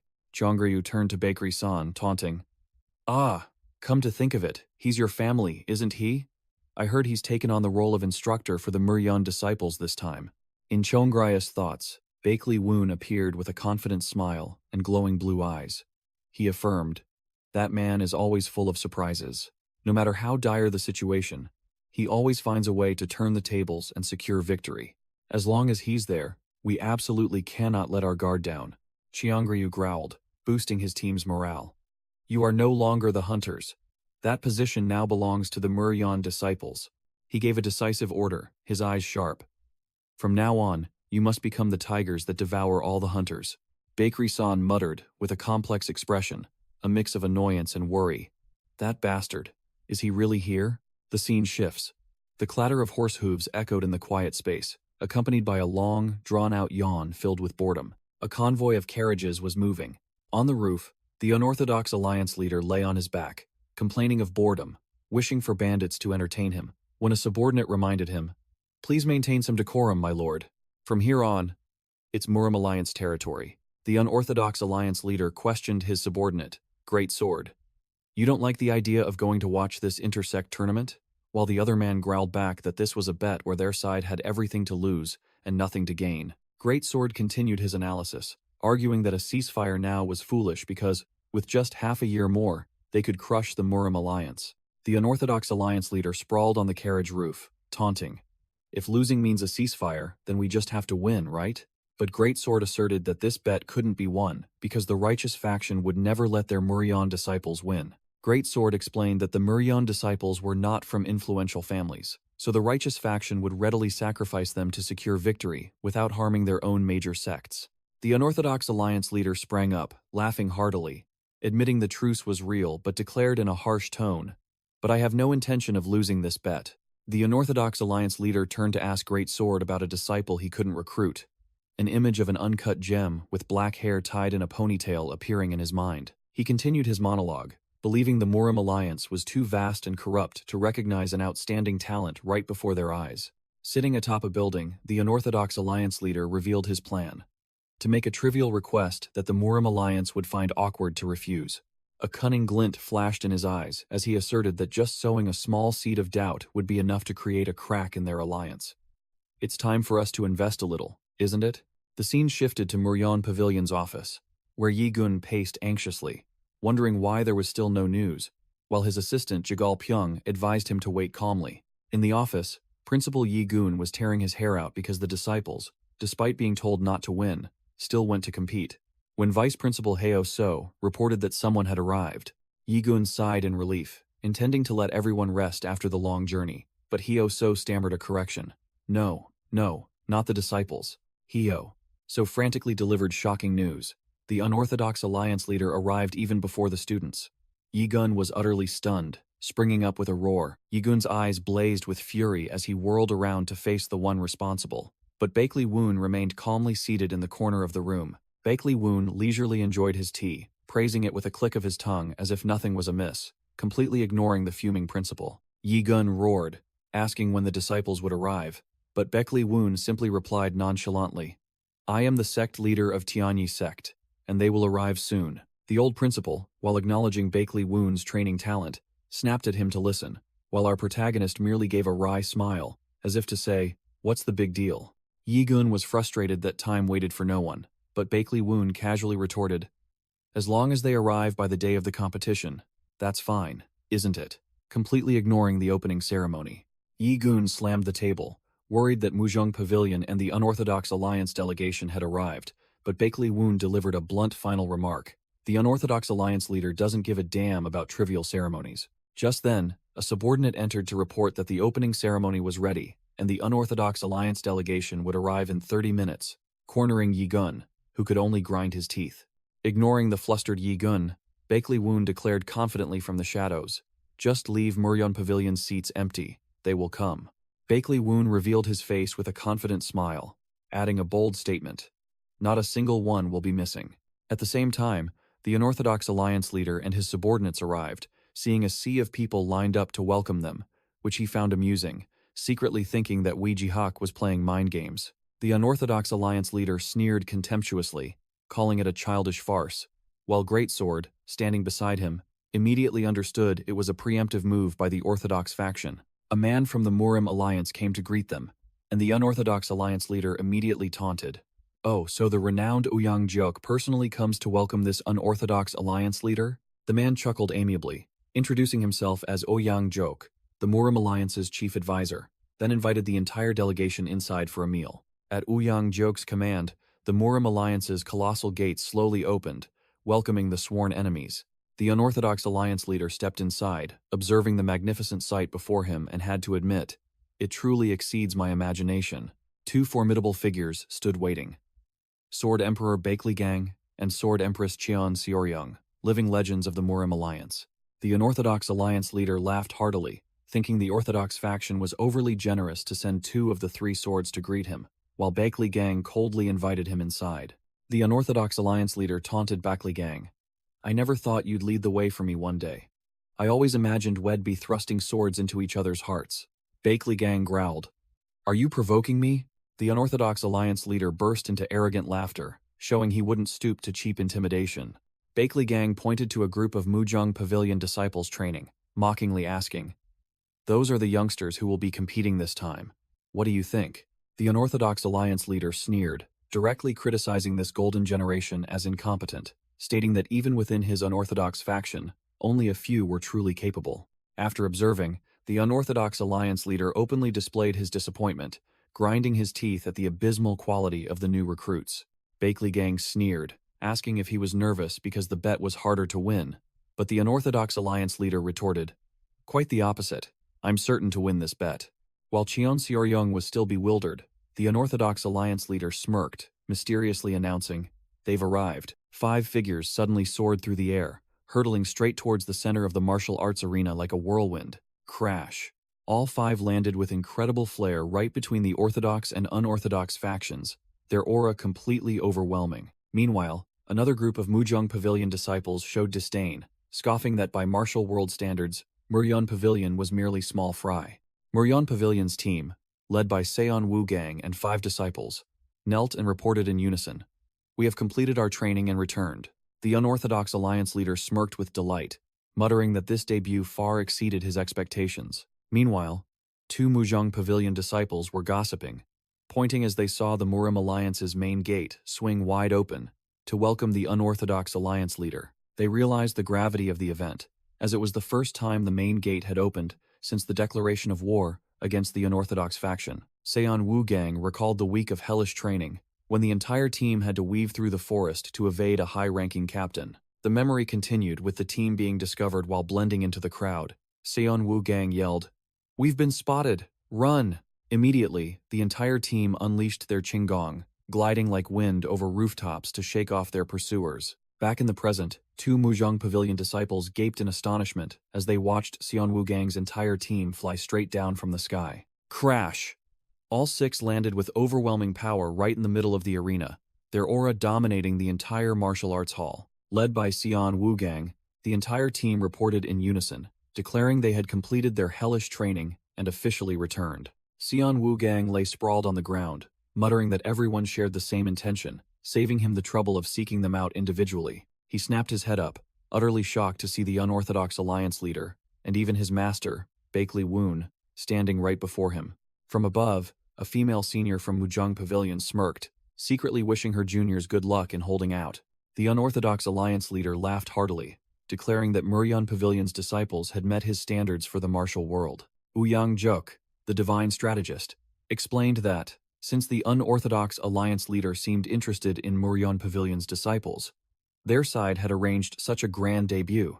Bakley Woon turned to the disciples, his sharp eyes directly asking, "Do you think you can win?" He continued to pressure them, stating that he had bet everything on them and needed an answer, while Ouyang Jok stood beside him, smiling meaningfully. Seon Woo Gang, without a moment's hesitation, stepped forward and declared firmly, "We will win." Bakley Woon narrowed his eyes, asking in a harsh tone if he understood the weight of his words. Seon Woo Gang replied with a resolute gaze, affirming once more, "Of course." The unorthodox alliance leader smirked, probing, "Even if you win the bet but are sabotaged by the Murim Alliance, will you accept it?" Seon Woo Gang retorted fiercely, his gaze unwavering. "There will be no sabotage, because the joy of victory." All of Muryeon Pavilion's disciples stepped forward in unison, their spirits blazing, "Will belong only to our Muryeon Pavilion." Bakley Woon stood before Moryan Pavilion's gate, questioning his students. Do you even understand what you just boasted about? He explained that their arrogant declaration had forced the entire martial world to regard them as worthy opponents, no longer mere small fry. Bakley Woon pointed directly at them, saying they had thrown away an easy victory with their own hands, but Sehun Woogang replied without regret, "We don't want Mujong Pavilion to make excuses for losing due to underestimating us." Seeing the disciples resolve, Bakley Woon simply waved his hand. "All right, you've worked hard, go rest," then turned and walked away alone. He smirked meaningfully, declaring that he also had matters to attend to, perhaps to visit an old friend. A silver-haired figure drew a sword, a cold voice ringing out directly asking, "What are you doing here?" Chongryu, the Wudang genius, faced Bakley Woon, who was calmly sipping tea. "Bakley Woon, do I need a reason to visit a friend I haven't seen in 10 years? Chongryu mocked Bakley Woon, saying he was still as good at provoking others as ever, then taunted him that Bakley Woon hadn't won against him once in the past 10 years, and considered this an opportunity for his opponent. Bakley Woon smirked, immediately proposing a heated wager, suggesting they do away with the trivial matches and settle for a straightforward 5-on-5 elite match. Chongryu went crazy upon hearing that 11 of Muryan's disciples had fled, leaving only 5, and yelled why Bakley Woon was playing such a trick on him. While he calmly confirmed the truth, Bakley Woon turned the tables, saying that a numerical disadvantage wouldn't be fair. So he was giving Chongryu a handicap, then taunted. "If you can't win, even when overwhelming with numbers, that would be truly shameful." Chongryu skeptically asked if Muryan had a chance to win. Bakley Woon firmly asserted, declaring that there was no need to look at the disciples' skill. Just looking at a master like Chongryu was enough to know the outcome. Bakley Woon rubbed salt into the wound, asserting that Chongryu had no talent for teaching, because his habit of handling everything himself had led to his crushing defeat in the past, so what right did he have to teach anyone? Provoked to the point of wounded pride, Chongryu slammed the table and stood up, flatly refusing the 5-on-5 wager, and sending Bakley Woon away for his terrible management of disciples. Bakley Woon remained unfazed, accepting Chongryu's refusal, with an air of superiority, which only made the other man more resentful. Then he put forth a new proposal. He raised a finger, finalizing a harsh wager. "Just for one day, we will exchange and train each other's disciples." Bakley Woon began his psychological manipulation, pointing directly at Cheongryu's face. "Even if you win, no one will acknowledge your credit, because everyone knows Mujong automatically wins." He continued to propose the wager, saying that if they publicly announced the handicap conditions before fighting, the story would be completely different. The match would be fairer, and that would truly be Chongryu's stage. Chongryu was utterly shocked, unable to believe his ears. "Are you saying that just one day of observing Mujong's disciples is enough to turn the tables, despite the disparity in both numbers and skill?" Bakley Woon smirked confidently, confirmed the wager, and even brought up their old friendship to provoke him, concluding with a truly cutting taunt. "Or are you afraid to lose?" Hit on a raw nerve, Chongryu exploded, roaring Bakley Woon's name and yelling at him, "How much further do you intend to push me?" The scene shifted. A stone was dropped into the steaming hot water of a luxurious bathtub. Moyoung Haeyeon was soaking in the bathtub, enjoying the hot water in a refreshing and relaxing manner. She opened her eyes, her expression pensive, muttering that he wouldn't answer, and it would be useless even if she went to find him directly. Moyoung Haeyeon had put her martial arts attire back on, walking down the corridor and telling herself that the plan to track down Bakley Woon for answers had been accelerated, but she didn't mind at all. Bakery-san was determined to crush Moryun's disciples to confront the one who had abandoned the clan. She told herself she wouldn't meet that person until her task was done, and that she needed to focus completely. Suddenly, Bakley Woon appeared before all the Mujong disciples, with a suspiciously friendly smile. He grandly introduced himself as Bakley Woon, their new instructor, causing Bakery-san to freeze on the spot. A Mujong disciple, named Chung Gyung, stepped forward and spoke up arrogantly, questioning why the Mujong elites had to receive instruction from a Muryan instructor. It turned out that Cheongryu had yelled at them that this was a golden opportunity he had painstakingly arranged for them to broaden their horizons. Bakley Woon calmly declared that they were all his juniors, and concluded, "Anyone who doesn't believe me can leave." Seeing that not a single soul dared to utter a word or leave, Bakley Woon smiled and called Chung Gyung forward by name. In the vast arena, Bakley Woon ordered Chung Gyung to fight him one-on-one, proposing that he would lower his skill to match his opponents, and challenging him to try and hold on. After boasting loudly, Chung Gyung immediately charged forward, throwing a punch straight at his face, burning with fighting spirit. "Then I'm coming." But reality was different.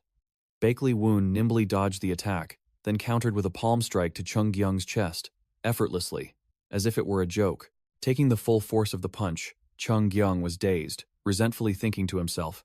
He said he would lower his skill to match mine. But, collapsing on the ground, Chung Gyung was completely devastated as he realized he couldn't even touch a single strand of his opponent's hair, admitting that Bakley Woon was truly his nemesis. Bakley Woon looked down at the defeated opponent with a smirk, calmly asking loudly, "Who's next?" Without waiting long, Bakery-san immediately charged forward with a flash of her sword, causing Bakley Woon to exclaim, "Oh," with a hint of interest. But that was all. Bakley Woon raised his hand and lightly parried, knocking Bakery-san's sword away to her astonishment. Bakery-san froze. Before she could even understand what was happening, Bakley Woon coldly declared, "All right, next one."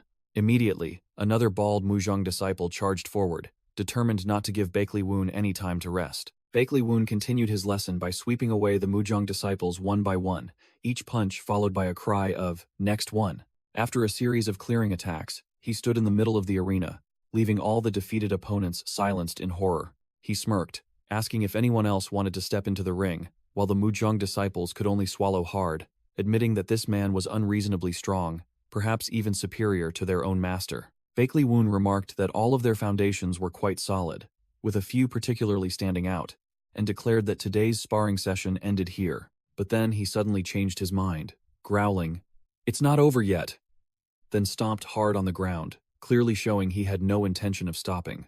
He looked at the crowd, his voice full of sarcasm, stating that the warm-up just now didn't count, because he hadn't even truly made his move yet.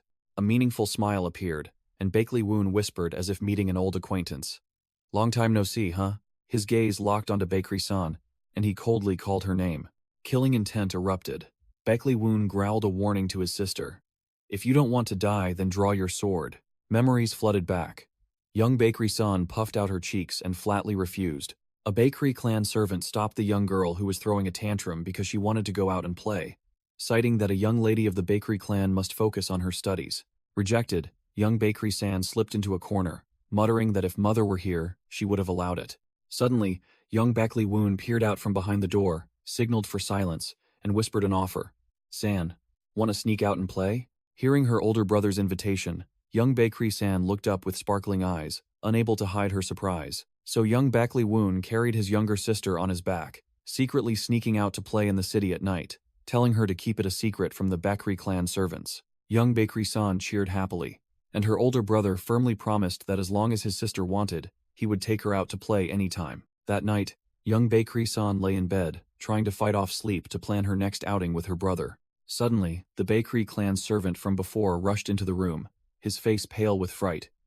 "Young lady, something terrible has happened." The bakery clan servant announced a shocking piece of news. Young Master Bakley Woon has disappeared, leaving young Bakery-san utterly stunned. 12 years later, Bakley Woon's voice echoed from afar. "Long time no see, Bakery-san." A Muryun Pavilion disciple approached Bakery-san to strike up a conversation, boasting that they were in the same class.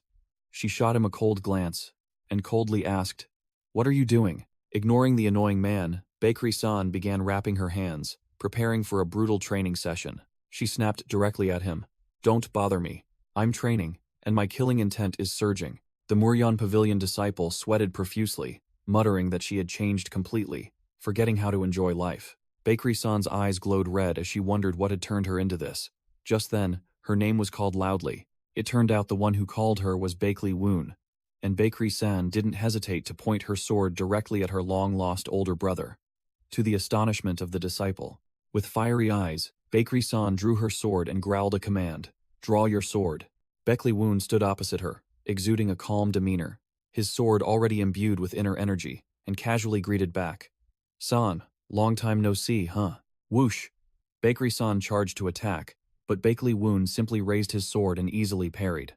The difference in their skill levels was clearly vast. Without another word, Bakery-san charged fiercely, her white sword energy clashing intensely with Bakley Woon in the training ground. His younger sister unleashed her ultimate technique, White Flower Chaos, her sword energy exploding violently, engulfing the space. An earth-shattering explosion occurred. Dust flew everywhere, shaking the entire area.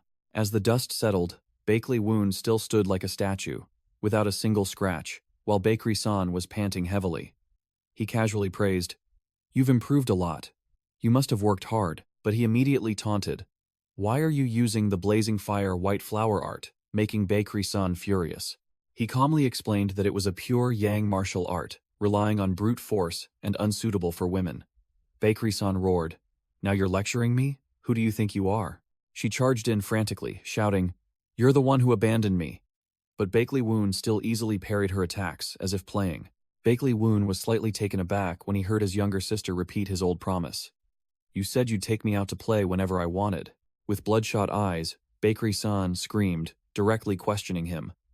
"Then why did you leave the clan? Try to make an excuse." Bakley Woon evaded the question, glided away, and coldly replied, "I cannot tell you that."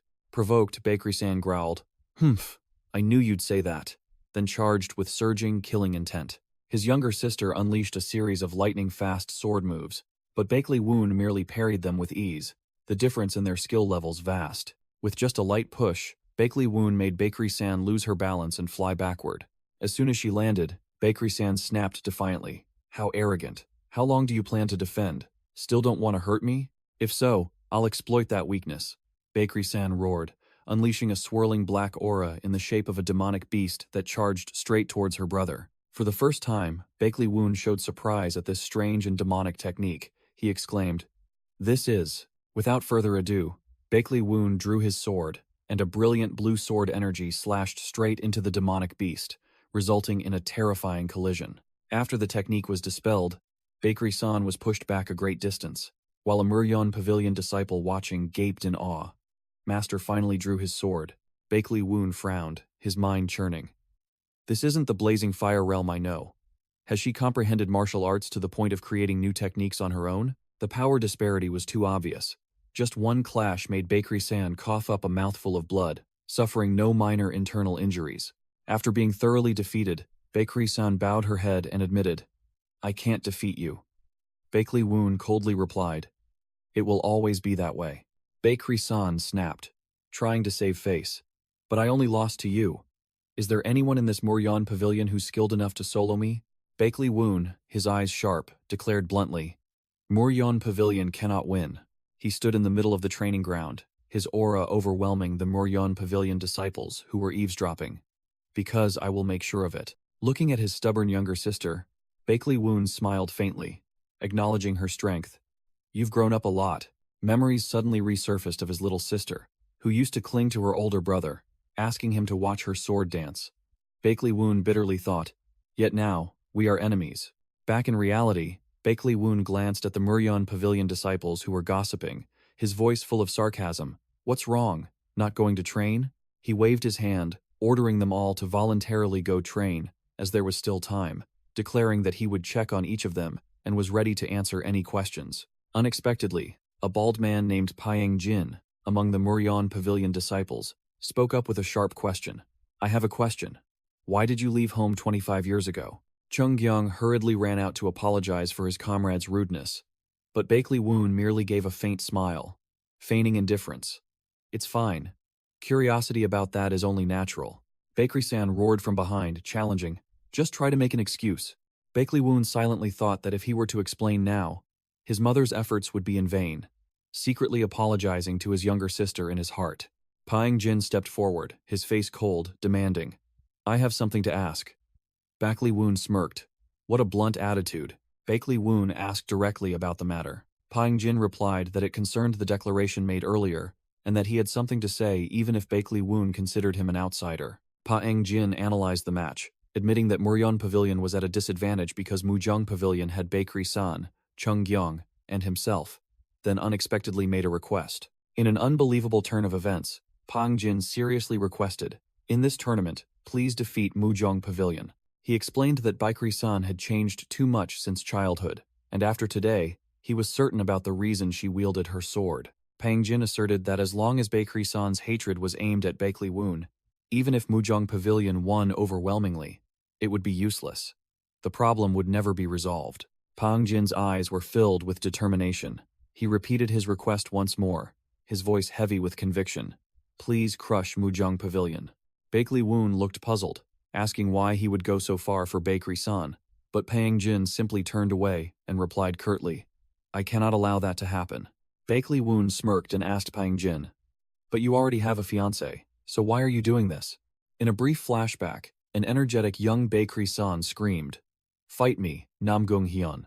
Pang Jin looked straight ahead, his voice firm, "Because she was my first friend." He admitted his request was unreasonable, and that Mujung Pavilion was full of formidable opponents, but Bakley Woon cut him off domineeringly. "You don't need to ask me for this." Bakley Woon smirked, delivering a confident remark, "Because we're going to win anyway." Scene change. Bakery Song was staring blankly at some sparkling hairpins. The shop owner quoted an exorbitant price, 7 jun, 9 yang. Bakery Song's face hardened, sweat pouring down from the exorbitant price, leaving him speechless. Seeing his hesitation, the shop owner snapped, "If you're not buying, scram." Startled, Bakery Song stammered, "Who said I wasn't buying? Give me one."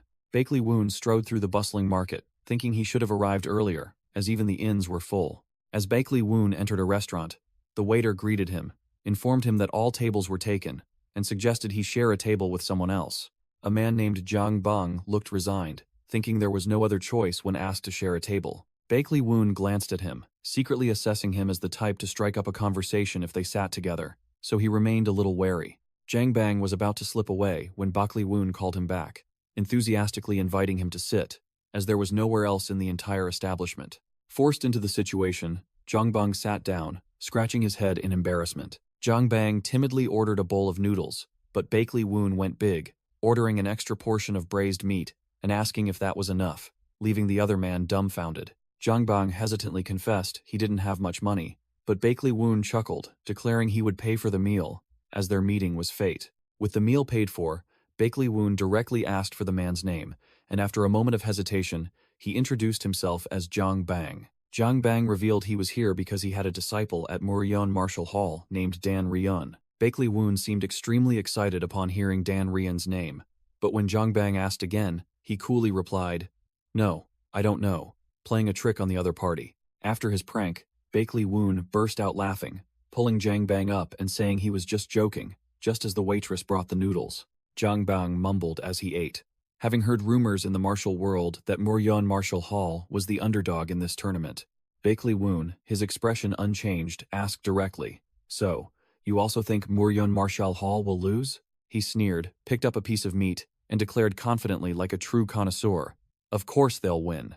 Zhang Bang thought the other party was just comforting him, but Bakley Woon brushed it off. "Why would I need to be polite to you? I'm paying for this meal." Leaning back, Bakley Woon explained the rules of the game. In a team match, the team with better coordination wins, not the one with stronger individuals. He added confidently that there was a guy in Muryeon Martial Hall who never took a bet he wasn't sure to win. When Zhang Bang asked for his name, Bakley Woon boasted, "Just call me the artful young master," but he was dismissed for the stale joke. Bakley Woon laughed, saying he didn't like to show off his name, but if forced, his name was Seon. Then he smirked, delivering a powerful final line, revealing his identity. "My full name is Bakley Woon." The scene shifts.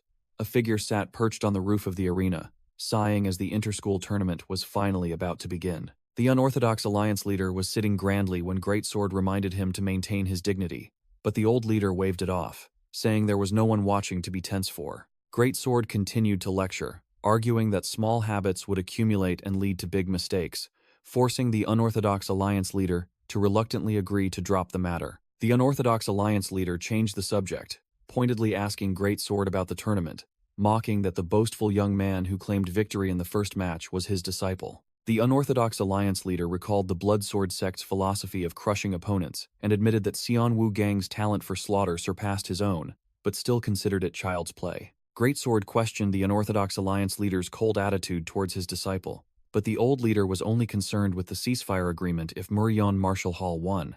The unorthodox alliance leader smirked slyly, asserting that a ceasefire would happen regardless. The only question was whether the orthodox faction could save face, and his plan was merely starting as a small ripple. Bakley Woon sprang to his feet, declaring it was time to see what that guy had cooked up, ignoring the question from the person next to him. With a confident smile, Bakley Woon turned to ask his team, "Is everyone ready?" Bakley Woon rallied his disciples, asserting that past crushing defeats didn't mean they would fail again this time. He smirked, delivering a sharp philosophical remark. "Even if you lose 99 times, The one who wins in the end is the true victor.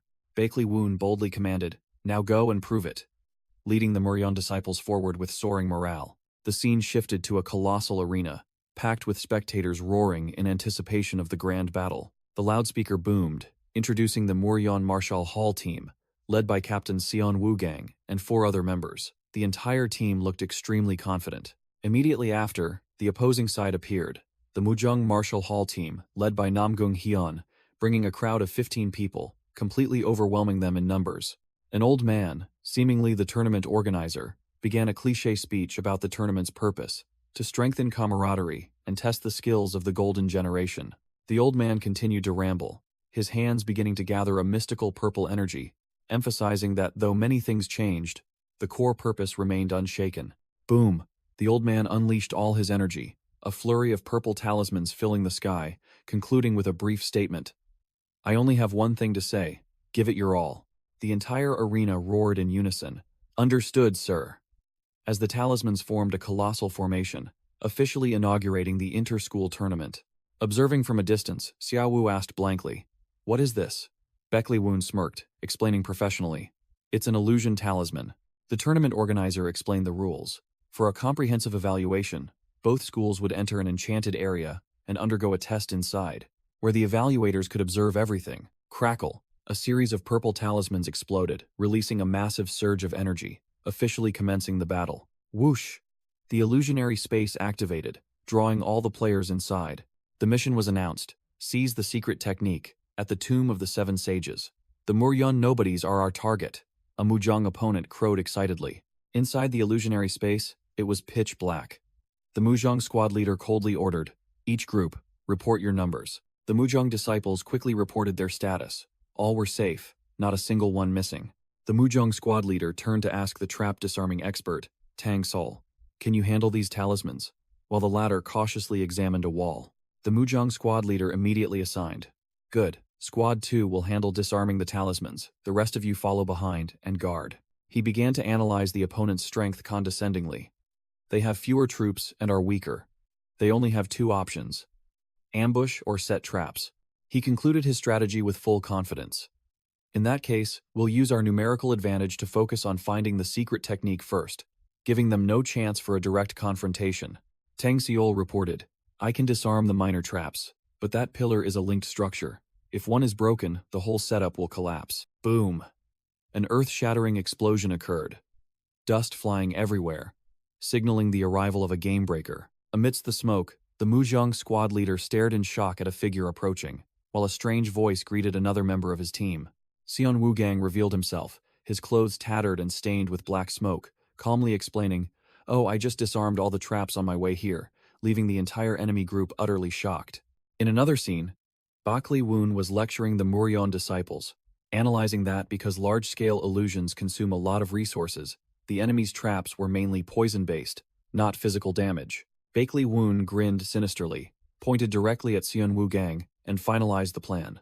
"Seon Woogang has profound internal energy, so just charge forward and tank the poison," ignoring the disciples' pale faces. Back in the present, the Mujang squad leader snapped, cursing Seon Woogang as a madman for daring to put on a few extra layers of clothes and charge straight through the traps, and the ponytail warrior next to him nodded in agreement. The Mujang squad leader acknowledged Seon Woogang's recklessness, but immediately changed his tune, pulling out a talisman and declaring he would capture him alive for interrogation. Seon Woogang gently raised his hand, a simple yet defiant gesture, ready to face battle. From the squad leader's perspective, Seon Woogang stood tall, his aura completely overwhelming, showing no signs of wavering. Seon Woogang smirked, sneering confidently. "About that, I'm afraid it won't be possible," the Mujang squad leader yelled from a distance. "What the hell are you doing?" as Seon Woogang charged forward with sharp sword energy. The Mujang group behind their squad leader screamed, questioning if Seon Woogang wanted to commit suicide and drag them all down with him, while he merely mumbled, "Suicide?" The Mujang squad leader snapped, claiming it was too insane even for a strategy, then shouted Seon Woogang's name, and ordered the entire team to charge. With a whoosh, the Mujang squad leader lunged to attack, but Seon Woogang narrowly dodged. Seon Woogang single-handedly fought fiercely amidst the Mujang members' encirclement, ravaging the battlefield. He smirked defiantly, the ground around him shattering as he declared, How about we change the stage a bit? The scene shifted to a class, where Bakley Woon asked his disciples, to win the inter-school tournament, what do you think is needed? After the Muryeon Pavilion, disciples unanimously answered, strength.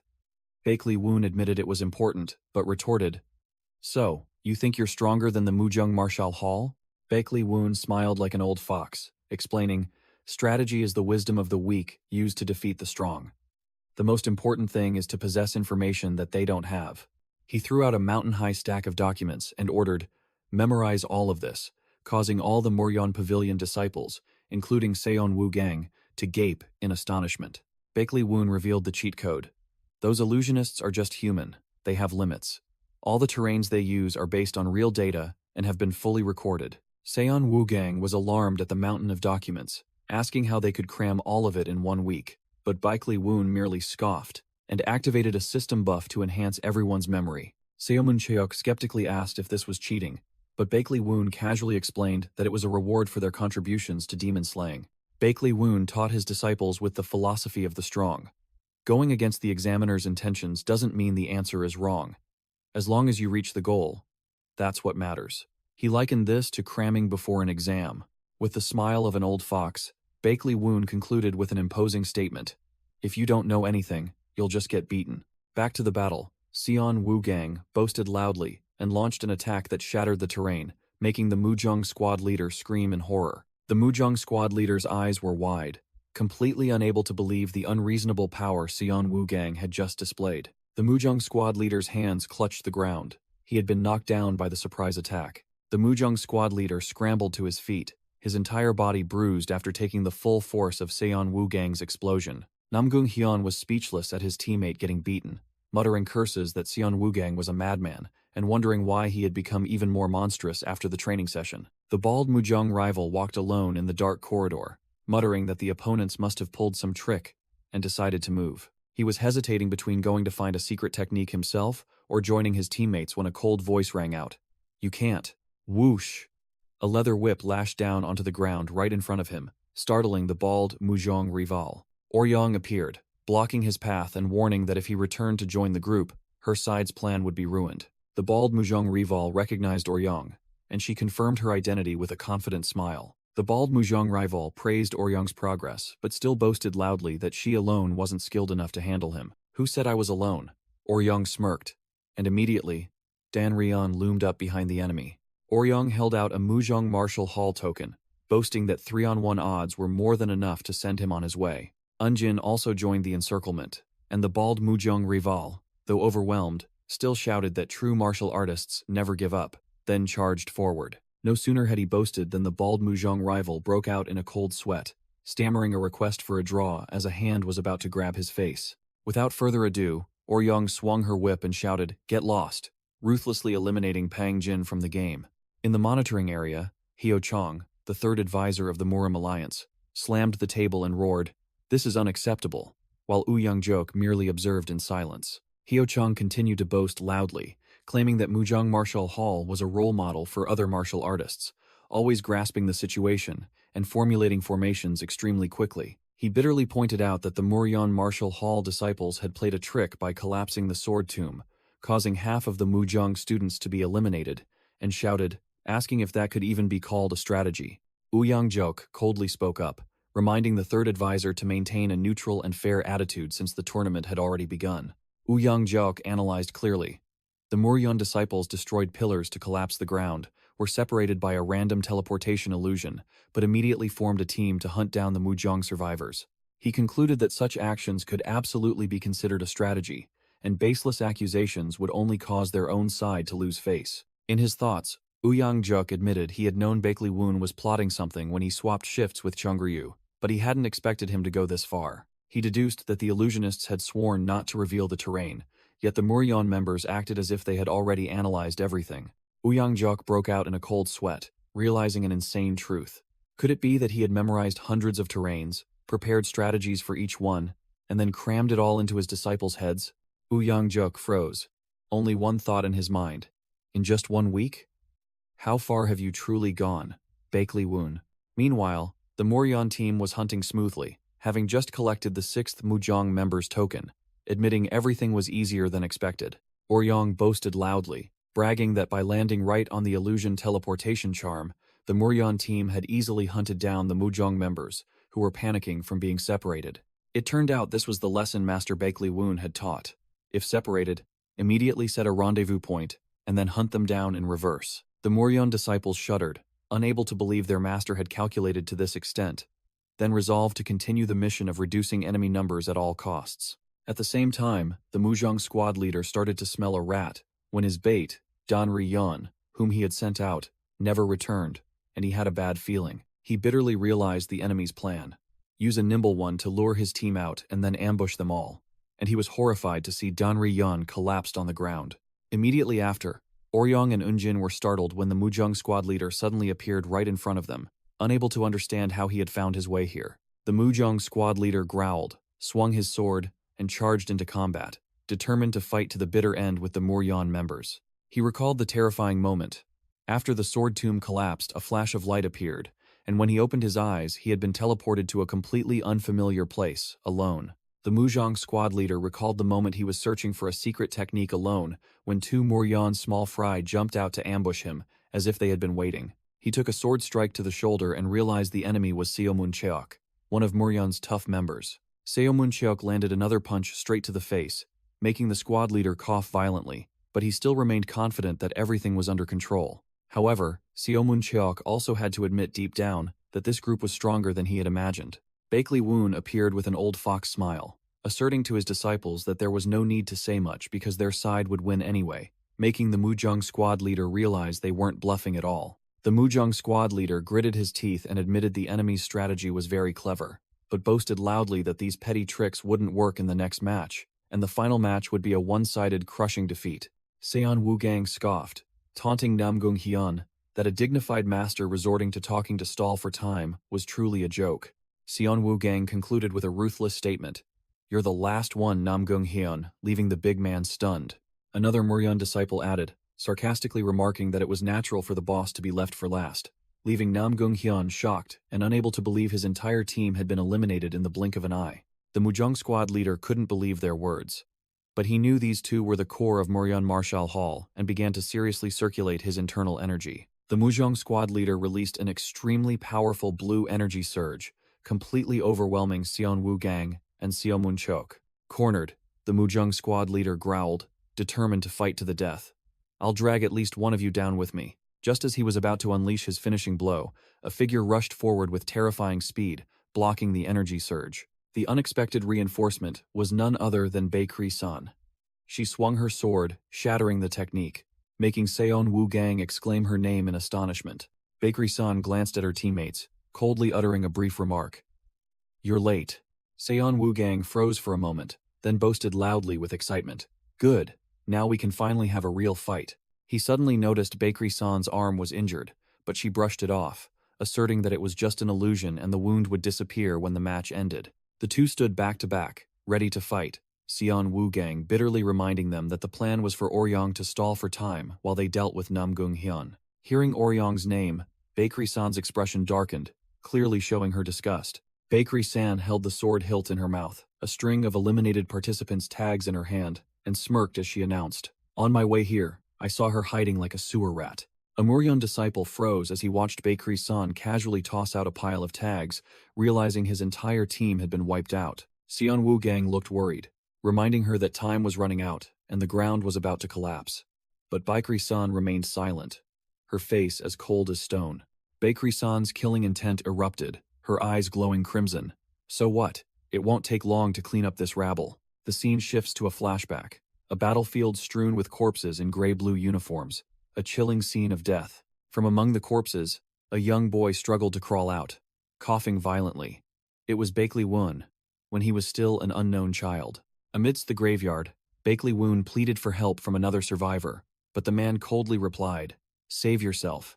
You were born a beggar." The man uttered a disgusted filth and walked away, leaving Bakley Woon alone with eyes full of resentment and a fierce will to survive. Bakley Woon's flashback continued. His childhood was nothing but death. To survive, he either begged or threw himself into battle. He realized that emotions wouldn't fill an empty stomach, so wherever he went, he had to hide them to survive. After surviving countless life-or-death battles, Bakley Woon finally arrived at the gates of the Murim Alliance, hoping for a more humane life. Seomun Choak recalled that he chose the path of martial arts to escape his life as a beggar, all for one sole purpose: survival. Fortunately, upon joining Muryeon Pavilion, he found kind comrades who helped him temporarily forget the constant proximity of death. Thanks to them, he could smile peacefully, forgetting the fear that he could perish at any moment. But during the night parade of 100 ghosts, that long-forgotten sense of dread returned, hitting him squarely in the face. Extreme fear made Seomun Chuk's spear-wielding hand tremble uncontrollably, his mind blank. He told himself that everyone must experience this feeling. Just then, Baekri-san darted forward like lightning, her sword blocking a fatal attack, causing Seomun Chuk to shout her name in astonishment. Seomun Chuk yelled, asking why she wasn't afraid of death, but Baekri-san only replied with a cold, unwavering gaze. From the stands, the unorthodox alliance leader laughed heartily, admitting that the odds were truly balanced. The youngsters had instantly turned a 1-6-on-5 disparity into a 2-on-2. He praised the Muryeon disciples for seizing the opportunity so well, even contemplating recruiting the one who devised this plan, then suddenly realizing it was Bakley Woon. The unorthodox alliance leader turned to his subordinate, Great Sword, and asked, "At this rate, the Muryeon Pavilion disciples are sure to win. What do you think, Great Sword?"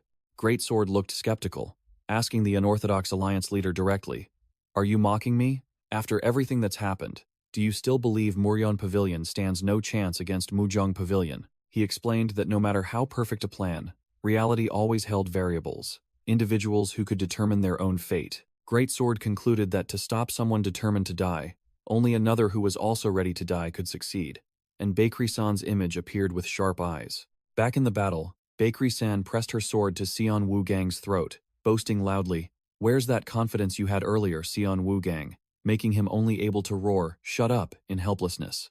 In a flashback, Bakley Woon had ordered Seon Woo-gang to conceal his skills, but the disciple didn't understand, arguing that he had struggled greatly to escape the unorthodox faction's influence. Bakley Woon warned that the unorthodox alliance leader would personally attend the tournament, and he would surely recognize his martial arts. Seon Woo-gang nonchalantly declared that it was no problem, as he would leave Muryeon Pavilion after the tournament, having no reason to remain in the Murim Alliance or return to the Bloodsword Sect. Bakley Woon smiled like an old fox, saying he wouldn't stop him, but then delivered a fatal psychological blow.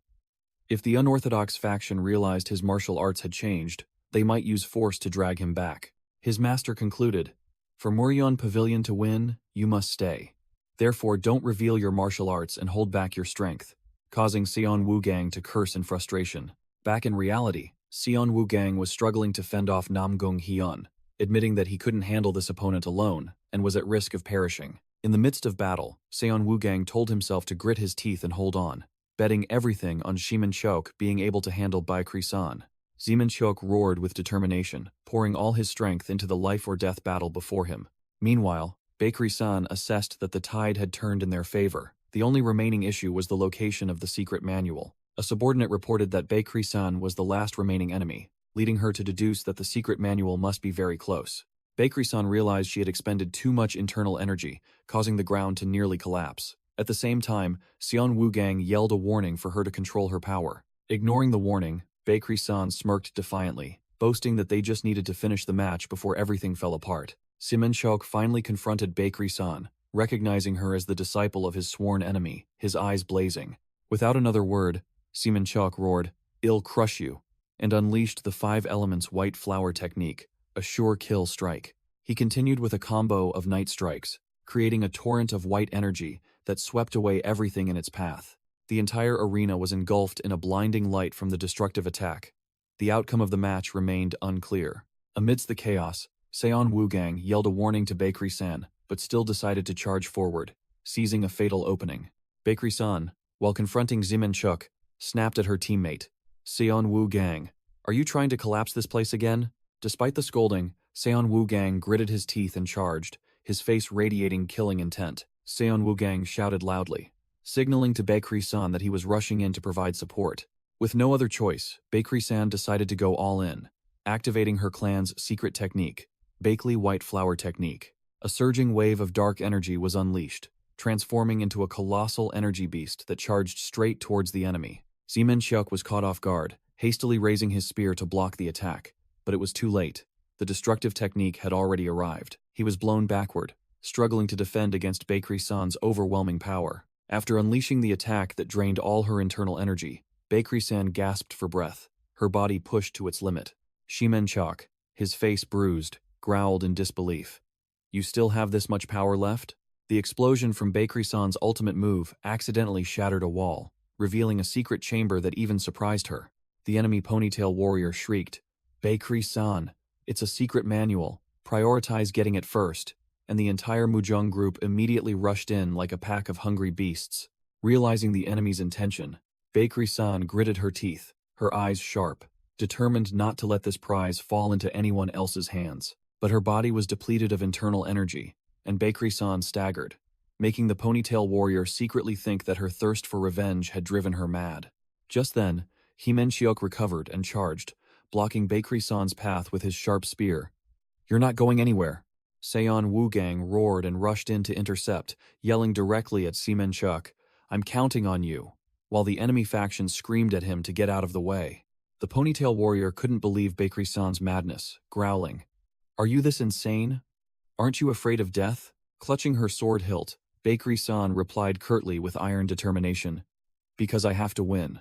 She looked up, her eyes filled with complex emotions, secretly thinking that she had finally found that person right before her. From afar, Woon seemed to sense something, turning to look towards the battlefield with a worried expression. Uttering his sister's name, "San," Bakery-san roared, determined not to let her prey escape, pouring all her depleted internal energy into her sword, unleashing a sky-piercing surge of purple death energy. Boom!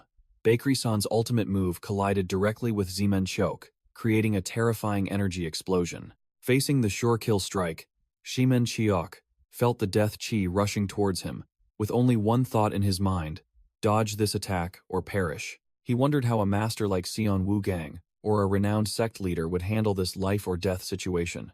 But Bakery-san's sword energy was too overwhelming, and his single-stroke wind technique was instantly crushed. Shimenchok suddenly awoke, casting aside all trivial thoughts, realizing he had to believe in himself and no one else. With renewed determination, he channeled his inner energy and unleashed the fate-shattering strike, resolved to fight to the bitter end. Bang! Simenchok's spear vibrated violently, and he groaned as he tried to withstand the destructive sword energy. Gritting his teeth, veins bulging on his face, Simenchok poured all his strength into his defensive stance. He roared, unleashing his final move, Heavenly Dragon Pierce, to break through the encirclement, but the outcome was completely unexpected. Flashback begins. Young Woon, with a cold expression, sealed the deal, declaring he would go clean up the aftermath and then return. Bakery Kang warned that this trip might be a one-way ticket, asking directly if he needed to accompany him, but young Woon brushed him off. Young Woon asserted that all grievances must end with his generation and instructed Bakery Kang not to tell the children. Bakery Kang forced a smile, delivering a shocking piece of news. San had heard everything, but young Woon merely clicked his tongue, thinking she was still young. It turned out it wasn't a joke. Young Bakery-san was wrapped in a blanket in her room, eyes wide open, having caught the entire drama. Bakery Kang was speechless, his face darkening as he realized his beloved daughter had been drawn into a dangerous vortex. Returning to reality, Bakery-san slowly opened her eyes, waking up in a sickbed after the life-or-death battle in the illusion. The ponytail-haired disciple from Mujang Pavilion sat beside her, grinning as he announced this was the infirmary. Bakery-san, still not understanding what was happening, tried to sit up, but the man stopped her, explaining that she had completely exhausted her inner energy in the illusory battle. She clutched her aching chest, and the ponytail-haired disciple finished. She had fainted from the shock of being pierced through the heart at the end of the test. Bakery-san still couldn't accept the truth, screaming in her mind as she realized she had lost. Bitterness flared, and she blamed herself for not shattering her opponent's plan, thinking she should have fought more fiercely to gain recognition. Overwhelmed by emotion, Bakery-san tensed up, telling herself to stop immediately. She frantically dug her nails into her flesh, punishing herself for her failure, believing that only absolute victory was the answer. Just then, a familiar voice echoed in her head, reminding her of an old lesson. For a swordsman, their hands are their life. They must be cherished. Bakery-san looked up in shock, realizing Woon had appeared at some point and was holding her hands tightly, preventing her from harming herself. Woon turned to the Mujang disciple, politely asking him to leave, then gently told his sister to rest. After only the two siblings remained, Bakley Woon stood looking at his sister lying on the bed, while the Mujong disciple outside the door still didn't understand what had just happened. Bakery-san glared at her brother, her surprise quickly turning to anger. "Brother, why are you here?"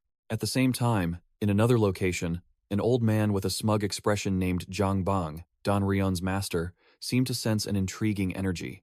Zhang Bang stood amidst the crowd, eyes wide and mouth agape as Muryeon Pavilion snatched first place in the first round. Holy cow, how did they come up with such a mind-bending strategy? A purple-haired man wearing an eye patch, Bakery Seon, the eldest son of the Bakery clan, fanned himself mockingly. "What's the fuss, Zhang Bang? I don't see anything surprising."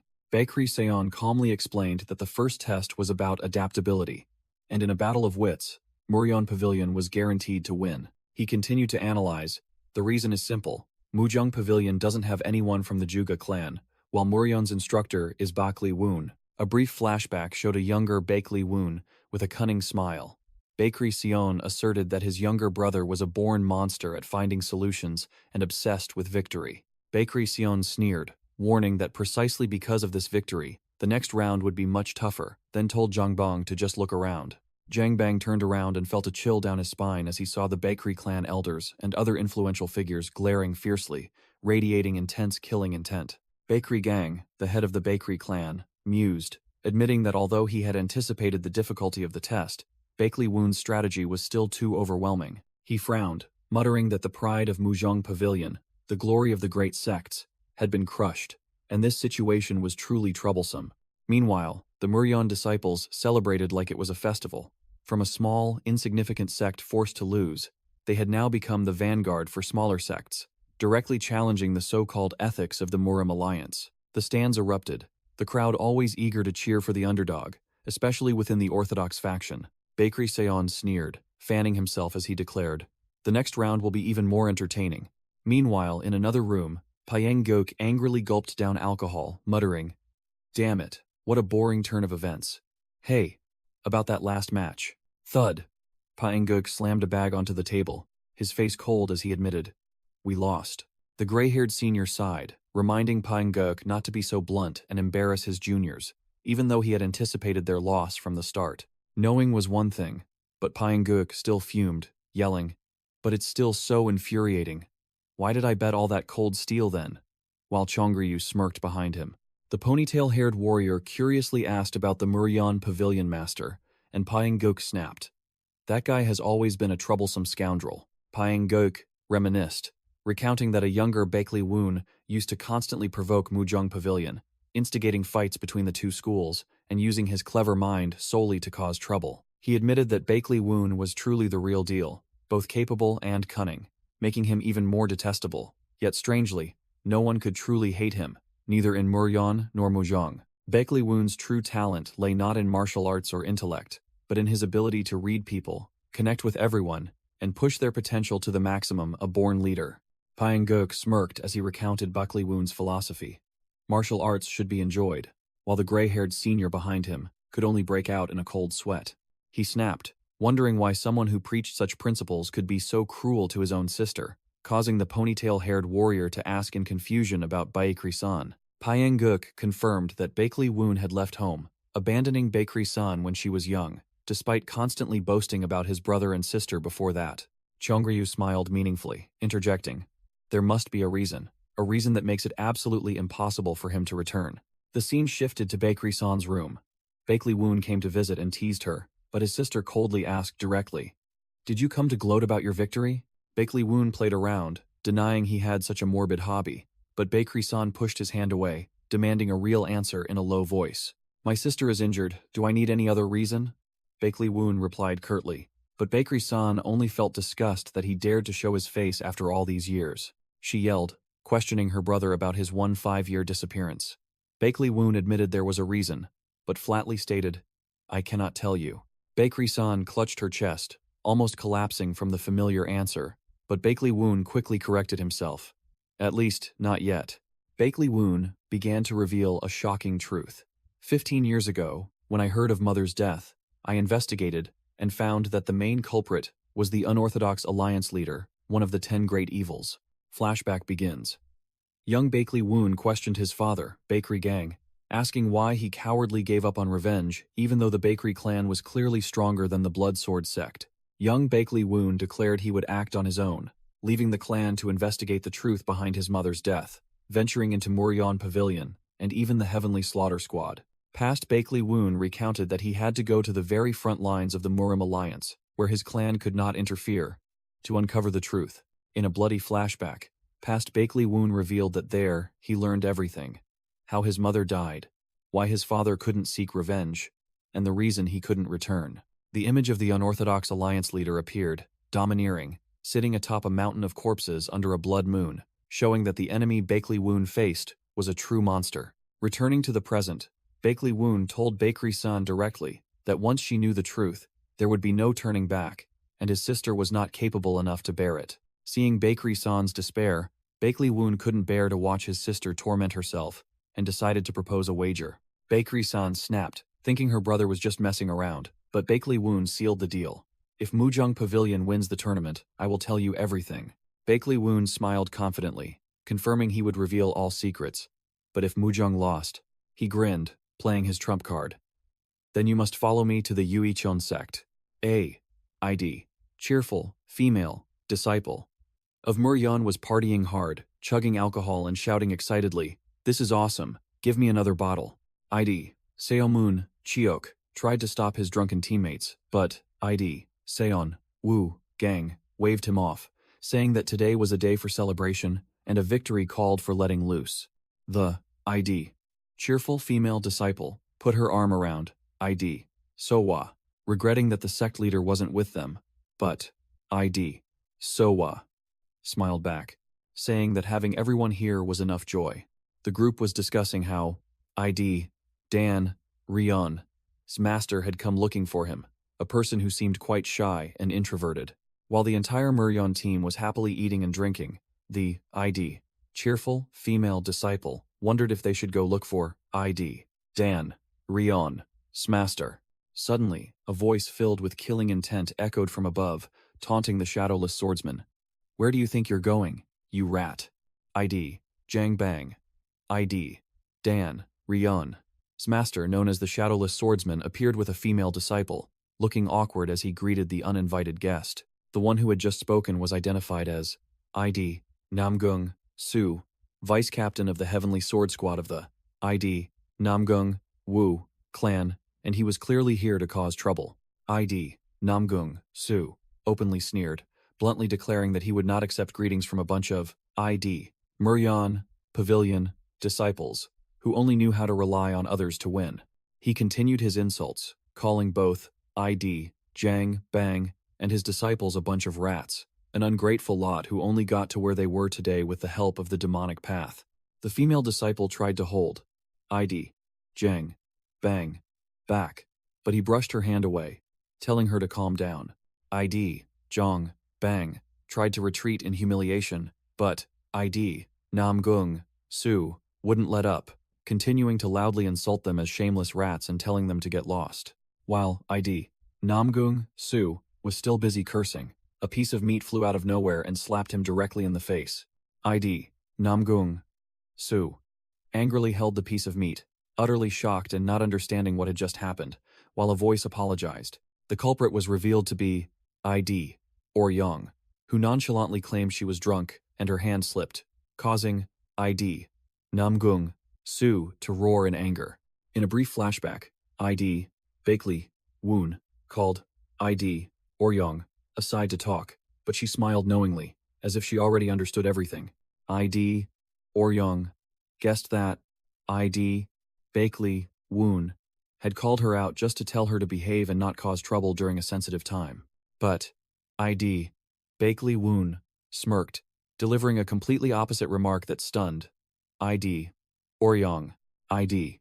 Bakley Woon gave the green light. If there's anything you can't tolerate anymore, just go all out. Back in the present, I.D.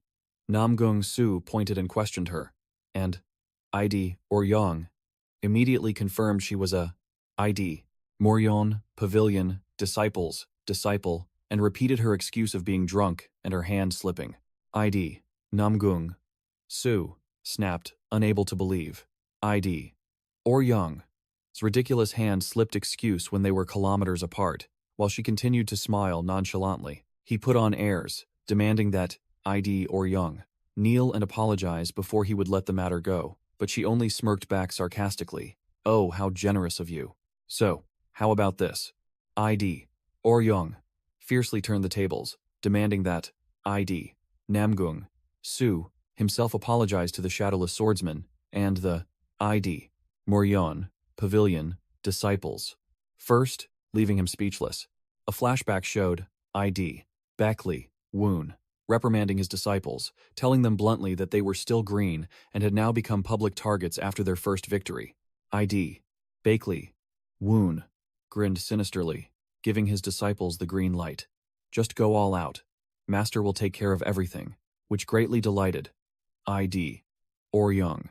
Back in the present, ID Namgung Su was furious, believing that a mere ID Moryan Pavilion disciple had no right to be insolent with the shadowless swordsman, while ID Jiang Bang tried to intervene. ID Jiang Bang couldn't hold back anymore, roaring bitterly, revealing that the shadowless swordsman was a coward who had deserted 15 years ago, leaving the ID Namgung Wu clan to suffer heavy losses. The crowd buzzed with whispers, and ID Jiang Bang's disciple was also deeply shocked by the earth-shattering news, wondering how such a person had the audacity to appear in the Murim alliance. The female disciple recalled that it was the demonic race's rampage 15 years ago, and ID Jiang Bang confirmed she remembered correctly.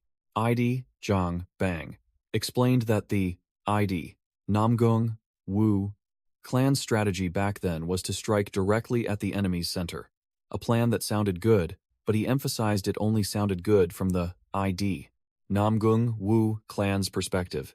ID Jiang Bang continued to expose them. Because of the remaining minor demon beasts after the great battle, the surrounding undefended villages bore the full brunt of the damage.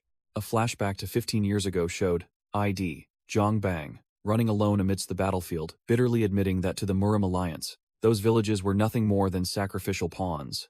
The horrifying past rushed back. Demon beasts suddenly attacked and massacred.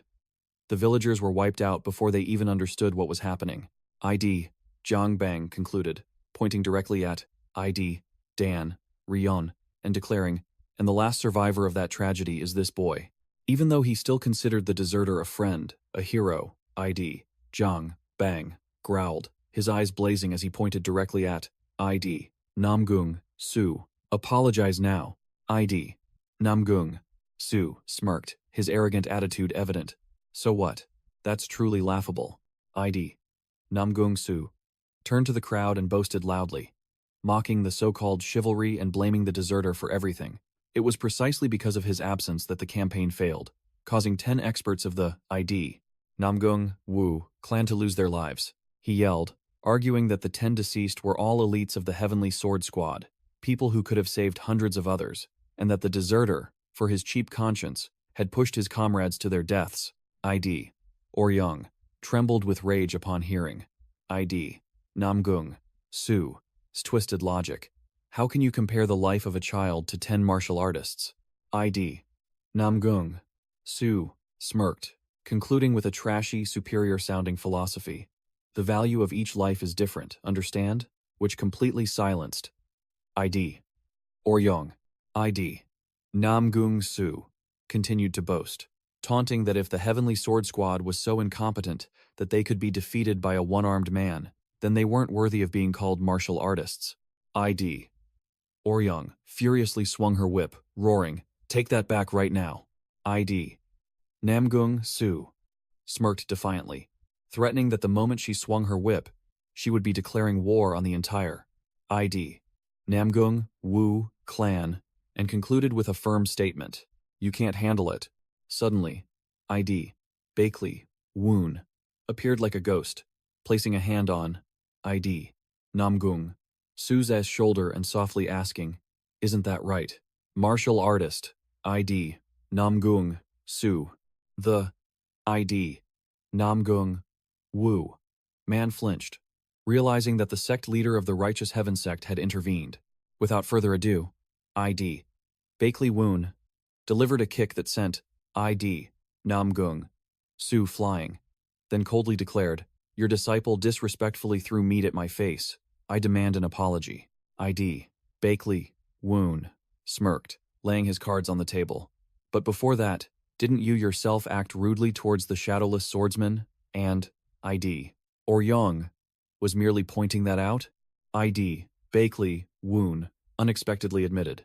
Of course, abandoning a mission and acting alone is a great sin, which stunned both ID Oryong and ID Jiang Bang, who didn't understand what their master was planning. He clearly explained that that person had paid for his sins for 15 years. Otherwise, the Murim Alliance wouldn't have let it go.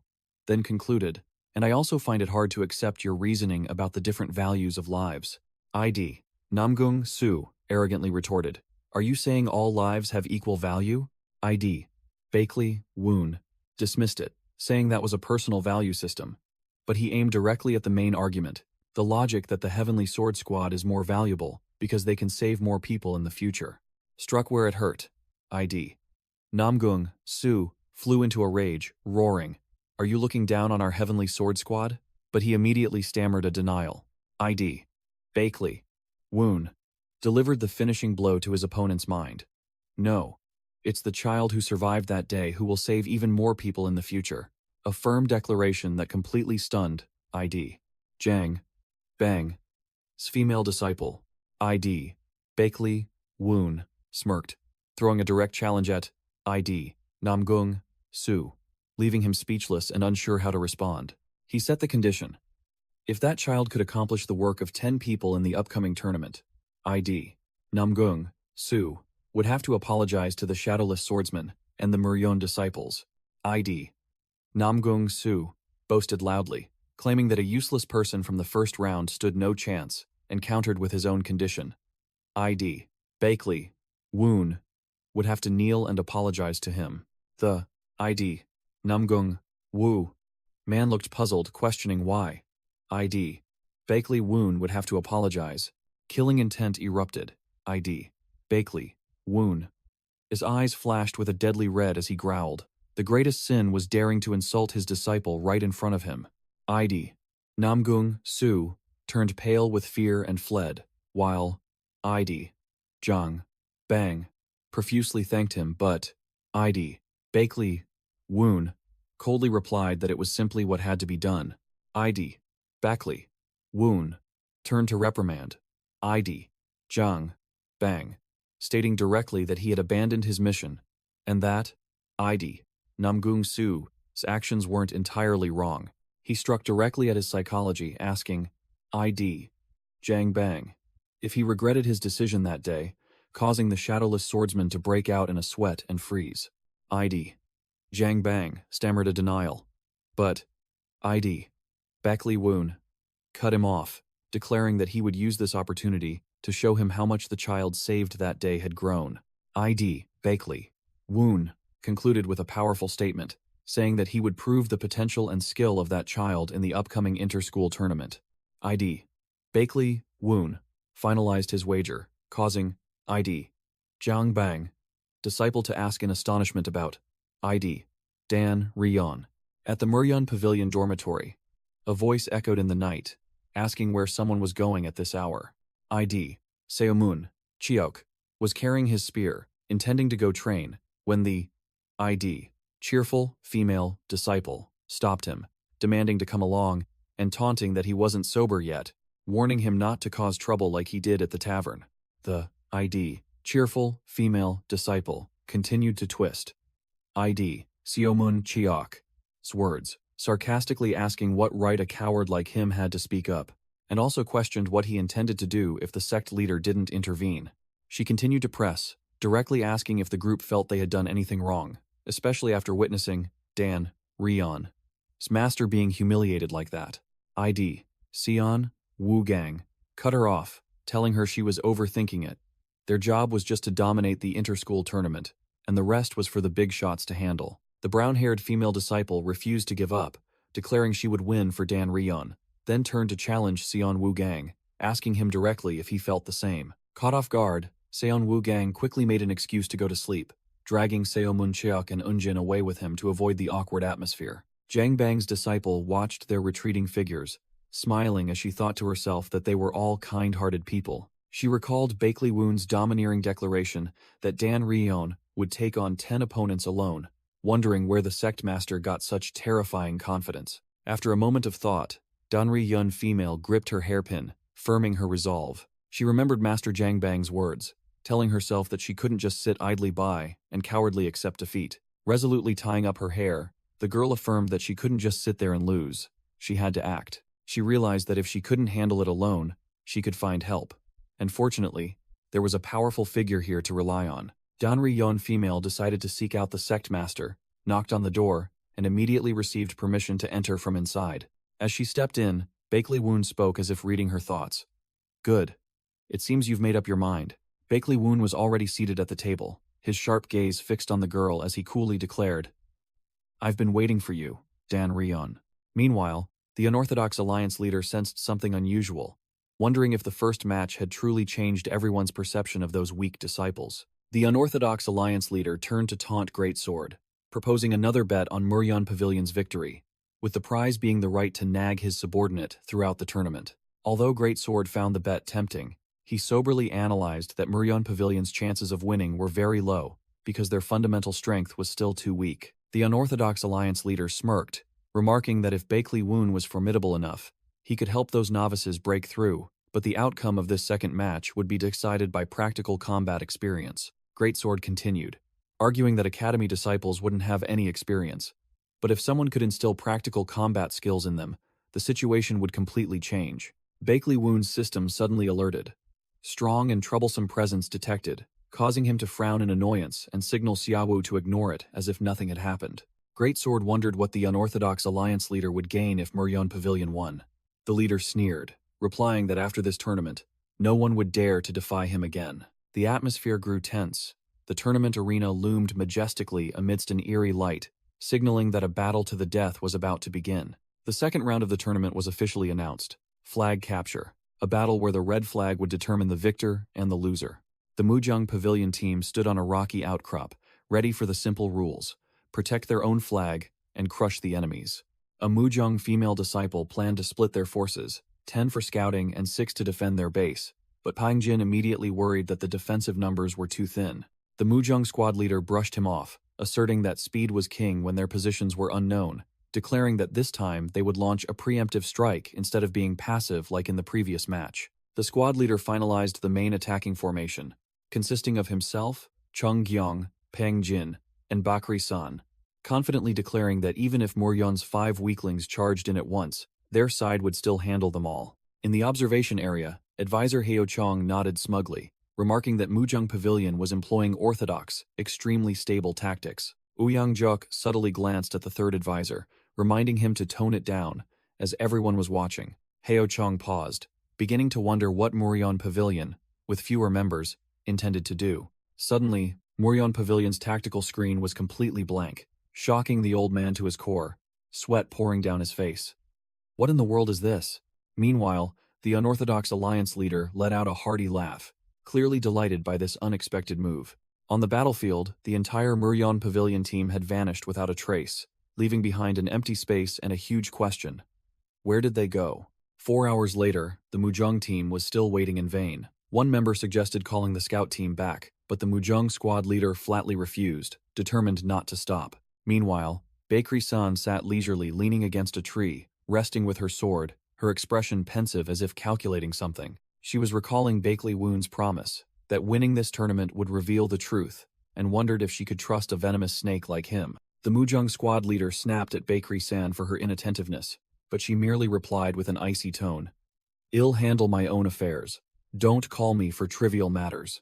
The Mujang squad leader reported losing contact with the scout team and ordered Bakri-san to investigate, as only she possessed enough speed to escape if ambushed. Bakri-san reluctantly agreed, reminded to look for the coded symbols left by the scout team. As Bakri-san darted away like a ghost, the squad leader shouted after her, "If you sense trouble, flee immediately. Don't try to be a hero." Amidst the mountains and forests, Bakri-san's resolve flared. This inter-academy tournament must be won at all costs.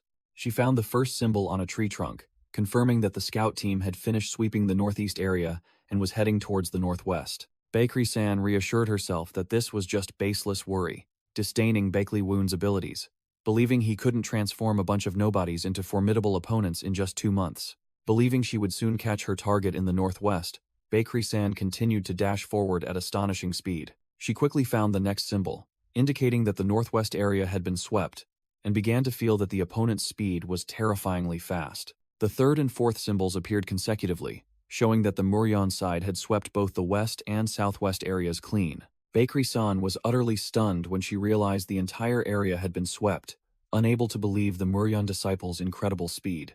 Baekri-san began to sense something amiss. Strange. The scouting is done, but no enemies? Wait a minute. She suddenly realized something even stranger in the eerie silence. Why haven't I encountered a single soul along the way? Whoosh! A dark shadow lunged forward, and Baekri-san instinctively drew her sword, parrying the blow just in time. Clang! The impact sparked, and the attacker was pushed back, shouting in surprise. An enemy? What is this? It turned out to be an acquaintance. The other person panicked. Baekri-san? Why are you here? And she recognized him too. Hyo-gwan? Hyo-gwan explained that Namgung-hyun had sent him because the scout team lost signal, then taunted Baekri-san. Don't you think you're searching too carelessly? Completion markers are scattered everywhere. Baekri-san froze when Hyo-gwan added a fatal blow. We haven't even left this area yet. Realizing she had been thoroughly tricked, Baekri-san roared, ordering the disciples. Return to the main camp immediately. Go quickly, she shouted loudly, both to warn and to vent her anger. Inform Namgung-hyun.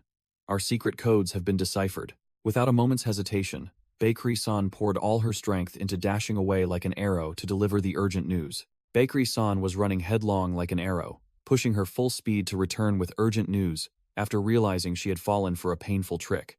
Meanwhile, Baekli Woon coldly declared, "The entire strategy for round 2. I'm entrusting it all to Dan Ryeon," leaving the disciples completely dumbfounded. Baekli Woon smirked, turning to ask Dan Ryeon directly in front of the bewildered group. Dan Ryeon, do you think you can do it? Seon Woo-gang nervously asked if it would be all right, only for Baekli Woon to retort sharply.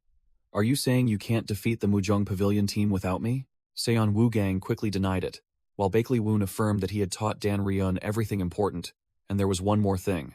Baekli Woon concluded with the entire Muryeon Pavilion disciples, reminding them that the objective for round 2 remained unchanged, and warning them not to get overly excited and ruin things.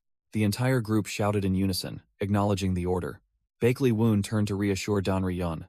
Don't worry. Just remember what you've practiced all week. Dan Ryeon remained silent, her eyes gleaming with determination after being entrusted with such an important task by her master. Recalling their one-on-one lesson, Baekli Woon had asked Dan Ryeon a core question. In your opinion, what is the essential element to dominate a battlefield? Dan Ryeon offered 2 answers, supreme martial arts and an excellent strategist, but Baekli Woon dismissed both, stating they were important, but not enough to be a true master. During their private training session, Baekli Woon saw Dan Ryeon's silence, and asked directly, is it too difficult?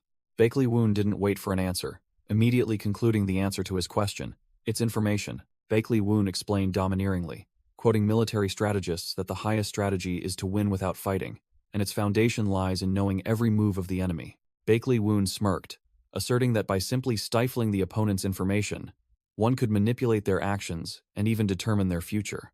Concluding the matter, Baekli Woon asked Dan Ryeon female directly, so, to win this tournament, what must you do? Dan Ryeon female timidly offered an answer, gather information? But Baekli Woon immediately dismissed it. No, that's not enough. With sharp eyes, Baekli Woon growled, giving the final answer. You must control information. That is what needs to be done. Baekli Woon threw a notebook onto the table, revealing that it contained all the codes of Muryeon Pavilion that they had investigated, and Dan Ryeon female's task was to find their patterns. Baekli Woon casually gave a deadline. You have 1 week until the second round. That's more than enough time, isn't it? This left Dan Ryeon female stunned by the immense workload. Baekli Woon continued his lecture on information warfare, emphasizing that using codes for communication without revealing one's position was extremely important, and their side must also master this trick. Baekli Woon concluded with Dan Ryeon female that once she deciphered Mujong's codes, she would be able to manipulate the entire tournament as she wished, leaving her stunned by the immense responsibility. Seeing his disciple hesitate, Bakley Woon smiled reassuringly, asserting that with her observation skills and diligence, deciphering would be a small matter. True to his word, Bakley Woon waved his hand, directly buffing his disciple's skill. The system announced that Danri female's observation and deduction skills were upgraded after consuming 20 essence water, and her eyes immediately glowed. Immediately after, the system continued with good news. Danri female had unlocked a new skill, Decipher, Beginner, and she immediately began scouting from a tree branch. With her upgraded eyes, Danri female saw through everything and confidently muttered, "I see it. They're patterns." Meanwhile, on the battlefield, a scout from Mujong Pavilion was running headlong, bitterly cursing as he realized the search had ended suspiciously quickly. He realized he had been herded straight into a trap as a group of Muryan Pavilion disciples appeared, blocking his path and announcing their welcome to the new guest. The entire Mujong team was surrounded, and a Muryan disciple boasted, taunting, "4 guys gathered, and not a single flag? Don't you intend to protect your flag or something?" A Muryan disciple casually reported, "Don't worry, we're fine," while a thwack sound echoed, sending another enemy back to recuperate. Standing over the 6th enemy's corpse, a Muryan team member sneered, "You seem quite relaxed, little brother." Danri female subtly reminded them that the team could be relaxed because she alone was carrying the heavy burden, making Seon Woo-gang curious as to when she had learned the deciphering skill. Seon Woo-gang nodded in acknowledgement, his expression turning serious as he told himself the team also needed to speed up. They couldn't let one teammate carry the entire team. The Muryan team ordered that they only needed to deal with 2 more enemies before they could move, leaving Paiyang Jin, who was being ambushed, stunned, his face blank, not understanding what was happening. Gliding like a ghost through the forest, Danri female deeply understood her master's teaching. He who controls information, controls the battlefield. Her eyes glowed with the blue light of the system, confirming that her observation skill had been temporarily buffed, expanding her search range, and proving her master's words to be true. From above, she explained her plan. After collecting and deciphering the movement patterns of the Mujung group, she had used their own codes to herd the entire group into a trap. A tactical diagram appeared, showing that the plan was unfolding perfectly. Danri female was directing each member of the Mujong team straight into her teammates' ambush positions, turning them into prey that willingly walked into the net. Just as he was about to rendezvous to find the enemy flag, Danri suddenly stopped when he sensed someone approaching. A figure flashed past like lightning, and Danri female immediately recognized it as Bai Kri-san, rushing with astonishing speed. Danri female immediately analyzed the situation. The Muryon side must have realized something was wrong with their scout team, which is why Bakery-san had to personally go check. That means the direction Bakery-san just came from is Mujong's flag location. She realized she had to inform her teammates immediately. Not only that, Danri female decided she would personally block Bakery-san to buy time, to perfectly complete the ambush operation. In the stands, Bakley Woon smiled, remarking that Danri female had truly put in effort this round, even though she had been self-conscious after her victory in the first round. Bakley Woon further explained, "Because martial arts wasn't her strong suit, she always feared she would be a burden to the team, but now she has made a breakthrough decision on her own. In a battle where information was as important as strength, Danri female alone could scout an area many times larger than the entire Mujong team's range. It turned out this wasn't the first time. In an old training session, she was the only one who escaped the enemy's encirclement without being caught even once, proving her supreme stealth and movement skills." Bakley Woon sneered, explaining to Oryang that he deliberately pushed Danri female into a difficult situation to awaken the talent of someone who was always self-conscious. In this information battlefield, Danri female's speed was not ordinary. It was her most formidable talent. Seon Woo-gang received a secret message, his face brightening. Intel from Danri female. She's found Mujong's flag location. Seomun Shok smirked, calculating his prey. Bakery-san has caught wind of it and is looking for Mujong's scout team. There's no more time for greed. We must act now. The entire Muryan team gathered, their morale soaring, ready to set off to make short work of the Mujong group and seize their flag. Meanwhile, Bakery-san glided like a ghost through the forest and sensed that something was amiss. She realized she had checked all the rendezvous points but found no one. Her mind immediately raced. Those not found must have been completely dealt with. It was too late to turn back, so Bakery-san decided to charge straight into the unchecked area, accepting the risk to find the truth.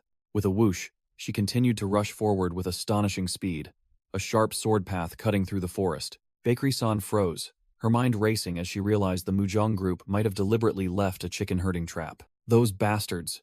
She gritted her teeth, realizing the true objective was to the south, and immediately changed direction, shooting off like an arrow. In Bakery-san's mind, everything became clear. The enemy deliberately left 2 of her teammates alive to distract, turning the area they were searching into a false safe zone. All deductions converged on one point. He Ho-guan's position, the last survivor, was the most suspicious place and the key to this trap. With a whoosh, Bakery-san stopped abruptly on a cliff, stunned to see a familiar figure. Danri-yeon female? Danri-yeon female stood high above, looking down with a mysterious expression, secretly assessing the situation. Bakery-san finally understood everything. So that's why I couldn't find the flag anywhere. That Danri-yeon female has turned herself into a mobile flag and is running all over the place. Her eyes blazing red, Bakery-san growled, her killing intent soaring. Stay right there, Danri-yeon female. Unless you want this flag to be completely destroyed. Hearing the blatant threat, Danri-yeon female broke out in a sweat, her face paling, clearly not expecting the opponent to play so ruthlessly.